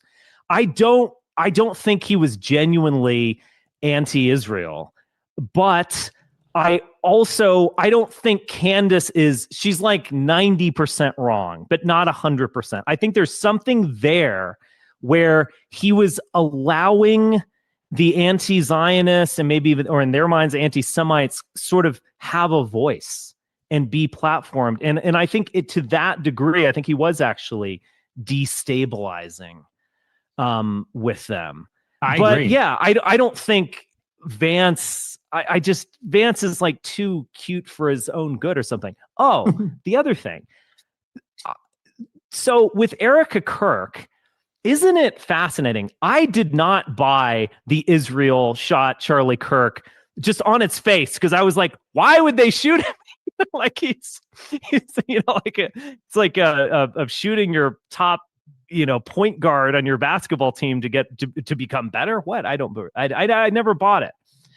Let me just say this. So you have the ascension of Erica Kirk as this weepy Tammy Faye grieving mother and etc. You have this book that Charlie's Last Testament. He was just writing it like the morning of his assassination and so on. The book is about the Sabbath. And now, to be fair, I think it might be a good idea to put your phone down for a day or just rest and whatever. But I'm saying too much there. Isn't it just remarkable that you have this like Judaizing of Christianity occurring with Erica, with her ascending? And that's because Christianity is a Jewish psyop. I'm just saying. Even the Sabbath itself, it's the closing of the day. I don't know. It's kind of freaky if you start to analyze it, but my prediction is that after they get sick of trotting out Erica Kirk to cry one more time, that there's actually going to be a lot more discipline. And that, say what you will about Charlie Kirk, I was not a fan of Charlie Kirk. He was a big tent guy. He did let let anti-vaxxers have a voice. He let pro-Russia people have a voice. He let libertarians have a voice. And I think if TPUSA doesn't have their main man, but my prediction would be a lot more discipline going forward. And the fact that they are directly associating Charlie Kirk with Shabbat Shalom, I think is just very remarkable. And that is what I imagine they're going to do going forward. Now, will this work, or is is the dam broken to a point where you just can't go back? Israel's brand, done. It's dog food at this point. You know, it was easy to kind of promote Israel in the when I was younger, in the 90s and 2000s. You know, where would you want to live in the Middle East? Israel. The rest of it, it's barbaric. You know, Israel's cool. They're tough guys. They're our friends. That is over. And even with solid discipline, and even with the grieving widow stuff, I just don't think it works. Yeah, I agree. I think it's they're going to try, I think, to censor it. Number one, you can already see that there's sort of like Ronald Lauder's been making the rounds from the Estee Lauder fortune. He's the chair of the World Jewish Congress, and he's been going around saying we needed these anti-Semitism laws. And Trump is effectively doing that. I mean, you know, they're going to review the previous 5 years of social media posts of everybody that enters the country, and they're doing it at the universities. And now Larry Ellison is in control at TikTok. So there's going to be a push to like censor or shadow ban. That's very clearly coming down the pike in some form. And then the other thing, I think what they're going to try to do, it's very subtle. And I think this is what Charlie was doing. And I think Tucker is doing the same thing too. They recognize what you and I do, which is that the genie's out of the bottle, so to speak. And it's not going back. Like it's just kind of here to stay. It's with us now. The spell is broken. And of course, the Israel lobby, for whatever reason, who knows why, they haven't accepted that, or they don't believe that, or they don't get that. And if you pay very close attention to what Charlie and Tucker and even Andrew Colvin did at Turning Point in July, where they have their big conference, Tucker comes out and says, well, we have to admit that Epstein is Mossad, because if we don't, then the only people talking about it are the anti-Semites, the real subterranean evil. And Charlie Kirk held that struggle session, the listening session or whatever, with Andrew Colvin. And they sort of spoke, they put words in the kids' mouths, and they said, so you're not saying you support Iran and Hamas and you think Israel has a right to exist, but you just have concerns about the foreign aid. And they were telling them, leading them to say, now, if you get called an anti-Semite for saying this, how does that make you feel? And everybody said, oh, I don't like that. That's obviously not true. That makes me more radical. And Charlie was basically doing that for the donors to say, see, if you are completely intolerant, in other words, you have to have a strategic retreat, and you have to kind of open a space, open a container for this conversation to occur. Because if you tell everybody that any criticism is anti-Semitism, guess what? Everyone's an anti-Semite, and there's no bound, there's no limit on that. And and Andrew Colvin restated that on Ross Douthat. He said, you know, we should be able to let people have a conversation about foreign aid, but you can't say that Israel doesn't have a right to exist. And Tucker says the same thing. I also think that Tucker is trying to pivot and say, well, Israel is effectively being scapegoated because of the economy. He's saying, like, we're talking way too much about Israel. We need to talk about the housing market, because the housing market is why everybody's angry. And they happen to be taking it out on Israel because that is an unacceptable thing that's happening a la carte, you know, sort of on the side. And so I think that's like their kind of sophisticated subversion, and that's how they're going to try. It's just like with Bronze Age pervert and that whole operation. It never comes out overtly like Ben Shapiro saying, you think we're dual loyalists? You're an anti-Semite. It's this subtle mimicry. It's that aggressive mimicry. It sounds just close enough, but it's almost like a complete lie if it doesn't contain the 10% or the 5 or whatever, you know, the actual. Well, it's like only an N-word would resent Israel for killing Arabs or something. Right. Like that. That's the way they spin it. Yes.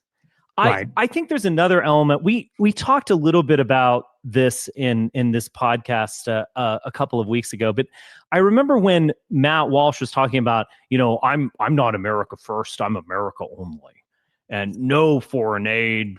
We should just build a wall around the entire country and just stay inside. Or something. I mean, it's just sort of absurd, and you know, on some level. But and obviously, he's not going to do that. But I also got a little bit of this sense as well, which is that there's a season for everything, and Israel has obviously benefited from military and financial support over the past few decades. But maybe that time is over. And maybe Israel really does need to go it alone. They had European backing in October of 2023. The Europeans were, blasting the Israeli flag on the Berlin, all over Berlin, all over Paris. They were really behind Israel. Israel blew all of that, or maybe they just didn't even care about that political capital. They just threw it away.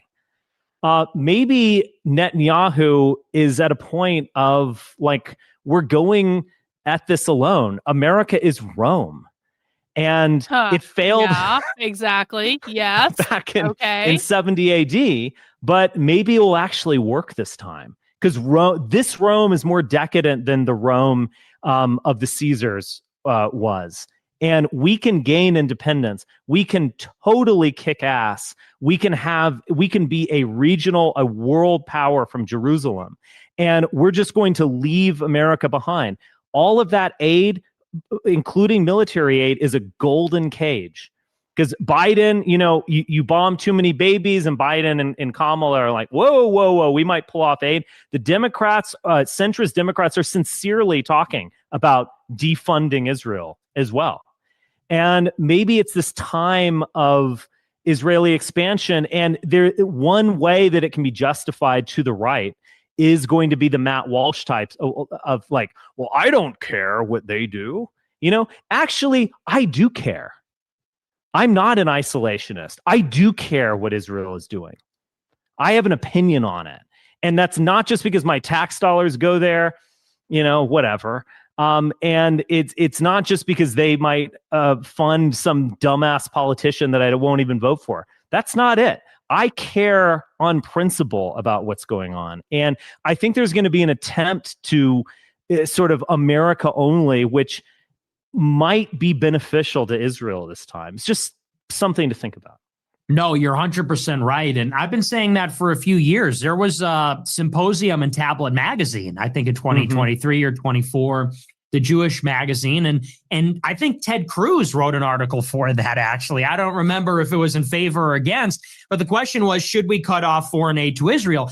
And many of the Zionists say exactly that the foreign aid is a golden cage or golden handcuffs, and it's restraining Israel. And what happens when Ilhan Omar becomes president? Then they're going to force Israel to stop killing Palestinians, or else they take the aid away. And you could say that, maybe that's where Tucker is coming from when Tucker says, no, Israel's still our ally and we're not at war with them.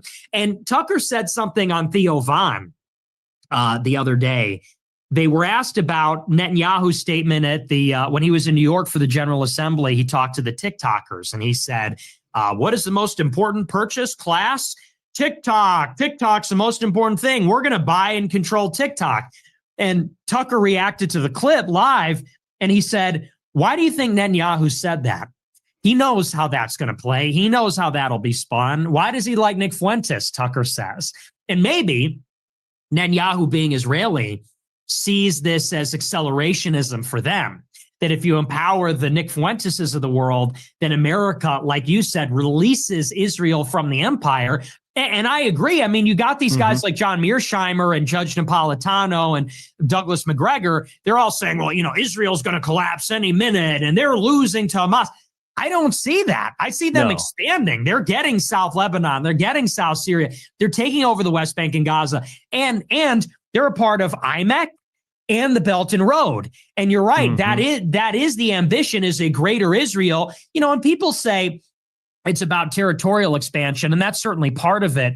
But the bigger picture is that as the only nuclear power, as the spying superpower, having their hand in the court of all the Gulf countries, they will have regional hegemony. Whether they annex all the land or not, they're going to control it at the center of the multipolar order. If the C5 is going to be China, Russia, India, America, and Japan, guess where all those roads run through? Jerusalem in the middle, in the middle of the Rimland and the Heartland. So I totally agree. And that's why I say on my show, these guys like Dave Smith, who I like, they can't really explain beyond like foreign aid is bad, killing Palestinians is bad. why we're against Israel. And me, I've always been very clear on the show. The day after they topple the Ayatollah, the day after they complete this war, they are a hegemon and a global power with influence in every capital. And people maybe don't see that as realistic, or they're not looking that far ahead, but that's the play. And America doesn't want to birth a rival great power. You know, thanks a lot. We took all your money and you fought all our wars, and now we're going to compete with you. America says, no, you're our bitch. I want Israel to be our vassal, like they say it is. So I'm 100% with you. That's exactly what they're doing. Yeah, I don't think you can also underestimate, I mean, not to be rude here, but I don't think you can underestimate Arab incompetence. I'm just going to be brutally frank. And Israel has played the axis of resistance like a fiddle. And I think they can absolutely do that on a long-term basis in an even more intense way. So, yeah, it just is what it is. All right. Well, we are getting a little closer to 2 hours. I do want to save some time for questions. I also wanted to talk about Christian nationalism, but let me mention this. I really liked the moment in the Piers Morgan interview. Thank you. I'll take a look where at it. You talked about your childhood, because you had an idyllic childhood from what I can tell. You said that you were in the suburbs of Chicago. It was a baseball town, and it was just sort of a wonderful thing that you wanted to preserve. Is that it? Is that the foundation going forward? Like, or it was something a little more ideological for you, like embracing Christian nationalism or Catholic nationalism, something, I'll just say it, maybe a little bit foreign to the American way of, our Protestant country and history. I don't know if you've seen that chart, but Jesus invented the Episcopalian Church. And then we had all these schisms, like so-called Roman Catholicism and Orthodox. Yeah. But yeah, it's been downhill ever since 0 AD. Anyway, I jest. What is motivating for you? Is it that sort of small town, like we want to preserve this thing that's good and that works? Or do you think in the coming years you're going to get more ideological? Christian nationalism was nothing 5 years ago. That term, I'd not really heard that term. Now it seems to be something that it's not taking the world by storm, but it's a real ideology. Where do you think you're going? Or nationalism or more like ideological Catholicism? Definitely nationalism. That's always been my instinct. And the reason why is because there is such a thing as like capital C, capital N, Christian nationalism. And it's led by Protestants, but it's not led by Episcopalians or Presbyterians. No, it's led by we're all liberals. Yeah, exactly. It's led by, you guys are all liberal and educated, and it's led by like Seventh-day Adventists or like Pentecostals or Reformed Baptists. And I know some of them, and they're good people, they're nice people. But I did a show with Joel Webbin recently. It's going to come out soon, and he was telling me about theonomy, which is apparently a very popular thing among the Christian nationalists. And that's where they take the laws from ancient Israel and they think that those should be the laws of America. Like, you have to build the fence around your pool because you had to build the fence around the roof of the houses in Jerusalem or something. And he was like explaining it to me, and I was like kosher diet, and isn't it two separate fabrics can't be worn together? There's some real arcane things going on there.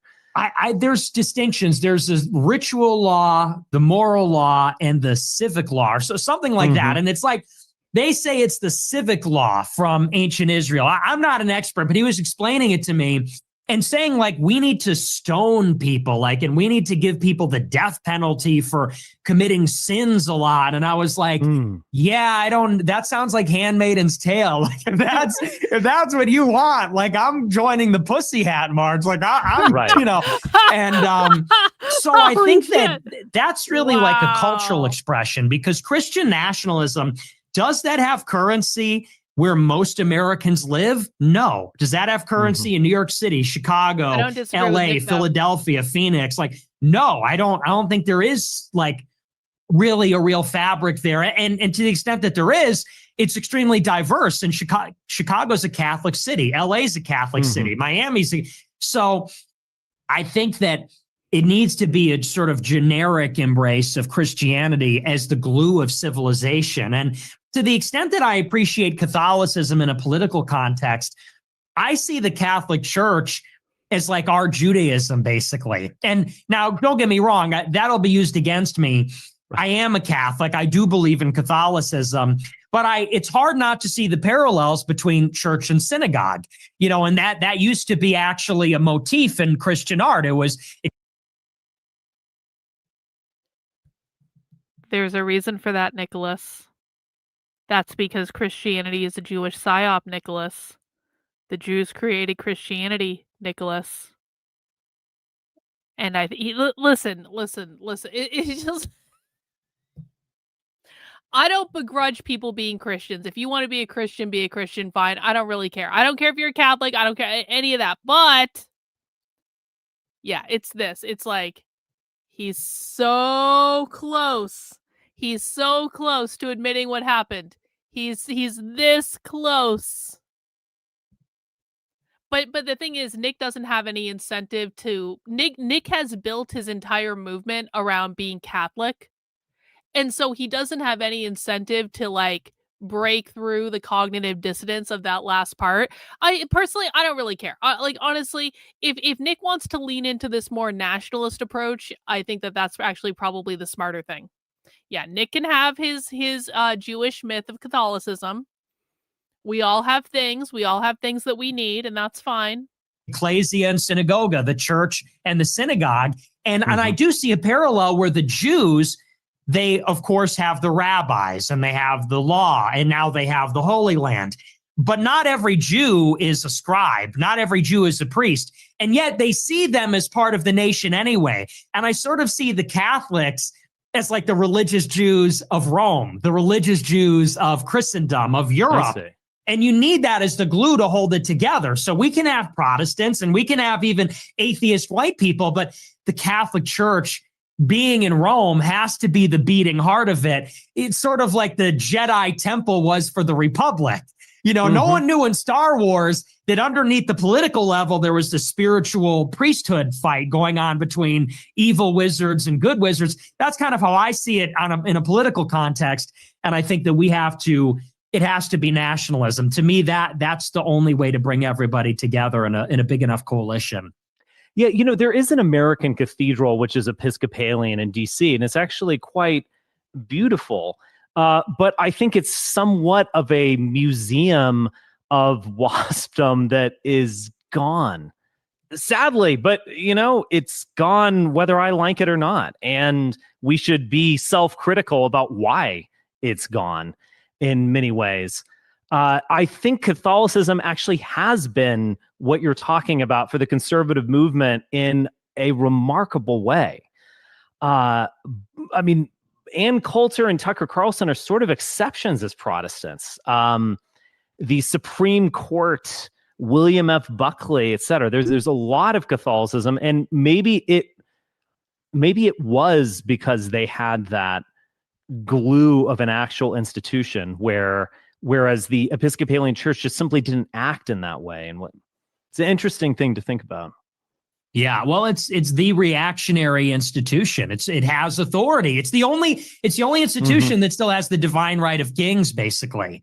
And all this Protestant stuff it's just unmoored. So yeah, I do think that's at the center of it, even though it's going to be, to me, I started out wanting to preserve my town. That was like that's when I developed a consciousness, because I said, I like white people. Like, I'm white. I like white people. Right. I like the way my town is. I don't want to live in Boston where it's all Asians now. I don't want to live where it's all Cuban. Like, I went to Miami and it's a Caribbean country, and that's fine, but I don't want America to be like that. But as I got older, it really became, as we've talked about American empire, America's a geopolitical entity. And then it becomes about sovereignty. It becomes about America should confer benefits upon Americans first and foremost, and just be more effective. Yeah. Well, I wish you the best in these things. I don't know exactly what is going to happen, but I am certain now that you are going to be a part of it.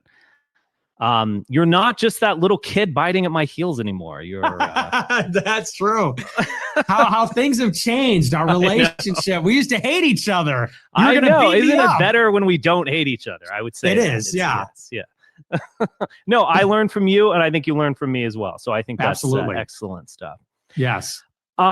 Well, Dolmetsch, let's go to some questions. And basically, I would ask you to be succinct. Maybe we can ask in a performative way that Nick could denounce someone who asks a question and say, I disagree with respect or with disrespect. I'm sorry you're an idiot, but thank you for your $100. I've seen many clips like that. It's pretty funny. But anyway, we don't necessarily need to do that. But yeah, Felix, we can go to you first. Jump in. Yeah. Hello, a resident Kremlin agent here. I must say, the Russian people were on your side, Nick, until you started shitting on our food. I think you should try at least fried curd cheese or, I don't know, bread juice. Maybe that'll change your mind. But on a more serious note, you do talk a lot about the browning of America, but how do you feel about the browning of the Catholic Church? I mean, it already is kind of, against what Trump is doing in regards to immigration policy. And how much worse will it get once we get an African Pope or an Asian Pope? And what is your reckoning with it as a Catholic? Well, I think that the world is browning. This is a reality that nobody wants to admit. Why did the Hart-Celler Act pass? Why did immigration change? Because the immigration pressures were coming from different parts of the world. Because that's where the people were being born. We got a super chat from David. Karlyn, can you go deep on Christianity being a Jewish psyop? It's not the first time I've heard this. I'd love to hear your take. Thank you. I mean, listen, if you want someone to go deep on it, I'm not the person to lay out all the details. I get what I get from Adam Green and people like Amalek who make this argument. I think Adam Green and Amalek make the argument very, very, very well. And so I would refer you to Adam's content on that. And he is No More News. You can find him on Rumble or I think Odyssey, but mostly Rumble. And so just listen to Adam Green and Amalek on that, and they'll be able to break that down for you and answer far more questions about it. I find the arguments that I have heard from them to be very, very compelling. And that's where the population is. So the Catholic Church is a global, universal. I mean, that's what Catholicity is it's for everybody. And we live in a brown world where white people are. What percentage of births? It's like 3% or like 6% of every person that's born is white. So, people like to say, well, the Catholic Church is brown, and certainly you're right. I mean, the Catholic Church, I think there's more brown Catholics than white Catholics probably at this point. And the Catholic Church has to represent those people. The Pope has to represent those people and speak on their behalf. But I think that the whole world is grappling with this. America is, Europe is. This is a planetary reality that we all have to deal with. That for 500 years, Europeans dominated the globe, and now we're not. And we're actually going extinct. So I feel the same way about it that I do about America. We have to change it. And I don't really see any political opposition coming from the Catholic Church. They make their statements. They're not binding. We ignore them. If we get an African Pope, he'll probably be better. If you look at Cardinal Sarah, he's actually better. He's more pro-white than these Jesuits that come from Latin America. So that's how I would grapple with that, I guess. Do you like the Chicago Pope? I don't know a lot about him, but I kind of like him. He at least seems like a genuine actor. And he's more informal when he speaks. It's like a regular guy speaking, a guy from the South Side speaking. And I actually appreciate that as someone who does not obey his divine authority. But I'm saying this genuinely. I just like him as a person. I like him too. I like Pope Francis. I know it's controversial, but I like this Pope more than Pope Francis. So yeah, he's pretty cool. Let me just jump in real quick. This is Nick's night, but I'll speak a little bit about Apolloism and Olympian religion as well. One thing that I hear, really? or Mark and I hear from pagans is like, you know, we want to worship Wotan because it's like only white people worship Odin. You know, yeah, he's for us, and he's our god. Keep in mind that many non-white people, in effect, worshipped Zeus, and they paid their respect to a dominant political and spiritual paradigm. Like, you could make the same claim about the Olympian system as Browning or what have you, because that was the dominant paradigm in the way that the Catholic Church serves as a dominant paradigm, in the way that the American Empire serves as a dominant paradigm. Now, Zeus did stand for gens, you could say. He did stand for a race and a people, the Hellenes and beyond, etc. But that doesn't mean that his church was all white. And Mount Olympus wasn't all white, to be honest. There's some Jews up there and some communists as well, you know. But anyway, I'm just saying you sort of have to be able to absorb other energies. You can't just live in some like tiny little town in Scandinavia where everyone looks identical and you all worship Wotan. Like, it's Christianity gets one thing right, and it didn't invent that, and that is the Catholicism or Catholicity, I guess is the way you put it, in the sense of universalism. Everyone is in our domain. We live in a society. I like that one. We live on a planet. Yeah, well said. Cameron, go for it. Hey there. My first question is, thank you, Spencer, and thank you, Nick, for allowing me to speak. First question would be, Nick, when is the next Tucker expose dropping? I think we're well past that point now at this point. Second question is, what is your opinion on How the Grinch Stole Christmas, the Jim Carrey version? We got to get an answer on that, both of you. Okay. Sure. Well, I might have to do a part 3 that focuses on Candace Owens, and I might do it after Turning Point does their video on Monday, because I did cook up a part 3, but I stood down because Tucker called me on the phone. And, you know, I kind of saw maybe there was some movement on that front. So that might be forthcoming, but it'll really, I already exposed Tucker. I might focus specifically on Candace, and then I never saw the Jim Carrey Grinch. It always looked, all those movies were weird to me. There was like a time in the 2000s when they were making these like weirdo live action, like fantasy movies. And they like Cat in the Hat with Mike Myers and the Grinch. That was very weird. Yeah. Those were weird movies. So I didn't watch it. It freaks me out. It's too weird. I think the Grinch, like Ebenezer Scrooge, is a metaphor for Jews. I mean, it's what Mark and I say that seriously. Yeah, it's what Mark and I would call Christian esoteric moralization. So it is basically about converting archetypal Jewish figures like Ebenezer Scrooge, a miser. You know, he's antisocial and so on. And he becomes Christian and loves everyone. And the very same thing is happening there. With the Grinch, but I never really liked the Grinch. I always loved A Christmas Carol. I've read the book and I've read it with my kids and listened to like radio plays of the Christmas Carol. Really good. I always see a play of the Christmas Carol every season. Michael Caine did a really good Christmas Carol like in the 80s, and I remember my grandparents brought that to me on VHS cassette when I was, like 8 or something. I do love that story. I think it's really, really great. American Center. Hey, I just want to say congrats, Nick, on becoming mainstream. My family and their friends were talking about you last night, which is just, crazy to me, what political climate we're in. But I just want to say white consciousness has definitely rose these past couple of years. And, I grew up in New York, Upper East Side, majority white neighborhood, and my siblings are going to schools that are completely foreign to them. They're only, the white population in these schools are only 10%. And You know, a lot of people just say white consciousness is just on X, you know, it's just on Twitter.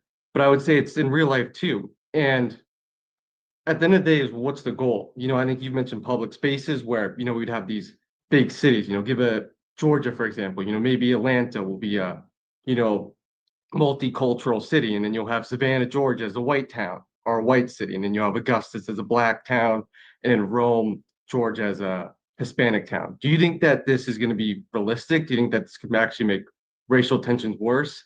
And what do you think the path forward is with the demographics kind of being the way they are as you know, white consciousness rises in a more diverse country? Yeah, it's interesting what the end game is. I don't think that sort of thing is practical because I don't think that's actually how society works. Like we're not going to round up all the black people and move them to Atlanta, or round up all the Mexicans and move them to Texas. And society's just extremely integrated. It's not even regional anymore. There's Mexicans everywhere. There's blacks everywhere. There's whites everywhere. I think that to the extent that there is an end game, at least where it is right now, your best bet is shutting down immigration, which it seems like maybe there's an appetite for that now more than ever. And then by getting rid of the civil rights law, maybe you get white enclaves in certain places. Maybe there's like some degree of self-segregation slowly, at least into certain neighborhoods, in certain cities or certain regions, maybe.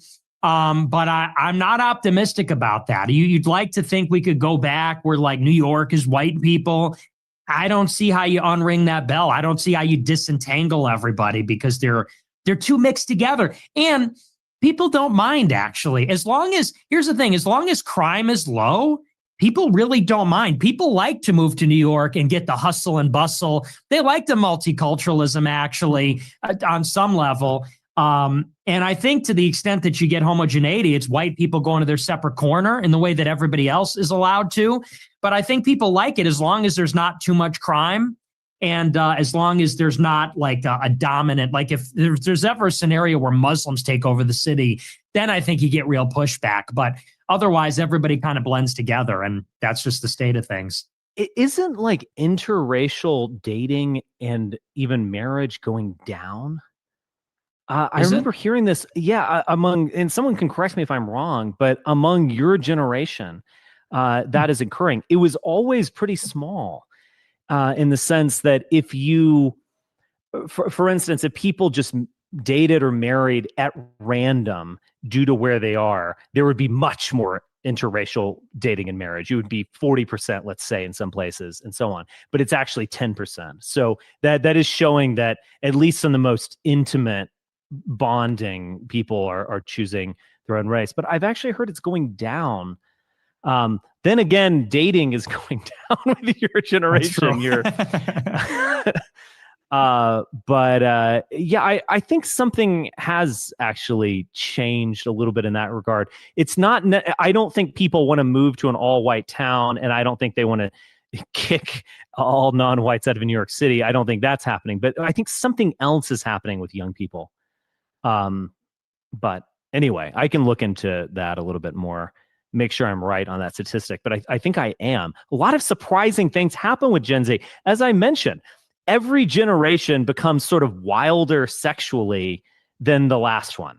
You know, my generation, we were even worse than the boomers. Their teen pregnancy and drug use and sex in public schools and all that kind of stuff. And there is this almost assumption that it's just going to keep getting worse. Gen Z is remarkable. You're having less sex than Silent Gen for maybe some good reasons, to be fair, but I think actually a lot of bad reasons, a total disconnect and so on. But your generation, I think, is genuinely different. I could say that. Yeah, that's certainly true. Well, it's porn. That's a big factor. Yeah. And you just hate sex in general because of porn. Because it's like it's not something. Porn for my generation was very hard to come by. I think I've told this story in this podcast before. Like, I remember stealing a penthouse from a 7-Eleven in Dallas, Texas. And like I did it actually. And one of my friends went and like created a distraction. He was like, oh, hey, how much of this? And the Indian guy was like looking over and I like got the penthouse. And And we like snuck out of there really quickly, and we were reading it like, oh my God, look at this. She's opening her up her legs. But it was hard to come by. Like you had to like keep it under your mattress or in a box in the closet. Could only look at it, like on special occasions and so on. Now porn, you can't escape it. I mean, it's everywhere. And I think it's maybe ruined sex for young people in some terrible way. Yeah, it's made everything weirder. I think that because it's so available and it's so niche, it's made and what's going to happen next, what's happening very quickly is AI is people are in romantic or sexual relationships with AI. Everything. So for about 10 years, every man was in a sexual relationship with internet porn. Now it's going to be AI or maybe robots or VR and with the full on acceptance and normalization of gay and trans. Now we made fun of him when he said it. When Vance said normal gay dudes are going to vote for Trump, right. That's like real now. Now, like gays have in a way become assimilated. You got gays like Guy Benson and voted Republican. Yeah. So it's like in a way, I think it is weirder. Even though there's less sex, it still has gotten in a way more perverse and weirder and more different. So I agree. Yeah. Yeah.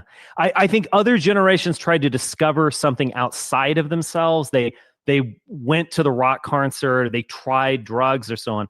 I think and maybe this is lessening, but during the pandemic, there was this like going into yourself. So like, I want to discover my identity. I'm a woman, or I'm tri, or whatever the hell they were discovering.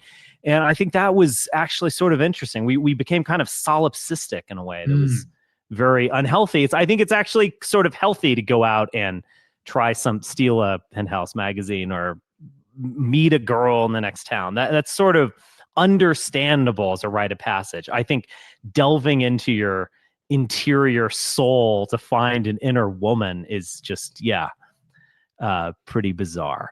Luke. Hey, Richard, can you hear me? Yes.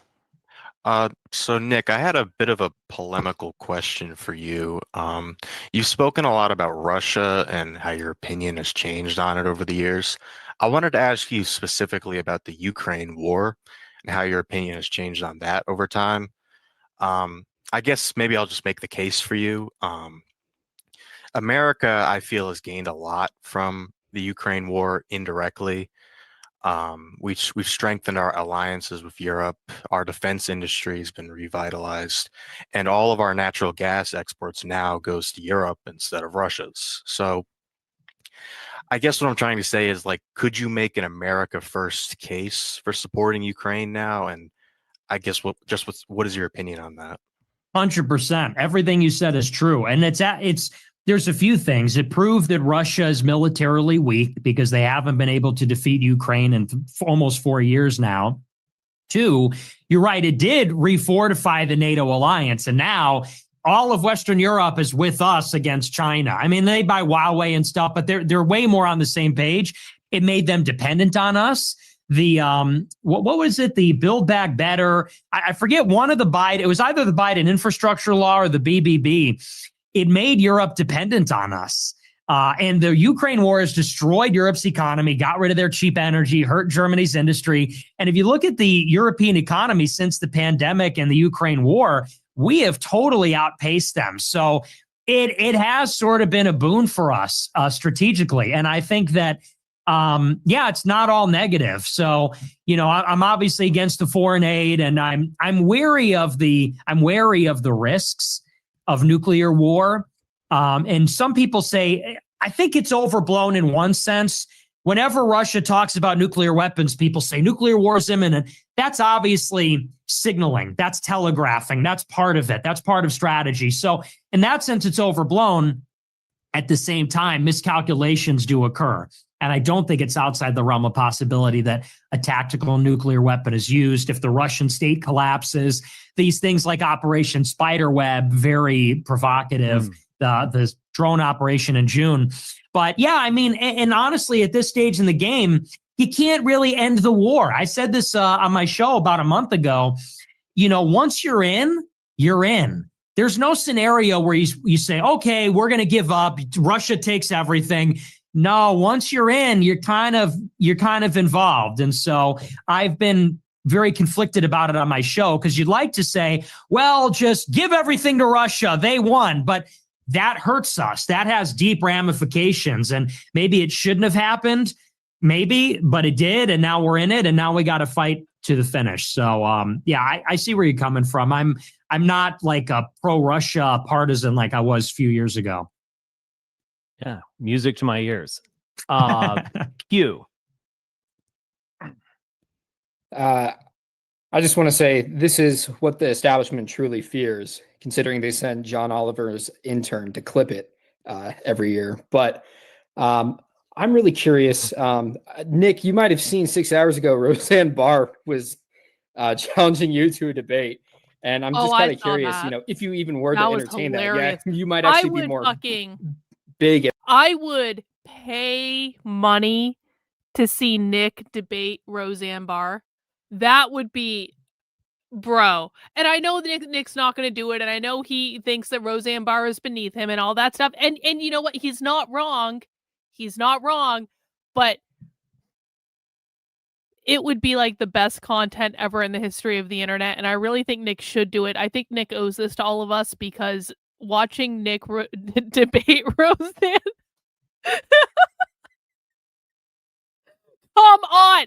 Nick doesn't need to go on InfoWars with Alex Jones for the 87th time. He doesn't need to do that. He doesn't need to talk to all these fucking influencers who he's going to tell the same old story that he's going to tell anyone else. It would be so entertaining, and it would be so hilarious. And Nick would be so insulting to Roseanne, and Roseanne would get so pissed off. It would be fucking awesome. And for that reason alone, I feel like Nick owes it to us, but he won't do it. And it's really sad, and it's wrong, and it's awful. And we all lose. Relevant than her now. Would that just be like the Piers Morgan interview part 2? Or do you think the approach there would be a little bit different? Yeah, Nick versus Roseanne. It would be different because she's a woman, and she's one of these right-wing Jews. So, Piers is like a liberal, feminist, boomer male. I mean, so it's a totally different profile. Roseanne's nuts. She's literally. Piers Morgan, you can say many things about him. He's not crazy. I mean, he's a very rational, reasonable person. But Roseanne has gone off the deep end. That QAnon stuff, and wow. Yeah, I wouldn't want to debate her, because you'd be like having to deal with like dismissing some bizarre, insane thing she just said, and you'd never be able to get your point out or something. I don't know. Yeah. It would be pointless. You're talking about reptilians and the British royal family. It's like you just can't even. That is where do you go with that? But the other thing. Wait. Are we even debating on if there are reptilians in the British royal family? Like, are you serious? Nick. Yeah. All right, Jordan, your dream has come true. The two people you simp for.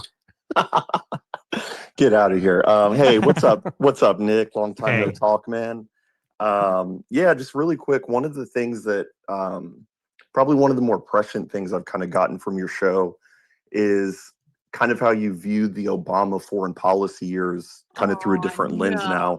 And I promise I'm not trying to do any historical revisionism of Obama here. Obviously, like his foreign or his domestic policy is you can't really defend that. But as far as his foreign policy, I think you've kind of talked about the Iran deal and kind of the pivot to Asia and everything. I was just kind of wondering, like, how has your view of kind of Obama's foreign policy changed? For better or for worse, just kind of on some different issues? Well, obviously I was like a libertarian, mainstream conservative when Obama was president when I was a kid. And now that you reevaluate it, you see that it is kind of like the definition of smart power. The Iran nuclear deal, like you said, the pivot to Asia, even the TTP and the TTIP, these free trade agreements. That was like an early version of the New Monroe Doctrine. I mean, it's not quite the same because it concerned the, East Asian Pacific countries, But it was like an early, now you have all these new institutions like AUKUS and the Quad and, this intervention in Latin America. But back then, Obama wanted to open up free trade to all these Asian countries to integrate them into the American system so that China wouldn't invade their markets and dominate their trade. It kind of made sense. And he was the one to first say, you might remember in the Romney-Obama debate, the horses and bayonets line, when Romney said, we need to build more stuff to fight Russia. And Obama said the 80s call, they want their foreign policy back. They had the Russian reset with Sergei Lavrov and Secretary Clinton. So you kind of actually saw the early stages of Trump's foreign policy under Obama, which is the collective security in Europe so we could leave and focus on Asia. Iran nuclear deal so we don't have to keep the war rolling, ending the war in Iraq. The actual where we get pivot to Asia, opening up the markets. So you definitely see the strokes. You definitely see some of those undercurrents that are present in Trump and Obama. And you have to judge him slightly differently. People hated the rhetoric. They said he was a multilateralist and, Obama knows what he's doing. He wants America to be more like the rest of the world. I mean, I guess where he lost was like the climate stuff, because people forget climate was going to be the next wave for the Democrats. That was it in the 16 primary and the 20 primary. And then they kind of got rid of that when the AI race took off and the supply chain issues started. Then they said, oh, we need as much energy as possible. And, that none of that matters. But maybe that was the only weakness, was the kind of a global citizen climate change bullshit. But the other stuff was pretty good, actually. Interesting. I can't read that. Spummy? Spummy. Hi, I wanted to ask what you think of this wave of racism and anti-Semitism on Instagram, and if you think it's genuine and if it's going to last.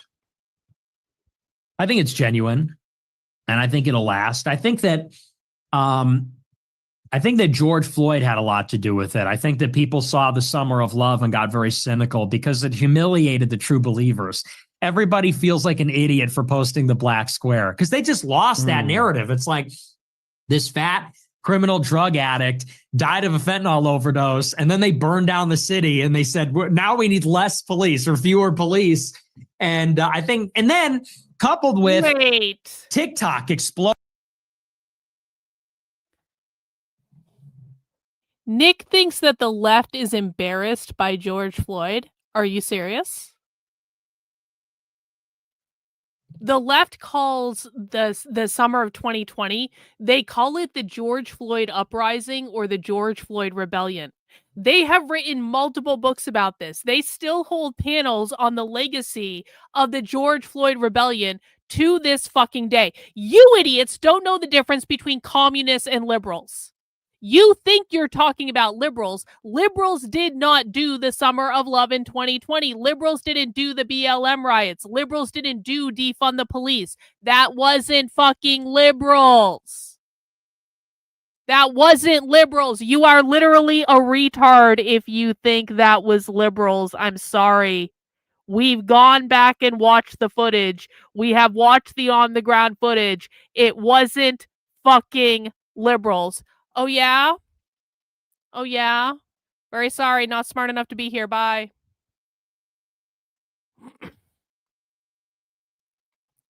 Not smart enough to be here. Bye. Only literal retards think that it was liberals and Democrats doing the riots. Only literal retards think it's liberals and Democrats who are calling to defund the police, abolish the police. That is a conservative retard perspective. I really expected better of people who would be attracted to this type of content. You guys are basically conservative MAGA boomers if you think it was fucking liberals and Democrats who did all the George Floyd stuff in 2020. That is retarded.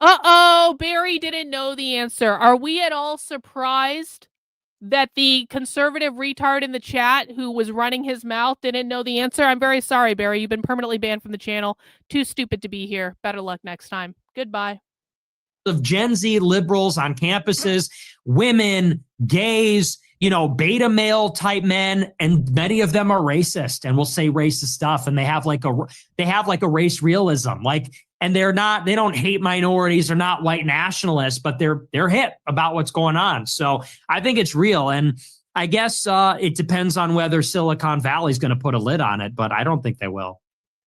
Yes, it is actually. The correct answer, the only correct answer that matters, is the left's definition of capitalism is private property ownership. Private property explicitly means bourgeois property, which means property that you can use to create privatized individual wealth. That means your ability to own a home, your ability to own land, your ability to own an apartment rental that you rent out as a landlord, your ability to own intellectual property, your ability to own a business, whether or not that business is large or small. And it also includes your parental rights over your children, because parental rights are how you pass property from parent to child, thus keeping it privatized within the capitalist nuclear family and out of the reach of the collective. That is the only definition the left has of private property ownership. When retard national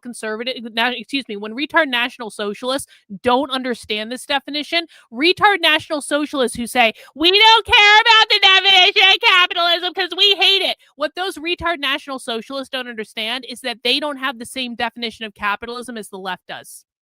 So that retard national socialist from Canada, who I banned earlier for saying, I don't care about the definition of capitalism, he's too fucking stupid to understand that his definition of capitalism is completely different than what the left's definition of capitalism is. So at that point, the definitions kind of matter. If you don't know the definitions of the fucking words you're using, then you are just as uneducated as any fucking leftist, and you will never convince me otherwise. The definitions are all that matter. I think it was a stage. Woke is over. Now, many of the that's retarded effects are going to remain in terms of sexuality and race and all of those kinds of things. But I think the sanctimoniousness that is retarded. Over. I think wokeness is also kind of a millennial thing. And, Gen X is sort of a lost generation. I think millennials are sort of... Wokeness is a millennial thing?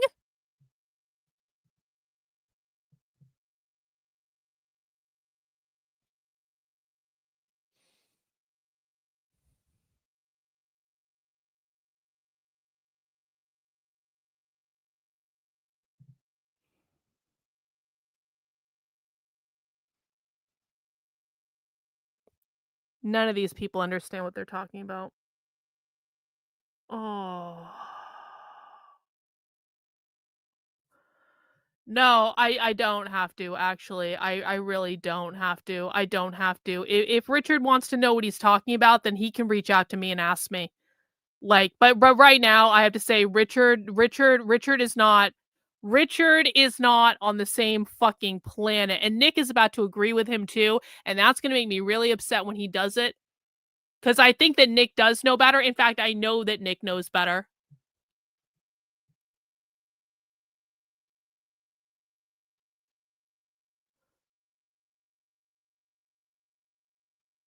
Oh. How?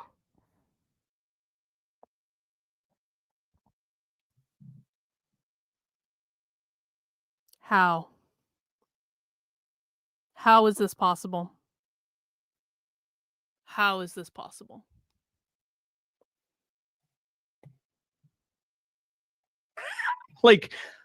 Fading in that sense. They didn't run the institutions yet, and they weren't heads of corporation. What are you fucking... They didn't run the institutions? What are you fucking talking about? The left has been running the fucking schools for decades. The left locked down control over the public schools in 2008, 2009, 2010. They were basically building towards taking over the K through 12 public school system for decades before that, coming out of the fucking 60s. but didn't fully take over the public school system, making it impossible to fix until 2008, 2009, 2010. Over the last 15 years, they've graduated the first generations of students out of K through 12 schools and out of colleges that have been entirely indoctrinated into leftist material since they were in the 5th fucking grade. The right has done, or not 5th, for like 5 years old, kindergarten. The right has done nothing to fucking stop them. They're still teaching all the same shit in schools. They're still teaching critical race theory in schools. They're still teaching gender ideology in schools. They're still teaching all the queer bullshit. They're still teaching comprehensive sex education, which, by the way, should be really called far leftist sex education, starting when kids are in the 3rd fucking grade. Are you serious? He really thinks the left doesn't control the institutions? Because the left doesn't control every fucking corporation in the world. The left controls the education system.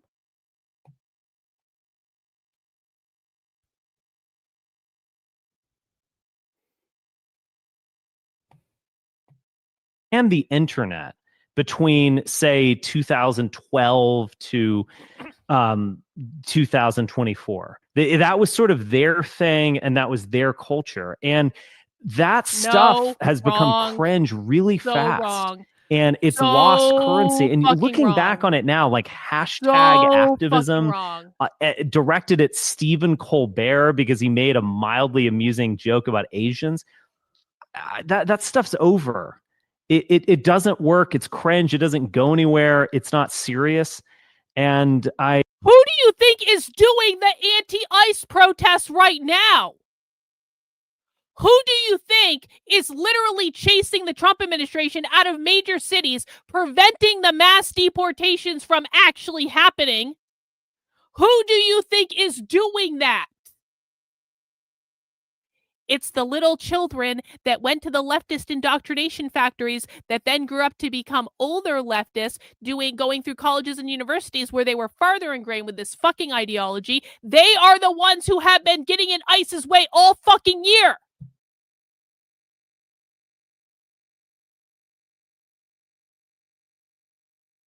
These people have no sense of perspective outside of their very, very niche internet meme culture, and it is infuriating.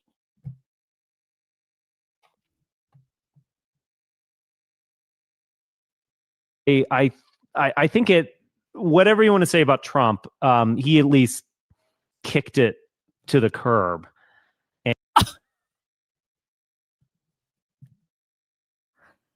Do you know how many schools I have on video, literally on video, saying they're going to ignore everything the Trump administration told them to do?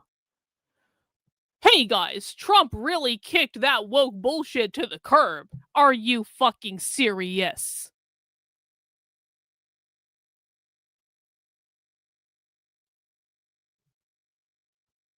And that is a positive thing. I think genuine liberals have turned on transsexuality. Oh my New York God. Times reading liberals do not like that stuff anymore. The liberals were never the fucking problem. That's totally true.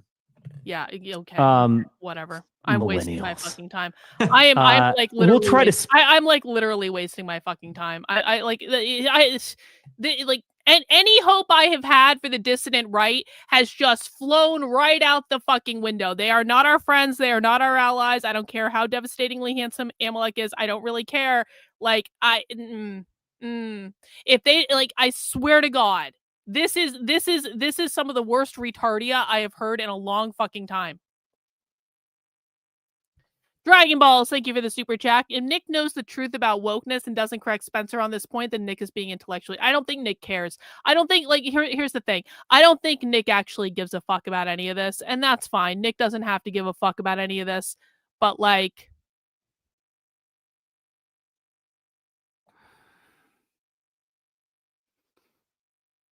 whatever. Beat up here. Ash Brinson. Yeah, thank you, Richard, and thanks, Nick, for the time. Nick, kind of on the point that you guys were speaking about earlier, you're seeing your popularity grow and kind of looking forward to 2028 and 2032. Based on the increasing popularity of the Groypers, where do you see a potential America First candidate arising from? Do you see that coming from the conservative establishment or more so of an outsider like Donald Trump? And to that point, do you think Groypers increasing penetration into the institutions, you're seeing them and increasing staffing positions, do you think it's relevant to having an America First candidate? Or do you think having Groypers in high positions of power is more important? Well, we definitely need a candidate, and that's eventually where it needs to go.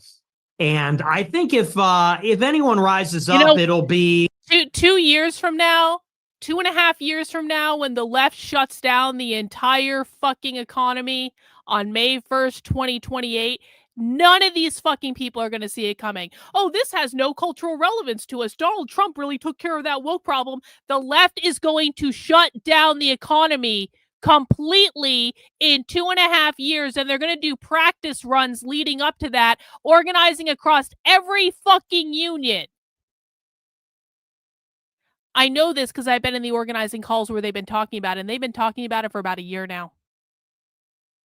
They're literally holding schools all over the country to help people organize a strike. It's May 1st, 2028. That is the mass general strike they've been talking about for fucking years.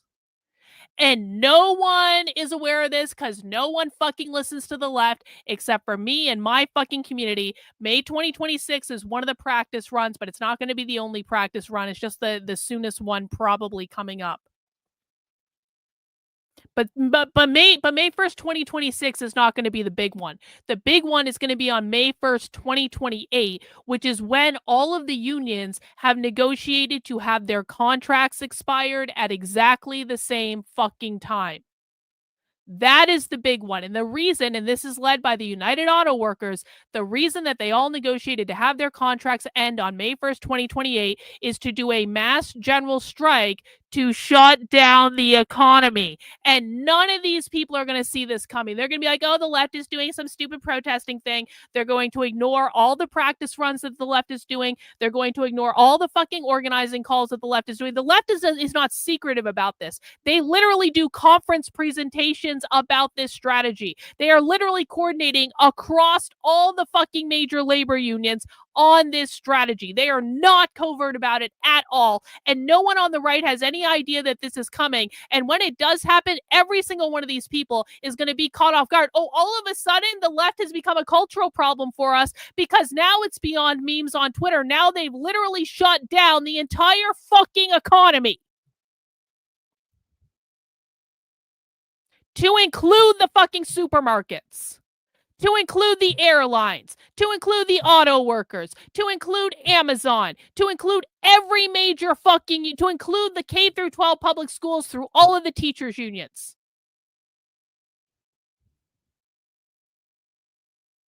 But because Richard doesn't have Antifa showing up at his door like he did in 2016, he thinks nothing is happening and Trump has totally solved the problem. And Nick just goes along with it. Yeah, you're so right. Okay. All right. Fine. Whatever. At least I'll be prepared and my community will be prepared and we're going to know what the fuck is going on and no one else is going to know what the fuck is going on because everyone only wants clickbait outrage bullshit on Twitter and that's all people fucking care about or whatever memes people are posting. Unfucking believable. It won't be an elected official. I don't think there are any elected officials that are going to go out and strike out as America First. I think it might be somebody from the first Trump movement.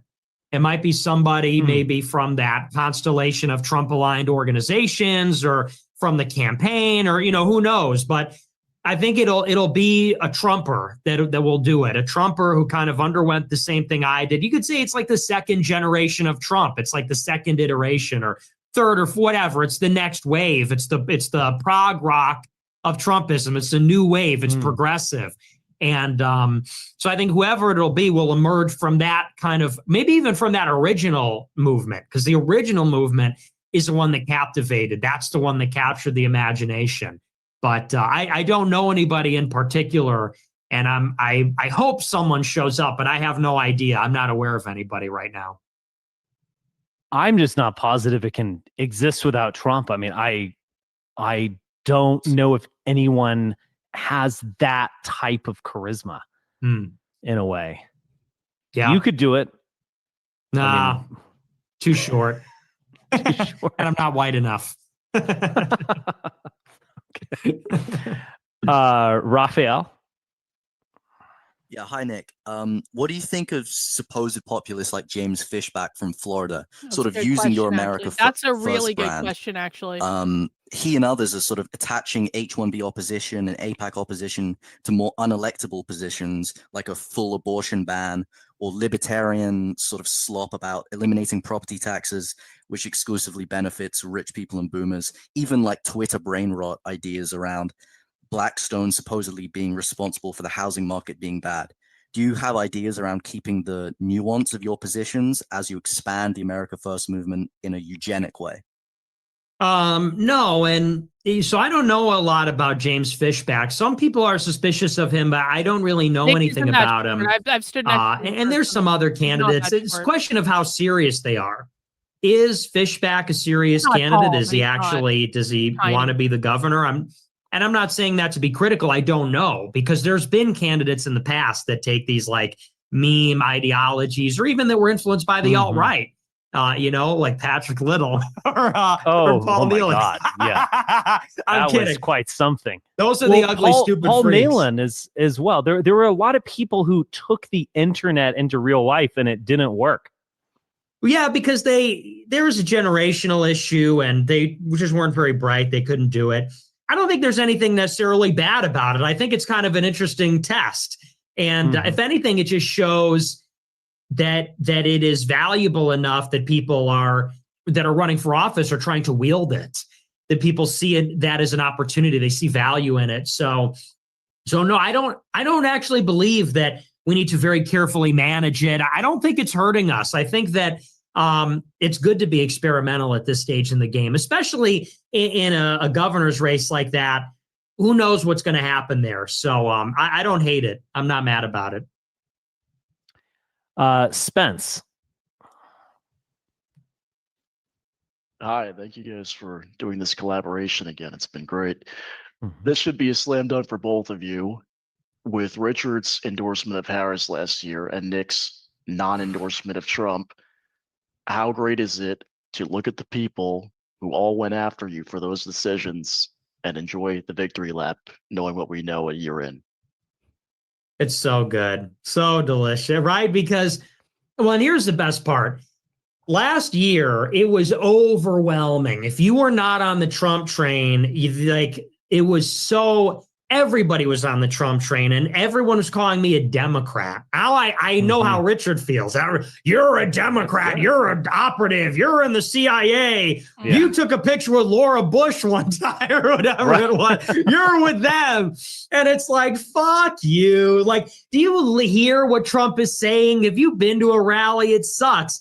And so that was just the mood of the moment. People got whipped up. They were brainwashed by the paid shilling, by the propaganda. And unfortunately, now that has subsided, it doesn't feel as good. You know what I mean? Like, because when you're in the moment, it's so intense. And now a year later, no one gives a shit. So you're like, I was right. And people are like, whatever, we don't care anymore. It's like, okay, so you put us through that for nothing and now you don't care. So it's actually, it's satisfying on a personal level, but they've kind of robbed us of some of the pleasure, I think. Yes. What do you think? I think also it's just good to declare your independence, because I don't want to run for the governorship of Florida or anything like that. It's just good to kind of say, like, no, I'm not satisfied by slop. Like, you can't satisfy me, actually. Right. And I think there's something positive about that ethos. Gosh, I'm genuinely getting old now. This is, oh my God, your name. Now that I can read it, I don't want to. The C word speeds go. Hey, Nick. I was just wondering, do you, regarding Epstein, do you believe that there is any validity to the, like, Hanania, Chuck Johnson, Michael Tracy type arguments that he's, like, more innocent than people believe? Or is that not true? Yeah, totally. I'm very willing to believe that. Look, these conspiracies, it's like, at the end of the day, you got to wonder, is there a there, or is it a lot of smoke? You know what I mean? So with Epstein, like, there's no doubt that he was some kind of intelligence mercenary. That's very obvious that he was like getting information and selling information. But to me, it just sort of seems like kind of petty and small. I mean, okay, it's like Michael Tracy says, maybe they were 16 years old, 16, 17 years old. But the way people talk about it, it's like we're on pedophile island where they're harvesting adrenochrome from babies to like feed the vampires. And it's like, it's a crime, but I don't think it's like a sexy crime. Not that that's sexy, but you know what I mean? It's not cartoonish. It's not the crime of those types of proportions. I think it's pretty innocuous. Has anyone espionage. actually been blackmailed by this Epstein thing, in the sense that someone sent them a videotape of them engaging in wildly illegal activities and they were just about to vote against Israel and they didn't do it because of that? I think a lot of it was just buddy stuff. And a lot of the young models who you're passing around, that's just like New York culture as well. And I think sometimes the Whitney Webb types, they like, it's like this, the Epstein Island was this like system of control that affected all of society. And I think that's just very much overdone. Yeah. Nolan.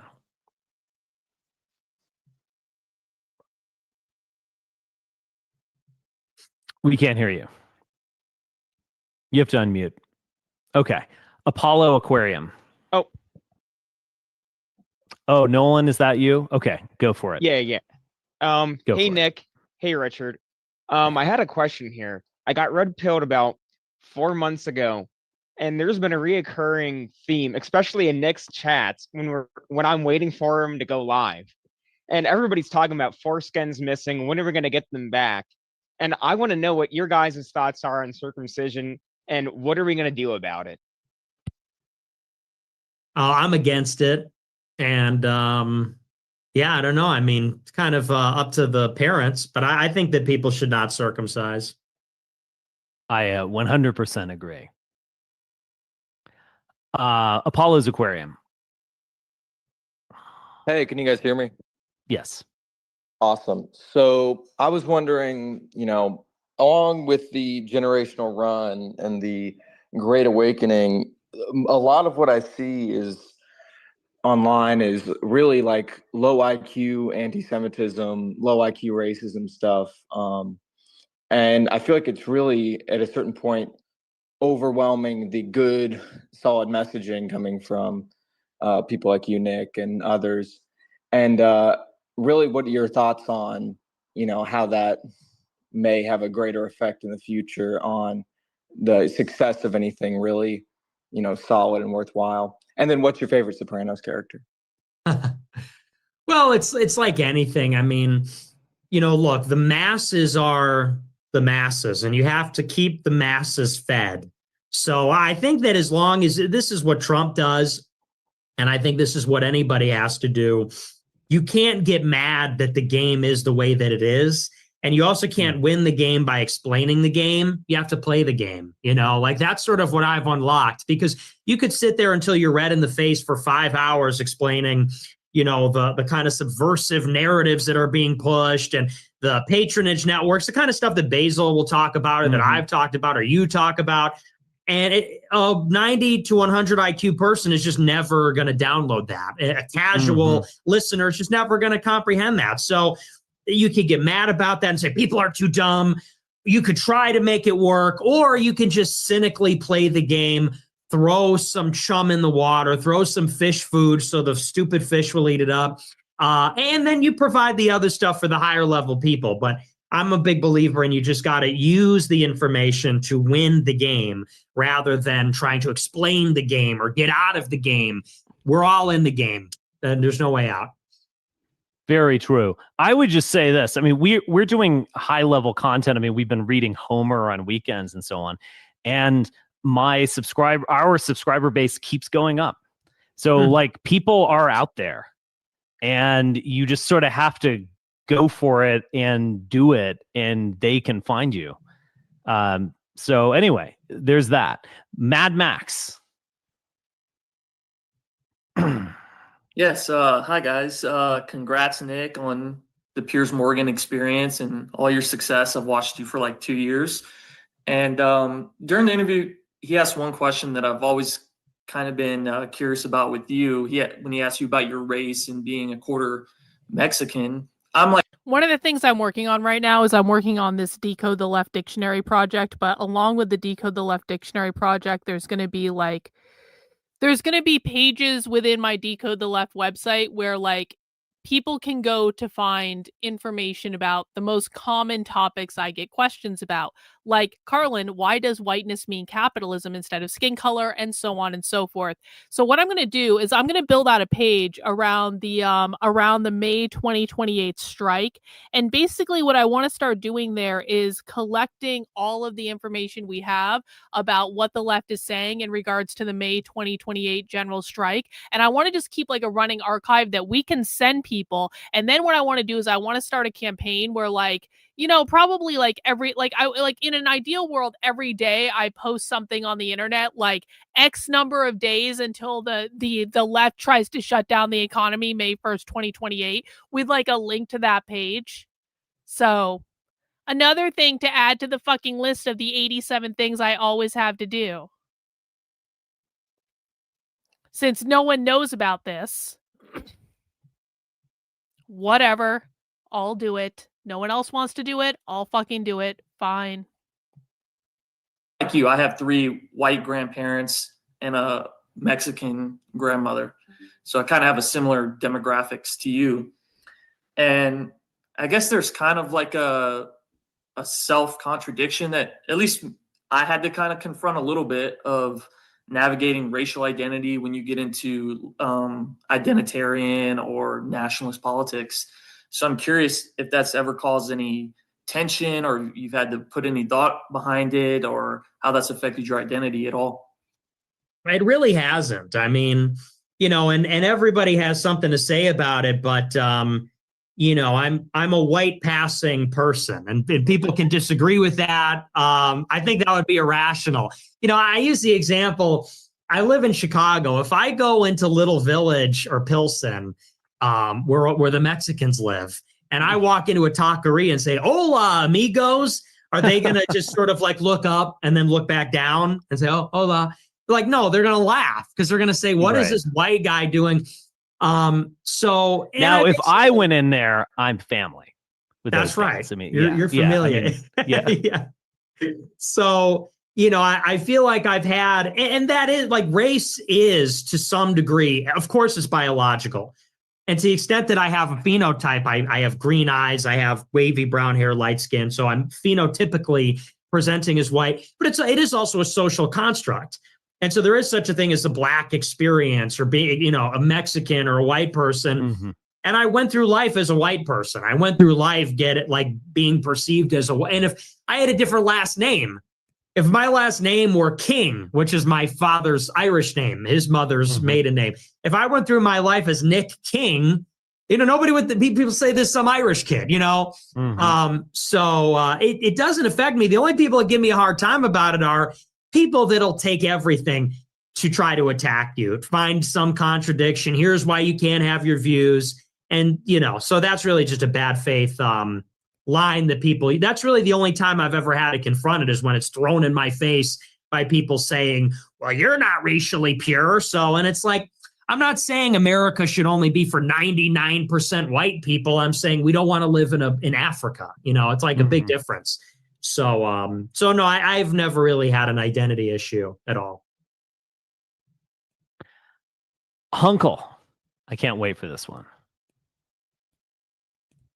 Coming to us from deep in the bowels of an Amazon warehouse where he is commanding an army of robots. No, I'm actually in my car with a charcuterie board.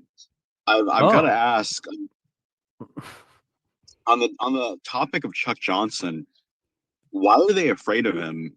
And that's actually a really good question. Tucker asked you about Chuck Johnson privately, right? He did. Like, what did he say? Well, you know, and this gets to how Tucker lies like he breathes. he's telling me, oh, I don't know anything about you. I don't know anything about anything. I don't even have a phone. I'm just some guy. I just got here with my dog from fucking my wife and smoking cigarettes. And so he doesn't know anything. And yet at the dinner, he goes, so you're friends with Chuck Johnson. Why?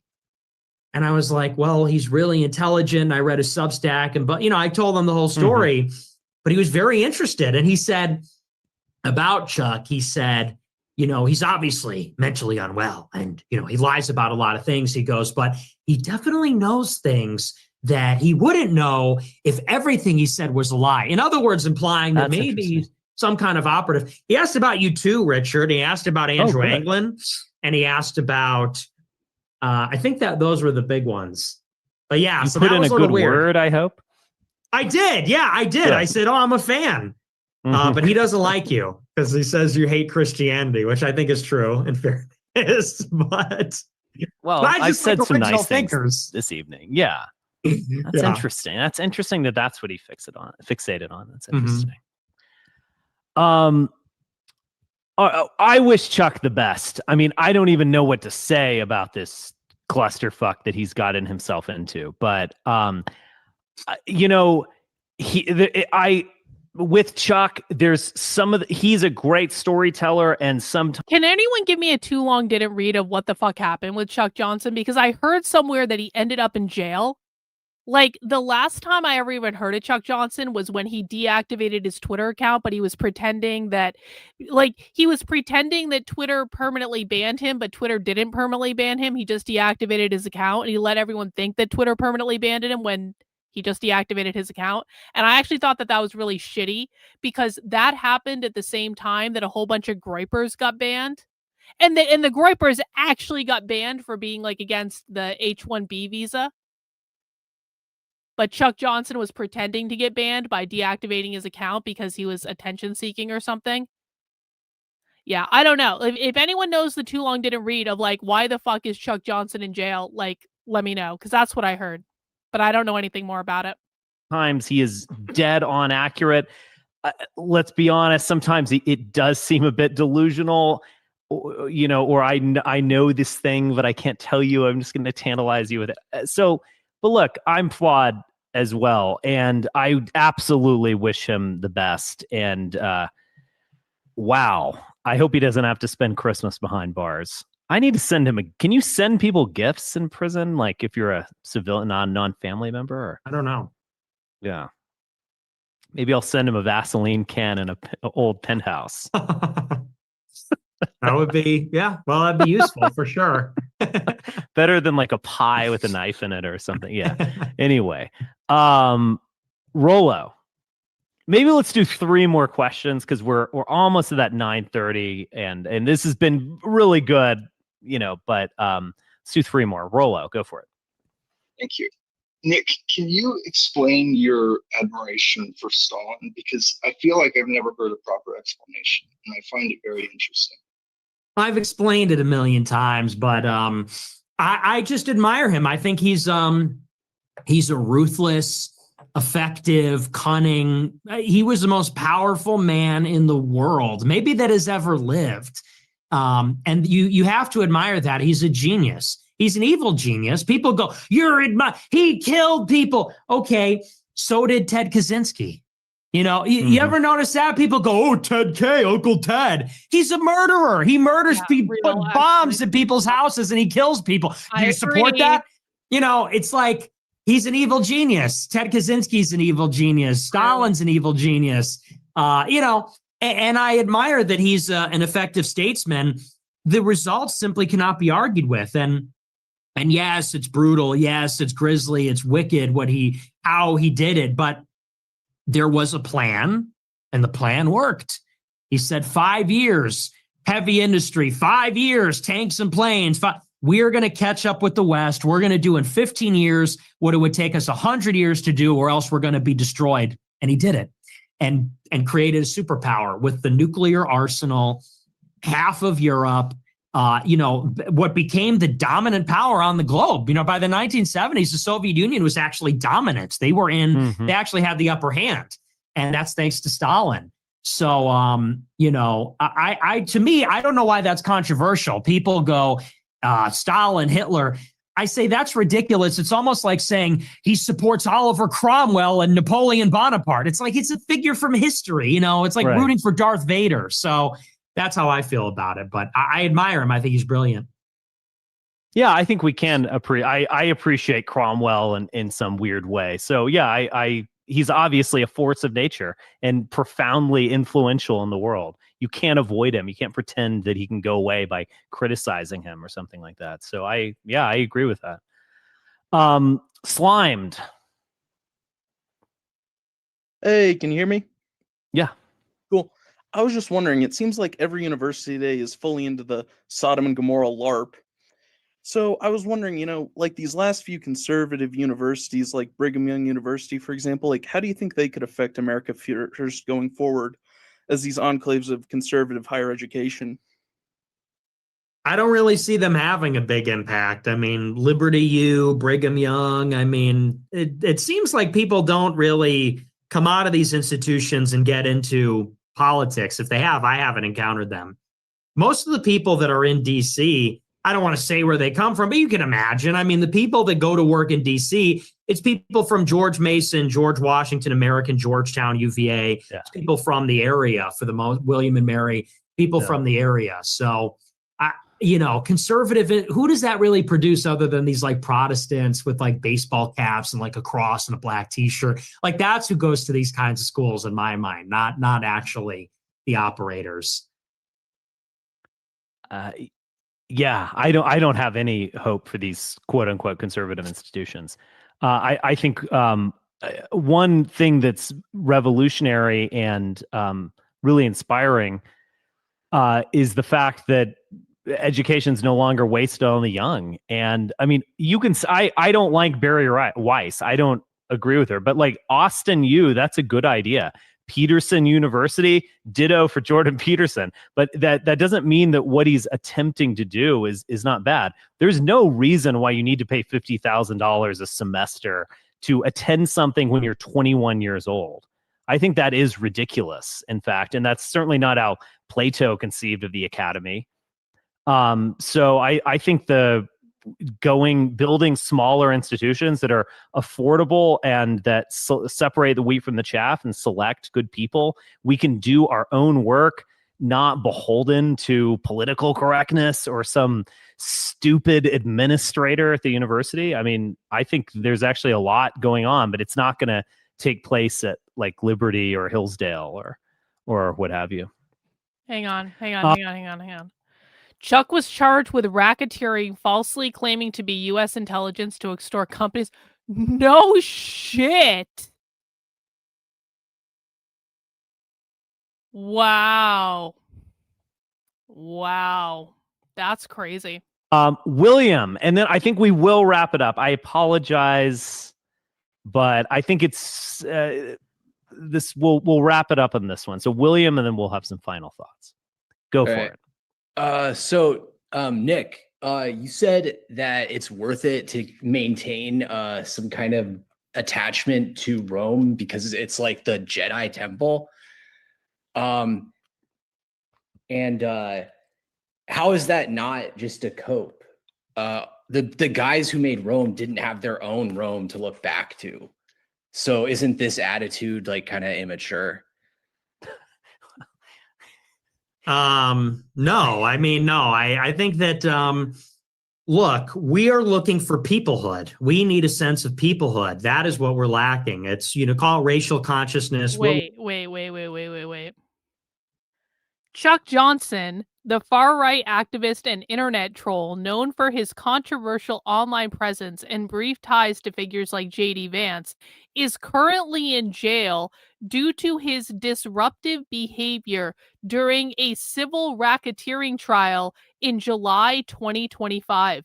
He was held in contempt of court after repeatedly violating orders, including failing to comply with discovery requirements and engaging in erratic self-representation, such as cross-examining himself as a witness. The judge described his actions as exhausting and likened them to those of a child, noting that Johnson seemed to be deliberately provoking jail time to portray himself as a martyr, kind of like when he pretended his Twitter account got permanently banned when in fact he just deactivated it. This stems from a lawsuit filed by investment firm Point Bridge Capital, which accused Johnson of running a fraud and extortion scheme by falsely posing as a U.S. intelligence asset to solicit money and equity from companies like Umbra Space and Clearview AI. In July 2025, a Texas federal court found him liable under RICO status, ordering him to pay $71 million in damages. His appeal is ongoing, but the contempt ruling led to farther immediate incarceration. Holy shit.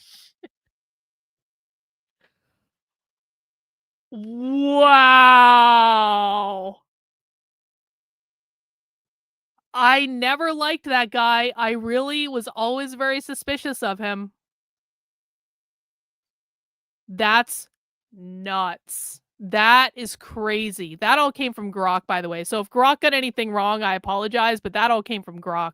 Whatever you want to say, that is what we lack, because what the Jews have going for them and why they're so successful is that they have a team. You know, they have a jersey, they have an enduring sense of identity, and it's durable and it's resilient, and that is how actually they have people power.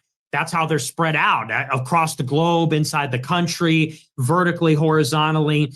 And we don't have that. And people say, well, let's make it ideological, but no one agrees. Let's make it racial, but it's too diverse. Let's make it religious, sectarian divisions. And I think, you know, when I think about peoplehood, I think about, you know, who Europeans are. I like Richard Spencer's axiom, become who we are, the expanse, expanding an empire, reaching out. That is what we are. And that is what I think Rome embodies, whether it's Roman Empire, now it's the seat of the Catholic Church. That's why the Jews still hate it. And yeah, I think that's the only thing that we have in terms of peoplehood. That's the only thing that has any semblance of peoplehood for us. I think appealing to America, weak. What is that? The Constitution? Oh, sorry. No, the pioneers. Okay, so we're going to LARP like cowboys or something. What is the British Empire? Britain sucks and is not inspiring. Like Britain is dead. So I think you really need something ancient. You need that kind of like, it needs to be powerful like that. And I think that's an extremely powerful idea. It still holds weight today, just as it did for Napoleon or for the founding fathers or for the Tsar.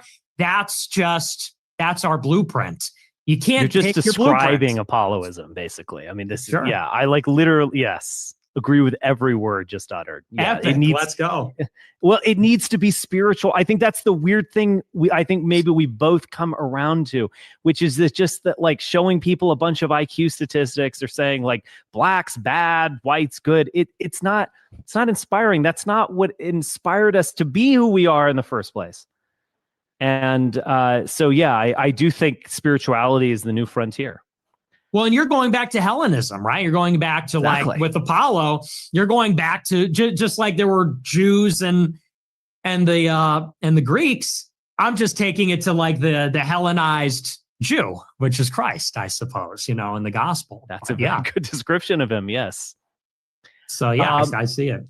Yeah. I think there's a lot of similarity. Well, thank you, Nick. And I hope you have a great Christmas, and we'll talk many times, I'm sure, but you need to come back here on that Thanksgiving Christmas time for our annual catch up. So you could advertise your Twitter account or something. I think that would almost be ridiculous. Everyone knows who you are, but yes, you can find him on Twitter and then Rumble and elsewhere. And I wish you all the best in the coming new year. And I hope we can see each other face to face again soon. Hopefully so. Yeah, another great chat in our tradition. And likewise, all the best to you and your family. Merry Christmas. And I hope to see you in the new year. Thank you. You will. All right, guys. Thanks for being here. All right. And bye-bye. Bye-bye.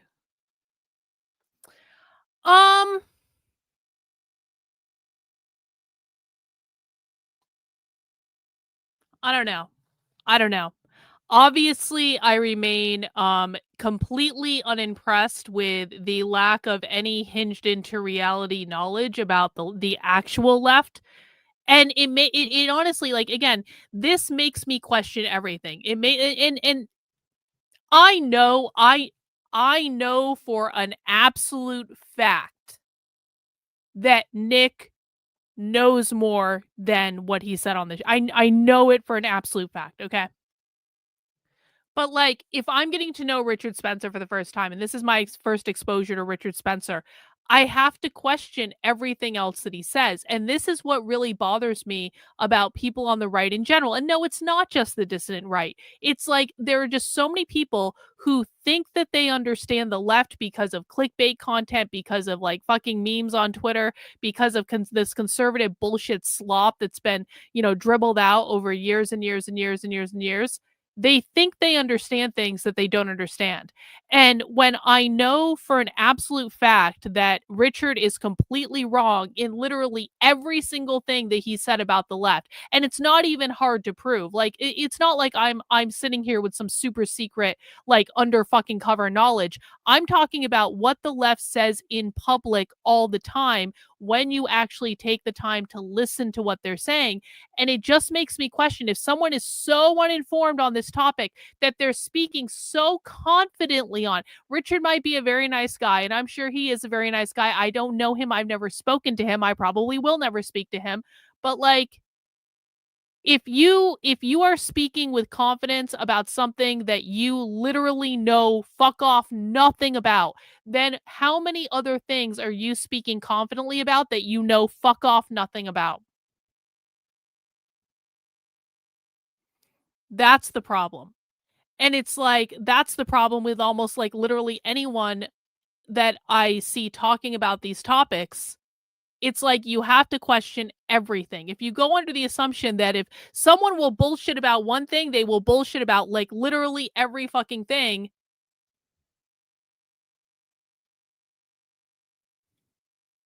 It's disappointing. I'm not mad. I'm just disappointed. So, I don't know. I'm not going to go out of my way to talk to Richard on this issue. If Amalek wants to try to finagle something because he thinks it's a good idea, and I do think it's a good idea. I looked at the several paragraph long message he sent me. Like, I think that Amalek is absolutely aware that his team is completely uneducated on this issue. He's 100% aware of it. And so if he wants to try to finagle something, then fine. But am I going to go out of my way? No, I'm not, because it's just like I feel like I've been just beating my head against the wall for years trying to educate people who don't seem to care about what is actually going on in reality. And I'm kind of just like, I'm winding that down. I'm winding that down. And I've been winding it down for like the last several months. Whereas I'm trying to transition like literally everything I'm doing to, okay, I'm going to create my own think tank, nonprofit, where we're going to study this stuff and we're going to map out the modern left. And anyone who's actually interested in hinging into fucking reality can come to me. And if you're not going to come to me and you're not going to look at evidence, I'm not going to try to force you. I'm not even going to try to shame you, with the exception of Andy No. We're still going to shame the fucking shit out of Andy No. But like, I think there are enough people out there, enough normal people now that want the truth. My work has never had more supporters than it does today. Like, literally never in the years I've been doing this. So I know that there are more than enough people out there that want access to the truth. And my intent is to create the best resource on the internet to make this information available to the general public. And then if people like Richard, who doesn't know what the fuck he's talking about when it comes to the left, I'm very sorry for people who love him, because I know that at least with Amalek loves him very dearly, and I feel bad. But like, Richard doesn't know what the fuck he's talking about on this issue. And if he wants to know, then he can come and ask the question, and I will tell him, and I will give him access to this information. I will tell him what I know. But like, I just don't think that most of these content creators are actually interested in real information. I just don't think that they're actually interested in the real information. I think that they're just interested in whatever serves whatever narrative they have at any given point. And Richard apparently only cares about things when Antifa shows up to his house and not when Antifa's not showing up to his house. And so, I don't know, man. The whole conversation left me kind of wanting. A lot of this conversation, I really didn't care about the topics. That's okay, by the way. I don't have to care about every topic. And, you know, I'm not going to shit on people for having conversations about topics that I myself don't care about. But I really didn't have that much to say about it because there was just a lot of stuff that, like, I honestly don't care. I'm interested in their perspective. I'm interested in what they have to say about it. But I don't actually care about a lot of the stuff that they talked about. And so it's hard for me to kind of like engage, I suppose, with this because to me there were no, I mean, it was a perfectly fine conversation, but to me there was nothing, there were no ideas that came out of this that I found particularly interesting or compelling or engaging or any of those things. And it's a little bit disappointing to me in that regard. Because this was like hyped up. I saw so many people like talking about how great this collaboration was going to be. It wasn't the worst thing I've ever seen. It was a perfectly lovely conversation, I guess. But like, I am left feeling very like, eh. I guess I might have to go with big tech on this one. I guess, and that really pains me to do this because I don't want to agree with him ever. But he's kind of right in that it was a little bit it was a little bit boring. It was a little bit boring. Yeah, fuck. Well, no one tell him, okay? No one tell him. All right. Well, I will be back tomorrow for Socialism Saturday. For Socialism Saturday tomorrow, we are going to be going back to the 60s, and we're going to be watching a documentary about Compton's cafeteria riot, which was really the real kickoff of queer militancy in the United States. It happened in 1966 in San Francisco. If you've never heard of Compton's cafeteria riot, that's probably because you listen to conservative retards who don't know what the fuck they're talking about. So if you want to learn about the movement that really started militant queer activism as we're experiencing it today, come to Socialism Saturday tomorrow. That's going to be on Saturdays at 6 p.m. We do it every Saturday where we talk about the real radical revolutionary far left and we watch their materials and we break it down. It's going to be a great episode. I think it's going to be super, super interesting. And that is going to be tomorrow at 6 p.m. That's it. That's it. Thanks to everyone who sent in a super chat. I really do appreciate you guys. Thanks for everyone who's supporting my work. And I'm gonna go cry now. Gonna go cry. All right. Take care, guys. We'll see you soon. Bye.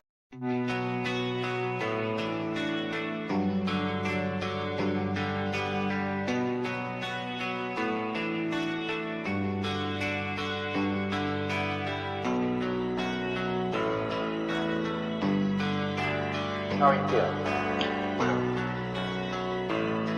How long have you been here? 3 months, May 17th. And what brought you? That's difficult to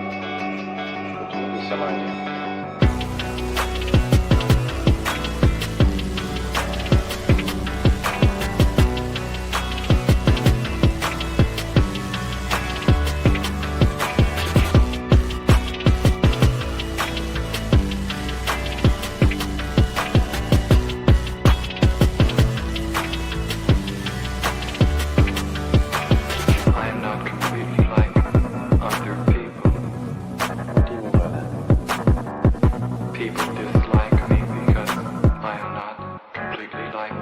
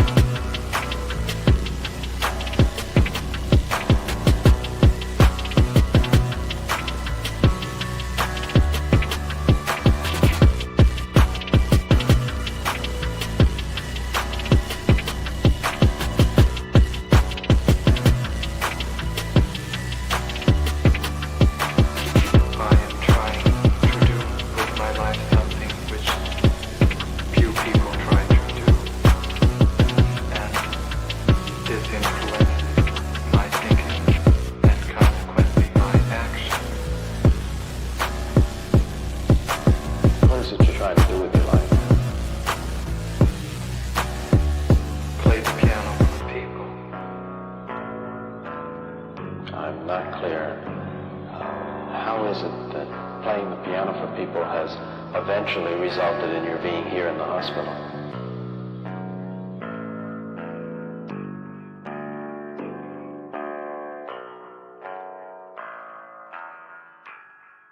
That's difficult to answer.